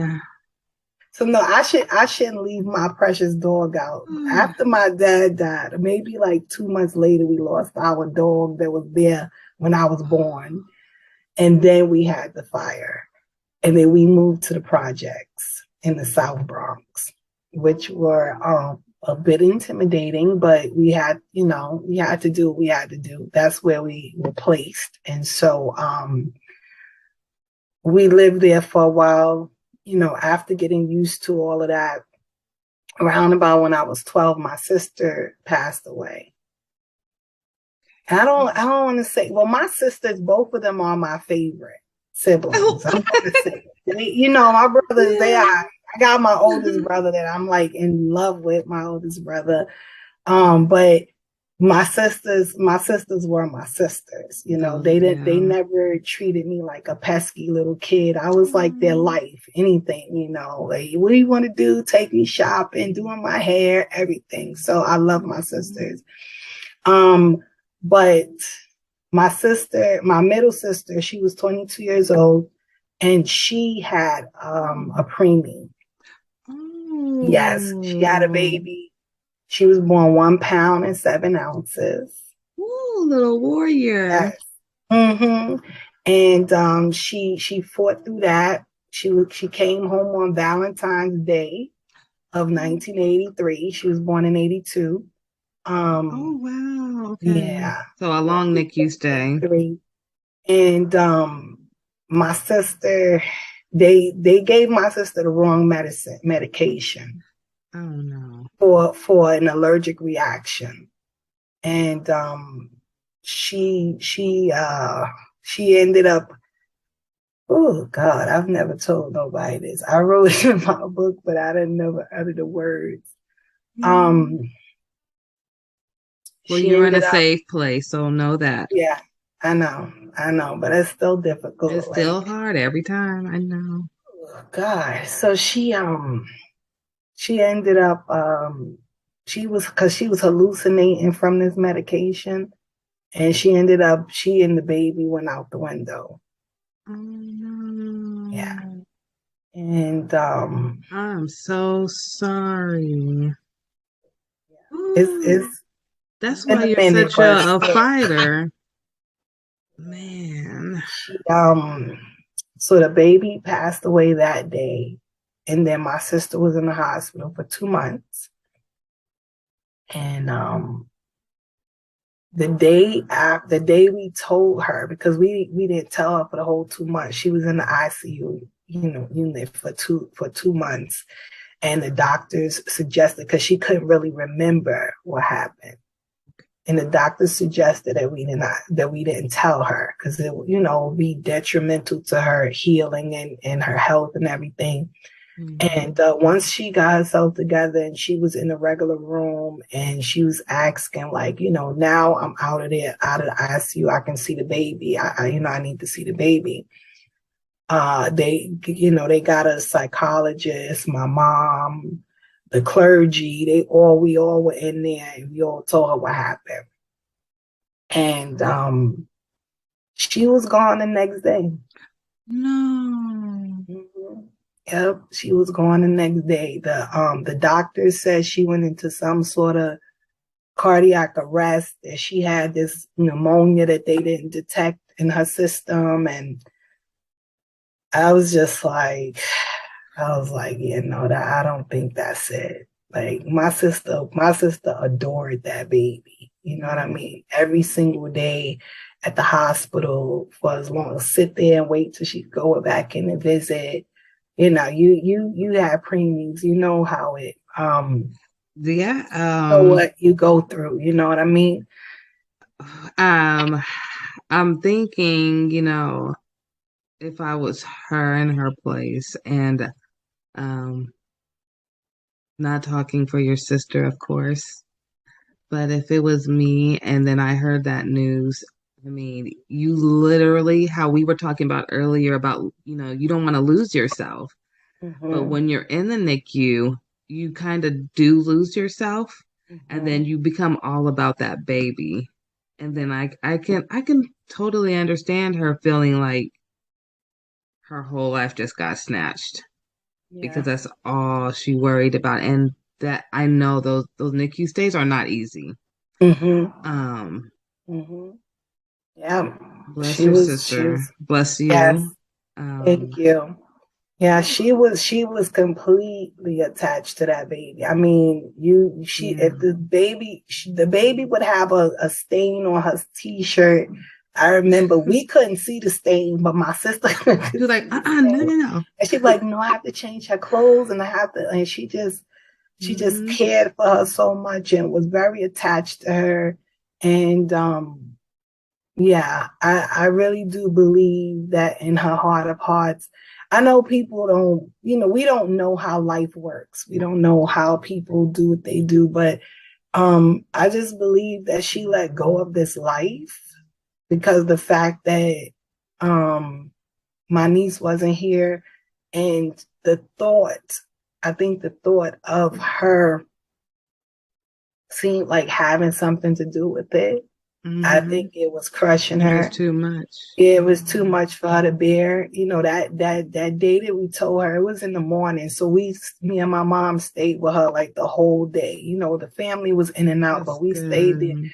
And I can't count how many times she just kept saying, I'm sorry. She didn't cry.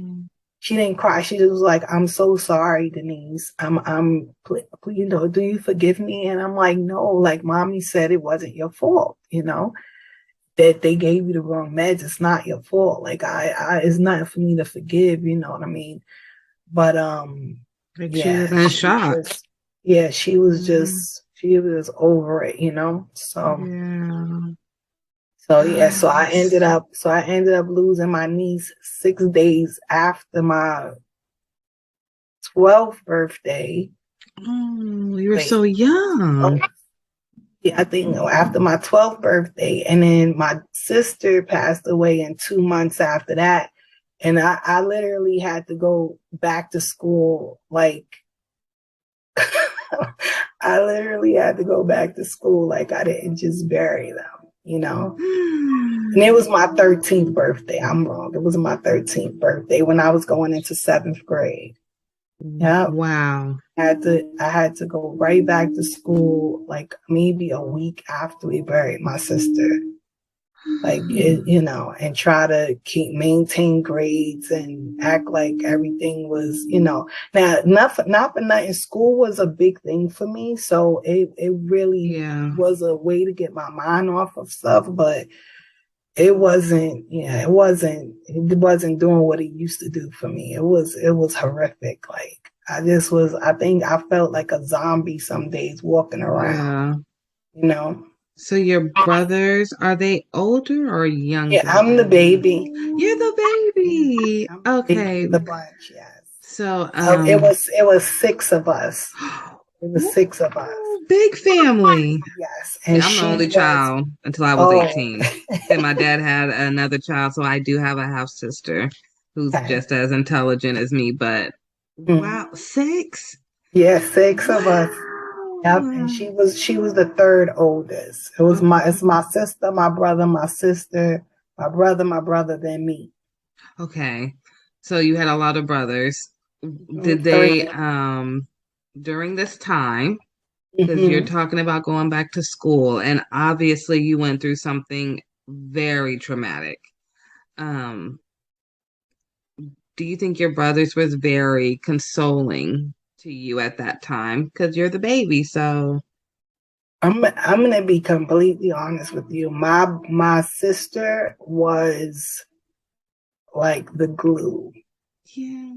You know, and we realized something very, very weird. My oldest sister says that my other sister was my mom's best friend. So my sister was born February 1st. My mom was born February 20th. Oh, okay. My mom passed away August 28th. My sister passed away August 31st. No. Yes. Yep. And it really was strange because my mom is buried on top of my sister. Wow. So when we finally got because due to COVID and all of this, it took a little while for, you know, to get things in order. But when we finally got the stone, you know, the way my mom purchased the stone, so 20 something years ago, it was left with another room. So instead of us buying a brand new stone, we just had them remove it and add my mom's information to it right under my sister. And when we went there, we were looking at the stone like, wait a minute, they were born in the same month, they passed away in the same month. And my sister was like the life of the party. She was the one, you know, that one person in the family that kind of lights it all up and have everything going and everybody. So anybody from New York to South Carolina, well, I'm skipping Washington, D.C. We have a lot of family there. Anybody that knew my sister was really devastated. It was hard. At the time, I'm going to say really that no one kind of wrapped around me. No one really, you know, was like, oh, you know, little sis, like, how you doing? And as I was writing the book, I realized that we all were in the daze. We all were traumatized. It was so tragic. You know, my brothers thought that her boyfriend had something to do with it. You know, they were on the warpath. They were thinking more about that. Really, yeah. You know? Yes, because she was at our house. She had left her house in the pouring rain with the baby. And that's how we knew something was wrong. So, and she came to our house for like shelter. And then her boyfriend showed up around 3, 4 in the morning trying to get her to go home. And so she went home. And then the next phone call we got was that she went out the window. So my brothers were on the warpath. We didn't know what happened. She couldn't really remember too much. So we didn't know if he did something to her or whatever. So no one, and right after my sister passed away and we went to the hospital and came home, I kind of went mute for a week or so. Like I wouldn't speak, I was just dazed out. My mom was there. So I don't, they didn't really come to too much, gather around Denise because something might be wrong with her. My middle name is Denise. I'm sorry. Oh, okay. Yeah. So, but as now that I'm older, I don't really blame anybody because I know that we all were just in the daze. It was unbelievable, unfathomable that this was happening, to us, to her. Yeah. And so I don't blame everybody. Everybody, went into their own corners to try to figure out how to process it and deal with it and get their lives together. So I can't even imagine, like, just visualizing everything you're saying right now. It almost feels like a bad dream that's never going to stop. Yeah. I mean, from the age of, I think you said, what, 6? You're 5 when your dad passed away, and then the fire, and then you had to move to an area that was a little different. Very different. Then you had to, I'm assuming, learn all different type of skill sets to live in this new environment. Absolutely. And then this you had with to your learn. sister. Let's just call it what it is. I had to learn how to fight. Yeah. And I had to learn how to survive. I did. And I talk about it in the book that, I was just starting to get my bearings straight. Like I finally started to feel a little bit of stability. Yeah. Like things were normal for a little bit, and then my sister, it just literally pulled the rug from under me. And then after that, so that happened when I was 13. Yeah, I was gonna ask. So you met your first husband around that time, right? And by the time I'm 14, I'm having a baby. What? Yeah. It just, I'm telling you, my sister dying really just threw me off. It threw me off completely. Like it just threw me completely off my game. I'm telling you. Okay, wait. I'm telling you. Okay. This interview is getting so good. Okay, I have one question. We got to 13. Okay. And then we're going to have to get you a documentary, okay? You get to 13, and I'm just so curious. You were talking about going back to school and your grades. Mm-hmm. Like, did your grades at this point just completely fall, and then you met him? And so that summer, while I was dealing with everything with my sister, we went into we went with my girlfriends. Were always talking about him. We're talking about girlfriends again. Yeah, they knew him. I didn't. Mm-hmm. And I'm not for nothing. My brother was a part of the Nation of Islam. And he used to teach me a lot of stuff. And he used to teach me a lot of stuff about being a Black woman and, a female. And, how it's because of women that we populate the earth and how important we are and our contribution to society and stuff. And so my brother was he was a very integral part of me being almost as powerful as I am. God had a lot to do with it. My mom and my sister, but my brother, young, that's the type of time he spent with me, teaching me who I am, teaching me to look at people's character, and not just taking them at face value or what they said or material things. People had to show me who they were, not just, So I didn't really like this guy, which makes matters a lot because I didn't really like him at first. I didn't like him. He was not a good person. He messed around with a lot of girls, different stuff. So we ended up getting to know each other, and I gave him, I let my guards down and gave him a break or whatever. And by the time I turned around, I was in a serious situation of peer pressure. And yeah, no, really, it was peer pressure because I knew better. Yeah. I knew better, and you know how hard it is years later to look at look at your life and know you've made these mistakes or gone down this path, knowing that you knew better.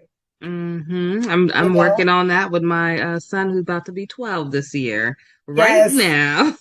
Absolutely. You know what I mean? You have to tell him that, because my husband, my new husband, he has a saying, decisions. And your decisions can change the whole trajectory of your life. Like it really, you could think it's minute, you could think it's small, one little decision could just change your whole path. So we have to be, because life is life. Yeah. And life is not playing with people.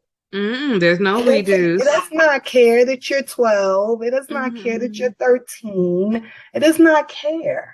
It doesn't care that this is your first time. The sperm met the egg, and guess what? You're having a baby.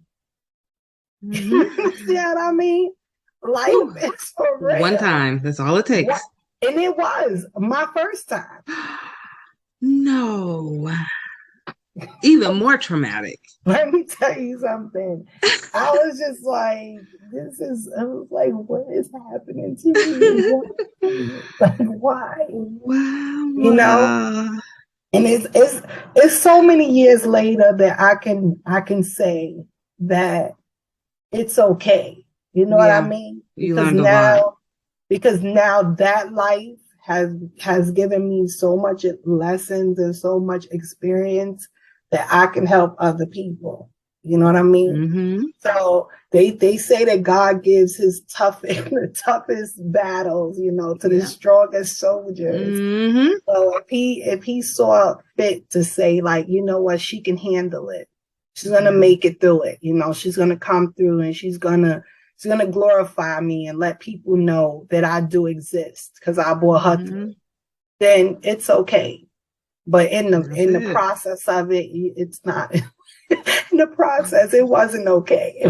I know you were just wanting to throw in the towel so many times. What's going on? I was like, what is going on? What is happening? Why is this happening? All of these things just keep happening. And I'm in the center of it all, What a testimony.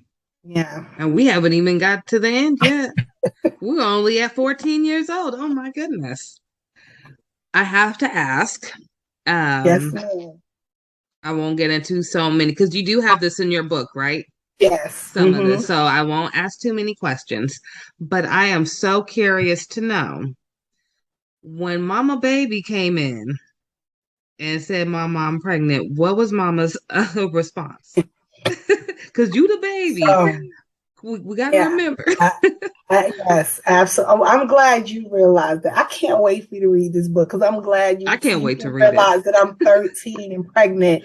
And as a woman, you can say, she's still a baby. Because some people didn't treat me that nice. Yeah. Some people didn't care that I was 13. But you'll read about that.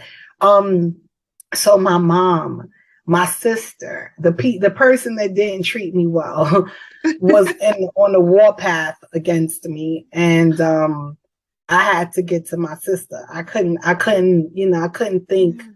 I couldn't take time to think about anything, so I had to call my sister. My sister is my rider. She does not have children. Okay. I am. And I don't care about her godchildren. I don't care about my children. That's her nieces and nephews. I am the closest thing she has to her own daughter. You claiming that right now? Oh, absolutely. And you can ask her. She'll tell you. She has always treated me well. She has always taken care of me. She has always, she's never, in all of my ups, downs, back and forth, mistakes, my sister has never treated me like, what's wrong with you? Are you dumb or something? Like, what's happening? But she's always That's all we want to hear. She's always just like, little niece, what's up? What we going to do? What you want to do? So I got to my sister, and once my sister was on my side, that was all she wrote. That was really all she wrote. You know, she was like, she had just moved into a really nice area of the Bronx. She had 2 bedrooms, and she was like, if you want to come and live with me, you know, with the baby, she's like, you're more than welcome to that room. She was like, I know you might be a little embarrassed. Like, I don't know what you want to do. You know, she was like, well, I don't care. But all I know is you're finishing school. I'll pay for daycare. I'll do you're finishing school. You understand? And I was like, all right, you know. So when we went, she went with me to tell my mom. She actually told my mom for me. Oh, so good. She wasn't one of those people like, you have to say it. You're gonna say it. It was like, Mom, this is what's going on. This is what's happening. This is the part I'm playing. Like, so what? And my mother was like, what? My mother was like, like, wait a minute. Wait, that ain't a part of the plan. You know, we talk about college in this house. We talk about finishing school and education. That's not a part of the plan. And so I pretty much told my mom, you know, this is what I'm doing because of my brother. You know, my brother was very big on the things he taught me. Abortion was not one, like, we were not going to do that. So, you know, I told my mom I didn't want to do it, you know, and I was going to have this baby. You know, I made my bed and I'm going to lie in it and we going to be okay, you know. That's why I was hoping to, when I saw that you had youth and parents on there, I wanted to tell children. Because I feel like I was my most powerful at 13 years old. Even when I sit in front of people and they're like, oh, you seem so confident. You seem to have it all together. And I'm like, ooh, some days I don't. But when I was 13, I was severely determined and persistent. And like, kids are powerful. You know, kids are powerful. I think kids are powerful because they have not been in the world long enough to be, you know, some of them, because some of them do have it rough. I don't want to discount the ones that come into the world with these rough things going on. But for the most part, kids have not like been tainted. They've not been like traumatized to their core, really hurt, you know. And so they still have a lot of strength and resilience in them. They know how to bounce back quick. And so I always want kids to believe in themselves and know how powerful they are, you know. And so so at 13, I was like dynamic. I was just like, I was like, let me tell you something. I did this. This is my responsibility. I'm taking ownership of it, and I'm having this baby. I'm not gonna do it. Like I just wasn't willing to do it, you know. And I had to advocate for yourself. Yeah, and you are a really good advocate. It sounds like. Thank you. And you know what? I don't only advocate for me. Even when I was a kid, I advocated for others. You know, my mom, she used to work, she was a para for the New York City Department of Education, and she worked in the special ed department. And you would not want to make fun of those kids. You would not want to be on the side of, you know, talking down to people, or, you know, my mom, she was that person. She was not, she wouldn't allow it. And so if we did it as her kids, we would have something to pay once we got home. So, you know, we grew up looking at other people, you know, as equal to us, you know, not beneath us in no way, education wise, financially, anything of that nature. We had to respect people, you know, whatever station in life they were in. And so, I think that's what made me a big advocate for kids when I was younger. I don't like bullies.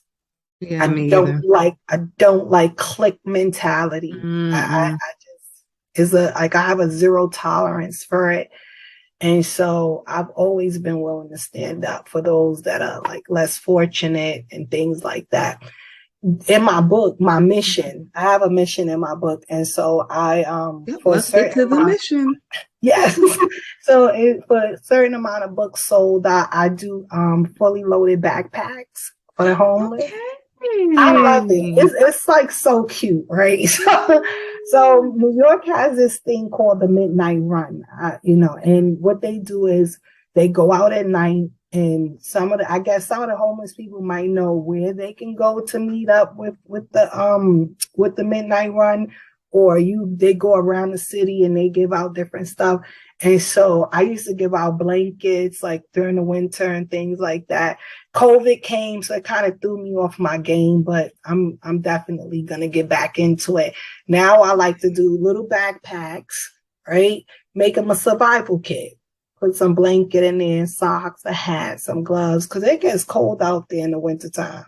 Some soup, some hot chocolate, some toiletries and stuff, toothbrush and different things. Look at Let's give out some. I really, me and my husband did it a couple of times. It was awesome. It was really, really good. It was really good.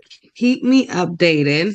When you guys are doing it, let me know if there's a way we can donate some items or funds. Maybe if we have some extra funds, we don't mind helping out for Definitely. the cause. Let me know. I know I've talked to you. You're still in the Bronx, right? Yes, ma'am. Okay, I think I talked to you before, but we work with a hospital really closely in that area. So we do have a lot of families in Glo Preemies who live in the Bronx. Okay. So I will be coming out there soon.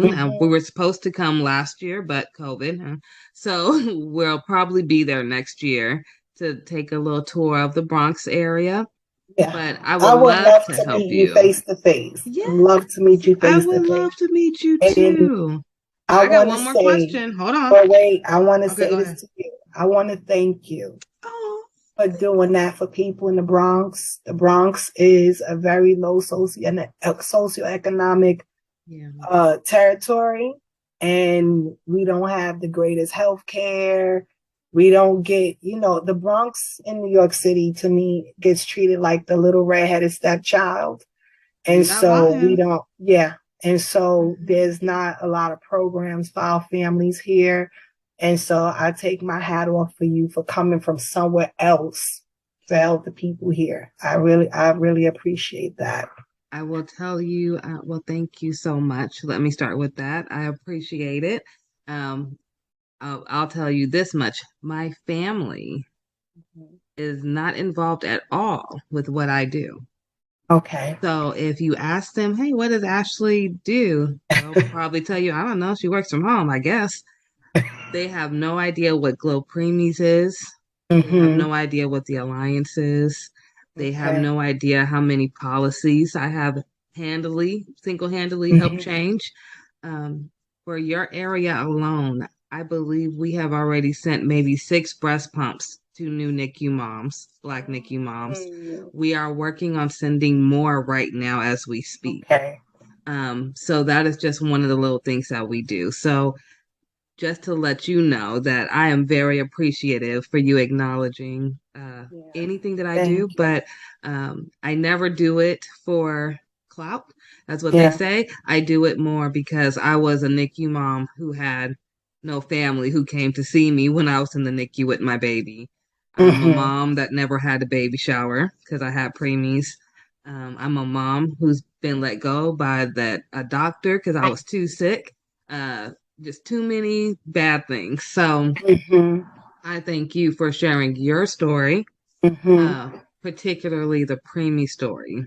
Yeah. But is there a way for those who just heard what you're doing with the mission to be able to help donate to you? Do you guys have like a Cash App set up, or will you get one so that if people see this video and want to help contribute to what you guys are doing without getting the book, or if they want to get the book and still donate, how can we do that? So currently I don't have a Cash App set up for it. We'll but work on one. Yes, we will. Yes, we will, ma'am. Listen, you're going to be right. You don't even know how much you're helping me right now by kind of giving me some tips and instruction. Like, hey, girl, get this together. Oh, good. We're gonna have you popping, okay? Don't worry about it, you guys. So you heard her. She is gonna get a Cash App or something to that caliber, and when she do, I will post it under this video. So keep looking for this video, see if there's any updates. I'm sure I'll have you back when the book comes out. Absolutely. I want to do a giveaway for the holidays. I need that book for the giveaway. Okay. For and sure. we will definitely stay in touch. I want to see you when you come to the Bronx. I want to, I want us to get some lunch or something. Yeah, I can't wait. I greatly appreciate you having me. It's been an honor. And to know what you're doing here in the Bronx is really, is very moving to me. Because like even when my sister was in the NICU, there was no helping. There was no, it was thank God we had my mom and my sister to do stuff and to help and to, even me when I had my daughter as a teen, I was like that, growing up, I was like, there's nothing here to help, people that have I did have a high school. I did go to a high school that had a daycare, but even with that high school is still an alternative high school, but it no longer, I don't believe it has the daycare center anymore, which was tremendous because that gave people a real opportunity to go to school and continue their life and, so, but yeah. Do they have any of those options anymore? I'm not really. Or? That was the only school. It was called Bronx Regional High School, and I forgot the name of the extension because they had an extended piece to it where all the pregnant girls went to school. So if you were pregnant, you can attend and you just be in class with other pregnant girls. You wouldn't be amongst the general population. Yeah. And then once you had your child, you were able to still come to school and bring that baby to the daycare center. But they don't have. Yeah, it was beautiful. New York used to be a really awesome place to live, and it had a lot of resources, but not much is going on here anymore. So for you to still be in the place of trying to help out here, it's wonderful. We're gonna have to connect for sure. Definitely, because I'm ready. It's the winter months are coming soon, so I'll be this year I'm doing something special. This year, all of the blankets that I buy, probably in the blankets and maybe in the hats, I'm gonna have my daughter sew in patches that says Jesus loves you. Because I want them to know that it comes from him, not from me. Look at you. So, I love that. I want them to know that he is thinking about them. He's not forgotten. He's not forgotten. Yeah, because I would not have gotten to this moment without him. Absolutely. I feel the same way. Yeah. I don't. Yep. That's why I said earlier. I believe everything happens in divine timing. God little ones is what GLO stands for. So GLO stands for God's little ones. And I truly believe because, quick backstory, when I first got pregnant with Aiden, my oldest child, it was in 2010. I was going to Xavier in New Orleans and Tulane at the same time. Going to be an OBGYN, wanted to be a doctor. That was my main goal. I wanted to be a baby doctor. And I went to Tulane because I wanted to do public health, because I wanted to work in the World Health Organization. Ended up having Aiden with 2 semesters left. And here we are 12 years later. I have GLO Preemies. It incorporates both of them. So I'm still dealing with babies. I train doctors now. I educate doctors through what I do at CPQCC based at Stanford. Not only that, that was my college that I really wanted to go to. My Okay. mom said I couldn't go to Stanford because she wanted me to go to Xavier because they were known for African Americans to go to medical school. Okay. I still ended up at Stanford. Absolutely. I'm still there, and I'm the Still first gave you African your American to become chair.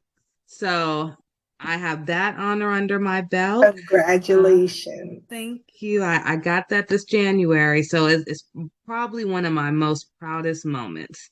But just like you said, your trauma makes you who you are.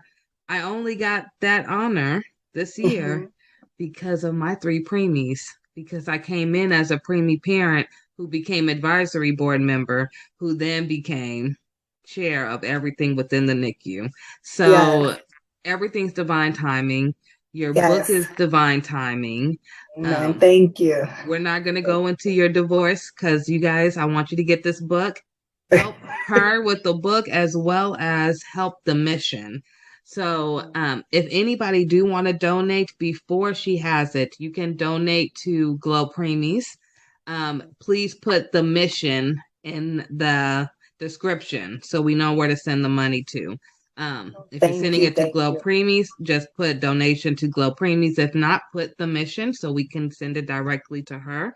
Thank you. Thank you. And then, yeah, we'll get that going. I'll put everything in the description. To everyone, we are now on iHeartRadio now.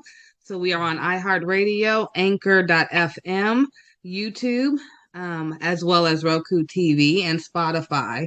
So you can look up Glo Preemies or the Ashley Randolph podcast.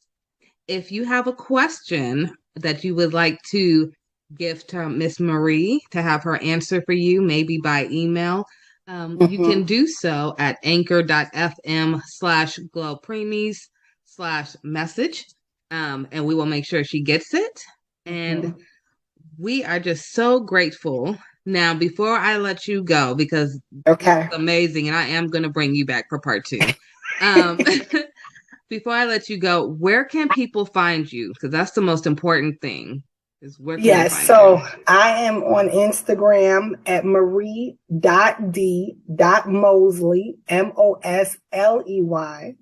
And I'm also on Facebook at Marie Mosley.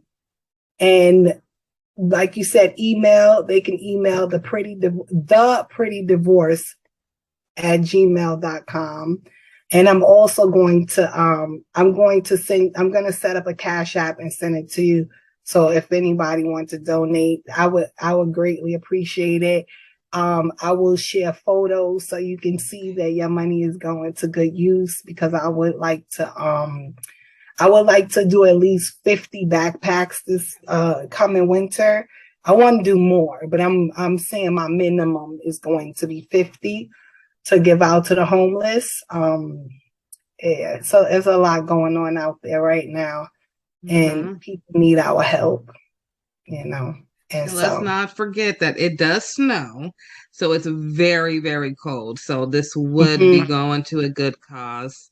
If everyone helps, even $5 adds up. I do hat, glove, scarf, and socks, and a blanket. And the blanket.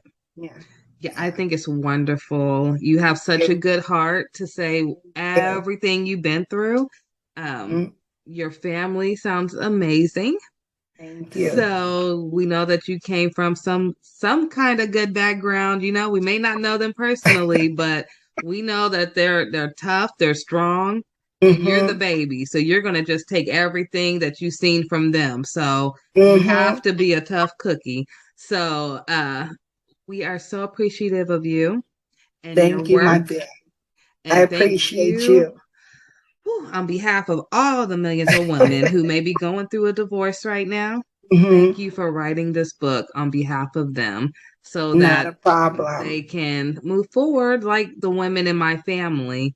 Hopefully I'll never have to go through that. I don't think I will, but you don't want to go through it, but it's those that have been through it, or those that feel like they're stuck, I definitely feel like my book would help them, because I have a little bit in there about us divorcing ourselves, not only from men, but some other toxic behaviors. See what I'm saying? So Yeah. it's, it runs, it's a pretty, I'm proud of it. I'm very proud of it. And I can't wait for everyone to read it. I appreciate you. My husband appreciates you. My 4 babies and my 2 grandsons appreciate you. I could not get off here without mentioning my kids. They are awesome. They are resilient. They went through this divorce with me. Yeah. They empowered me and I empowered them. And we built amazing bonds with each other behind it. And so, yeah, it's doable. It's okay. I got a question. Yes, ma'am. How comfortable is your husband and kids with being on TV? I don't think my kids will have any problem with it. Let me tell you something. First of all, not for our interview though. My son is Mr. Congeniality. He's so astute, and he's such an awesome young man. My girl, I have one daughter though. She's very much into her faith, and she's very modest. And so she might be like, Mommy, I don't want to be on TV. But the oldest two would get ready for you. Like, here we are. I'm here. Yes. And hubby, like I said, hubby's an alpha. He's very confident. He believes in himself. He would have no problem. We'll show up. We'll definitely talk after this. Yes. We're doing a holiday special for our Roku TV. Okay. And I would love to offer you and your family a little part in it. Okay. And I'll talk to you off of here about it. And then, I just want to offer it. We are trying to uplift as many Black voices as possible because when I first got started, there was a lot of people who are at the top right now in the NICU world who told me I would never make it unless I had everyone included. And I said, absolutely not when we have the highest rates. So I know how hard I had to fight, and I'm going to try to make sure that you guys don't have to fight as hard as I did. And I appreciate that. And I want to say this, my book, anybody can read my book. Okay. But I really did have us in mind. Yeah. We go through a unique set of circumstances in almost every situation out here. So I have women that might not have resources. You know, I talk about court and everything in there. Like when you got a lawyer, all of that stuff. The good questions. You know what I'm absolutely, because we have to speak up for one another. We have to, and I don't shun anybody. Like I said, it's because we all women, we all go through divorce. But when I was going through divorce, I didn't have, $10,000 to get a lawyer to fight for the house and the Rolls Royce. I didn't have all of that. And so I want to talk to people that really do need the assistance, and that need someone to be able to be a voice for them. And so I appreciate you for that, and just know that I am following in those footsteps as well. I'm so happy for you. This time next year, you're going to be like, ooh, girl, I'm on book number 2. It's like, good. When is it coming out? Oh, you already have it out? No, I don't have it out, but it'll be done in the next few weeks. Like I'll be ready to send it off for editing. Ooh, all right. Okay, so when book number 3 coming? So it was. I think the Lord was like, I want you to do 3 this year, but I didn't. I've been going through a lot of because my mom passed away. Okay. And so I've been finally coming up from that, from that she passed thing this year? Stuff. No, she passed in 2020. Girl, it's so much stuff. Let me tell you something. It is so much stuff. And I'm going to quickly say this. My daughter, the one that I said is modest, this woman, this cult leader, talked her into, no, I'm being honest. I'm not. I'm serious. I'm being very serious. She talked my daughter into leaving home and not speaking to us anymore. No. Yes, in 2018. Yes. And so we were going through that and trying to get her back. And then my mom passed away. It's been a lot, but you know what? God is still good. He's still on the throne.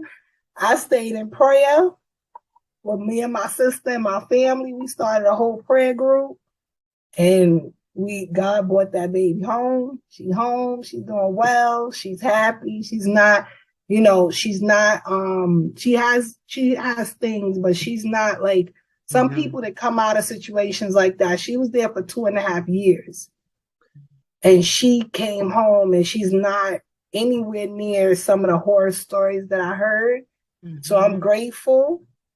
It's been a battle. Journey.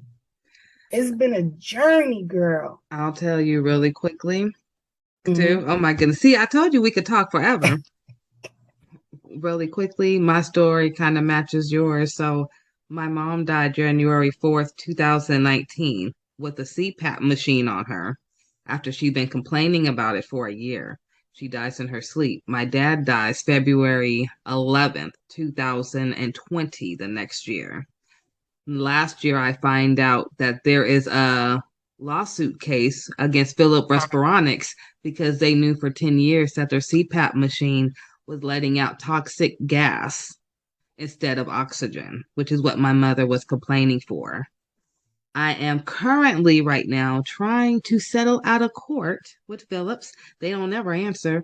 Because I really don't want to go through the whole lawsuit proceedings. Like I'm drained at this point. Yes. Okay. The whole situation, can I please just put it behind me now?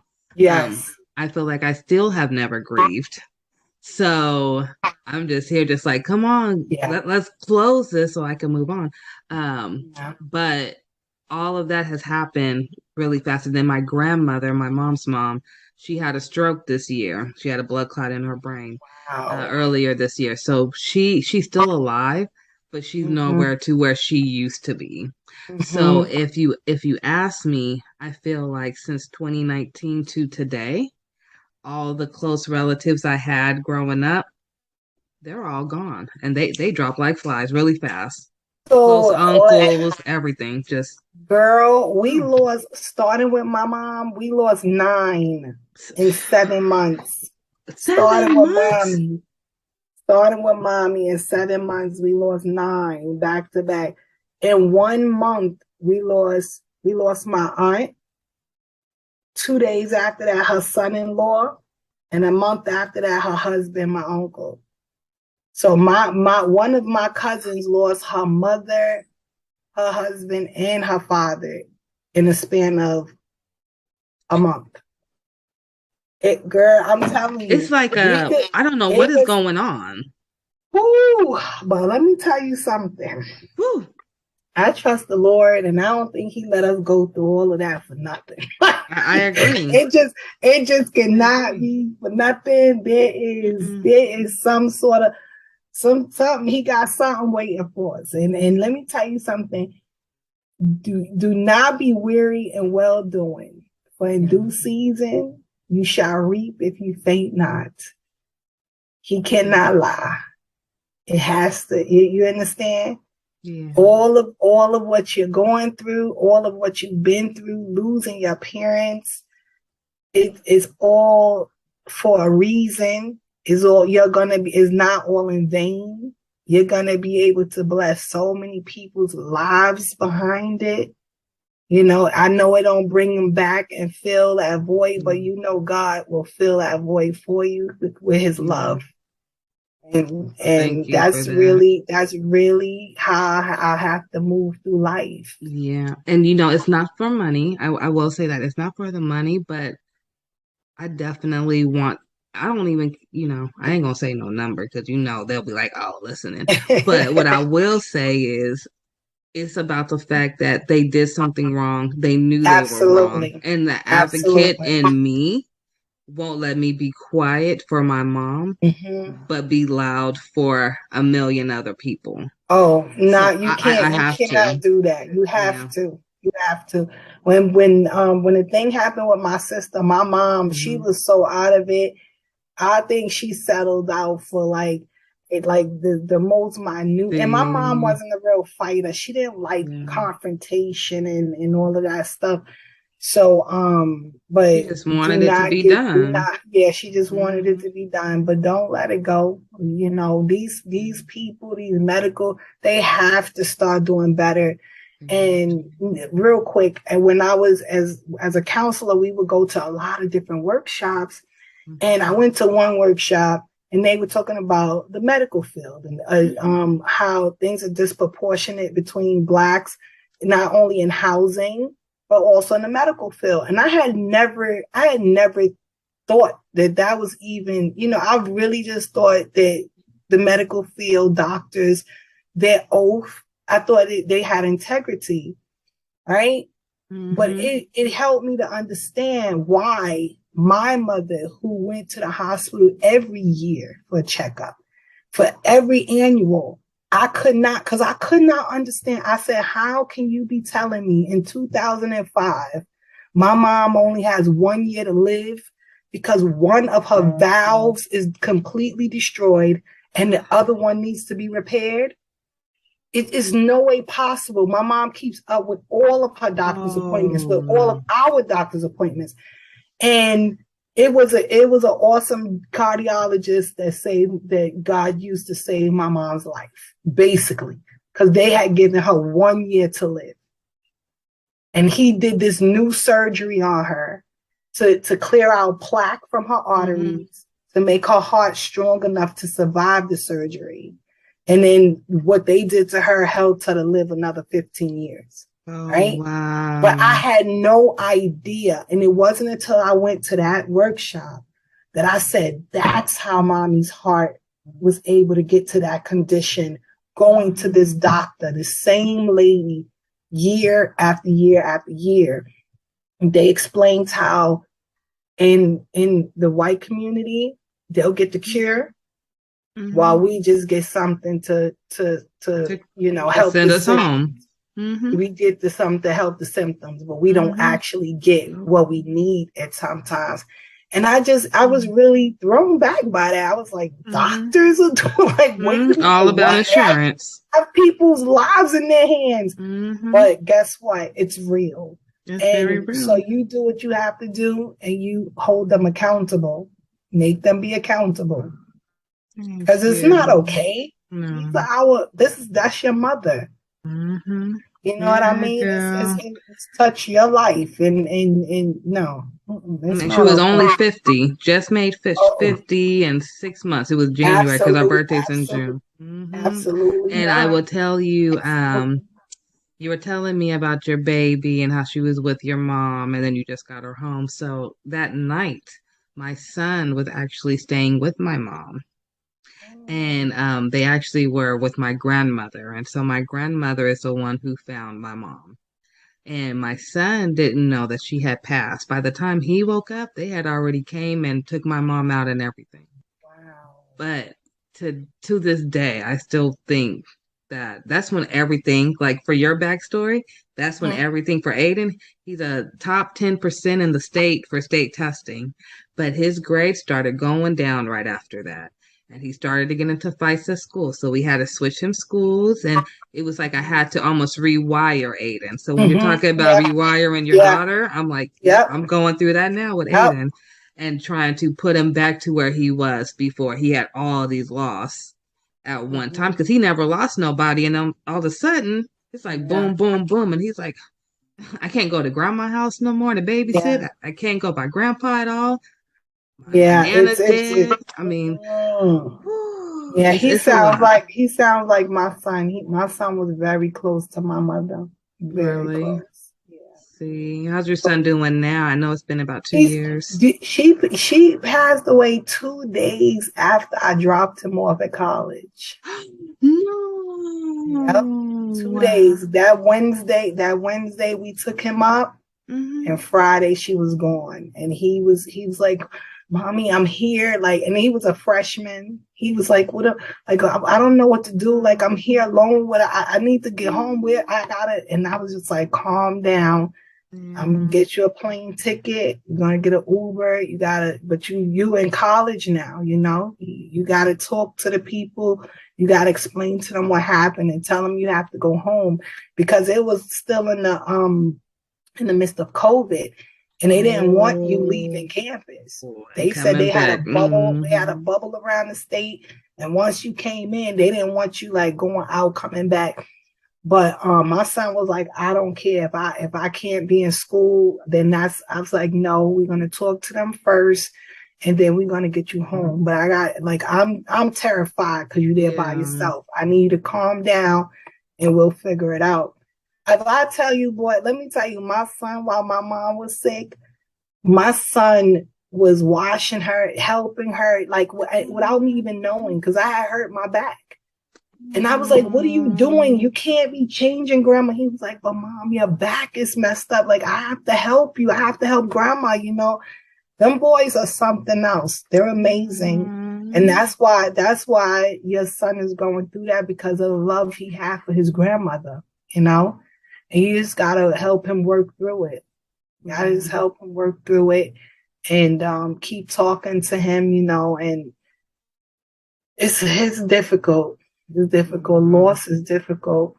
It very is. I thank you for talking to me through that. And we were supposed to be talking about you, and we done ended up helping me out. Okay, that's how a good interview goes. It's okay. Yes, and we will definitely stay in touch. Yeah, we'll have you back for a part 2. And thank you so much. And everyone, please share and go visit her Instagram and Facebook. Like, follow, subscribe, share, all that jazz. And look out for the mission. That's what we're going to call it now. So if you hear me say we're getting ready to do the mission, we're talking about them backpacks, okay? So thank you again, Marie, for talking to our families, and we will talk soon. Yes, ma'am. Take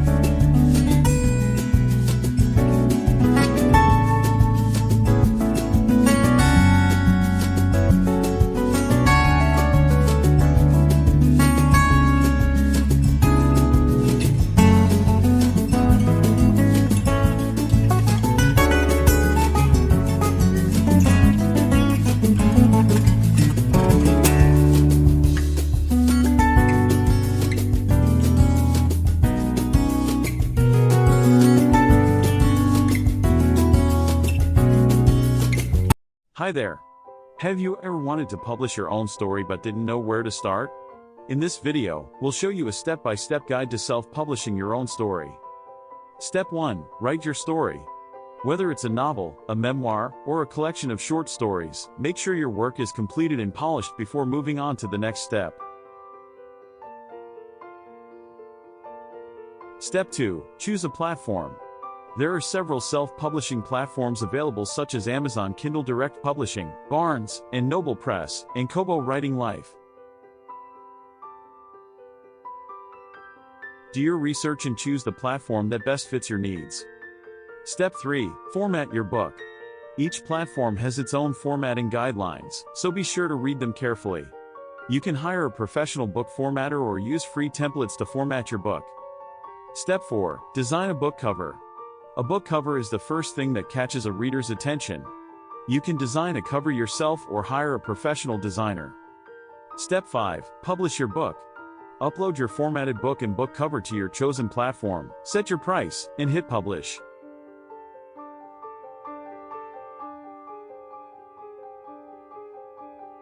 Step 6. Promote your book. Use social media, book blogs, and book review sites to promote your book to potential readers. And that's it. With these 6 steps, you can self-publish your own story and share it with the world. Thanks for watching this video, and don't forget to subscribe to our channel for more tips on writing, publishing, and marketing your books. Hey everyone, welcome back to our channel. With fall and Halloween just around the corner, we thought it would be fun to share our top 10 movie picks for teens and for some of you younger siblings also to watch during this spooky season. So grab some popcorn, turn off the lights, and let's get started.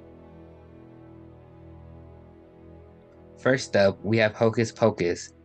This classic Halloween movie is a must-watch for anyone who loves witches, magic, and a good laugh. It is perfect for a cozy night with friends or family.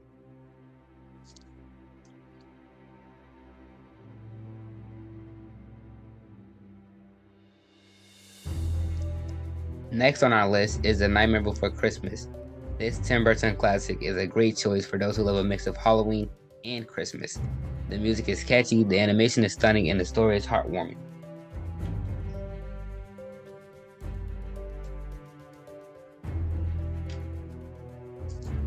For those who love a good scare, Teenage Mutant Ninja Turtles Mutant Mayhem gives the right amount of thrills and excitement throughout the film.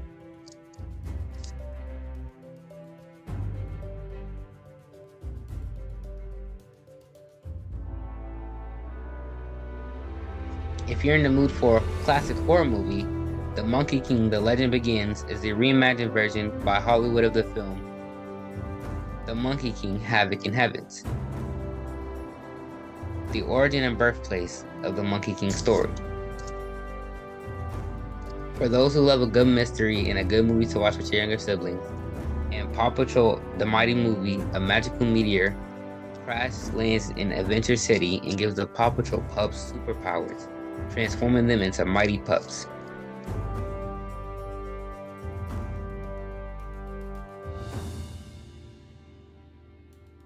If you're in the mood for a comedy, Leo is a great film. A 74-year-old lizard named Leo and his turtle friend decide to escape from the terrarium of a Florida school classroom where they have been living for decades.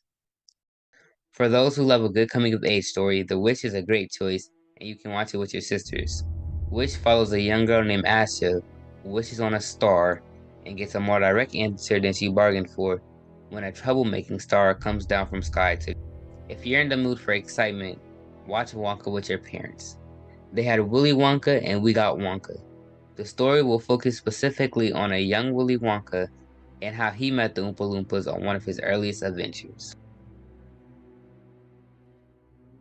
For those who love a good film, Ghostbusters Afterlife is one everybody loves. Set 31 years after the events of Ghostbusters 2, it follows a single mother and her children who move to an Oklahoma farm they inherited from their estranged father, Egon Spengler, a member of the original Ghostbusters. The sequel will come out in December 2023. For the last film, but not my least favorite, we have Migration. Migration is a film about a family of ducks trying to convince their overprotective father to go on the vacation of a lifetime. A film for not just you, but for the entire family.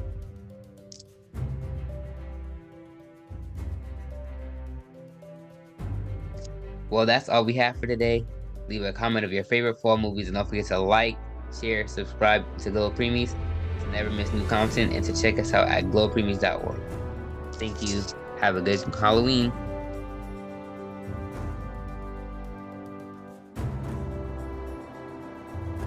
Host, welcome back to our channel. With Christmas just around the corner, it's time to spread some holiday cheer. And what better way to do that than with festive wreaths?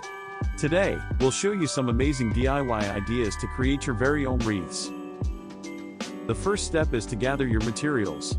You'll need a wreath frame, some evergreen branches, pine cones, holly, ribbons, and anything else you'd like to add for a personalized touch. Start by attaching the evergreen branches to the wreath frame. Use floral wire or hot glue to secure them in place. Now, let's add some pine cones and holly. You can arrange them in clusters or evenly spread them out. Get creative and make each wreath unique. To give your wreath that finishing touch, tie a beautiful bow with a festive ribbon. You can choose traditional colors like red and green, or go for a more modern look with silver or gold.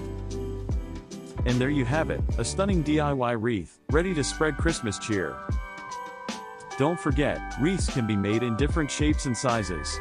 Hang them on your front door, over the fireplace, or use them as centerpieces for your Christmas table. Deck the halls, top 3 Christmas wreath designs. Let's get started. Design number 1, the classic wreath. This timeless design features a lush green base adorned with vibrant red bows, golden baubles, and pine cones. It's a traditional choice that never goes out of style and will bring that festive spirit to your front door. Next up, design number 2, the whimsical wreath. This whimsical design takes a playful approach to holiday decor. It's filled with colorful ornaments, sparkling ribbons, and jingle bells.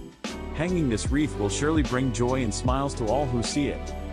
And finally, design number 3, the rustic wreath. If you prefer a more natural and cozy look, this is the one for you. With its combination of fresh pine branches, pine cones, and burlap bows, it provides that warm and inviting touch to your home. There you have it, our top 3 Christmas wreath designs. Which one is your favorite? Let us know in the comments below. Don't forget to give this video a thumbs up and hit that subscribe button for more festive inspiration. Thanks for watching, and remember to have a joyful and magical holiday season.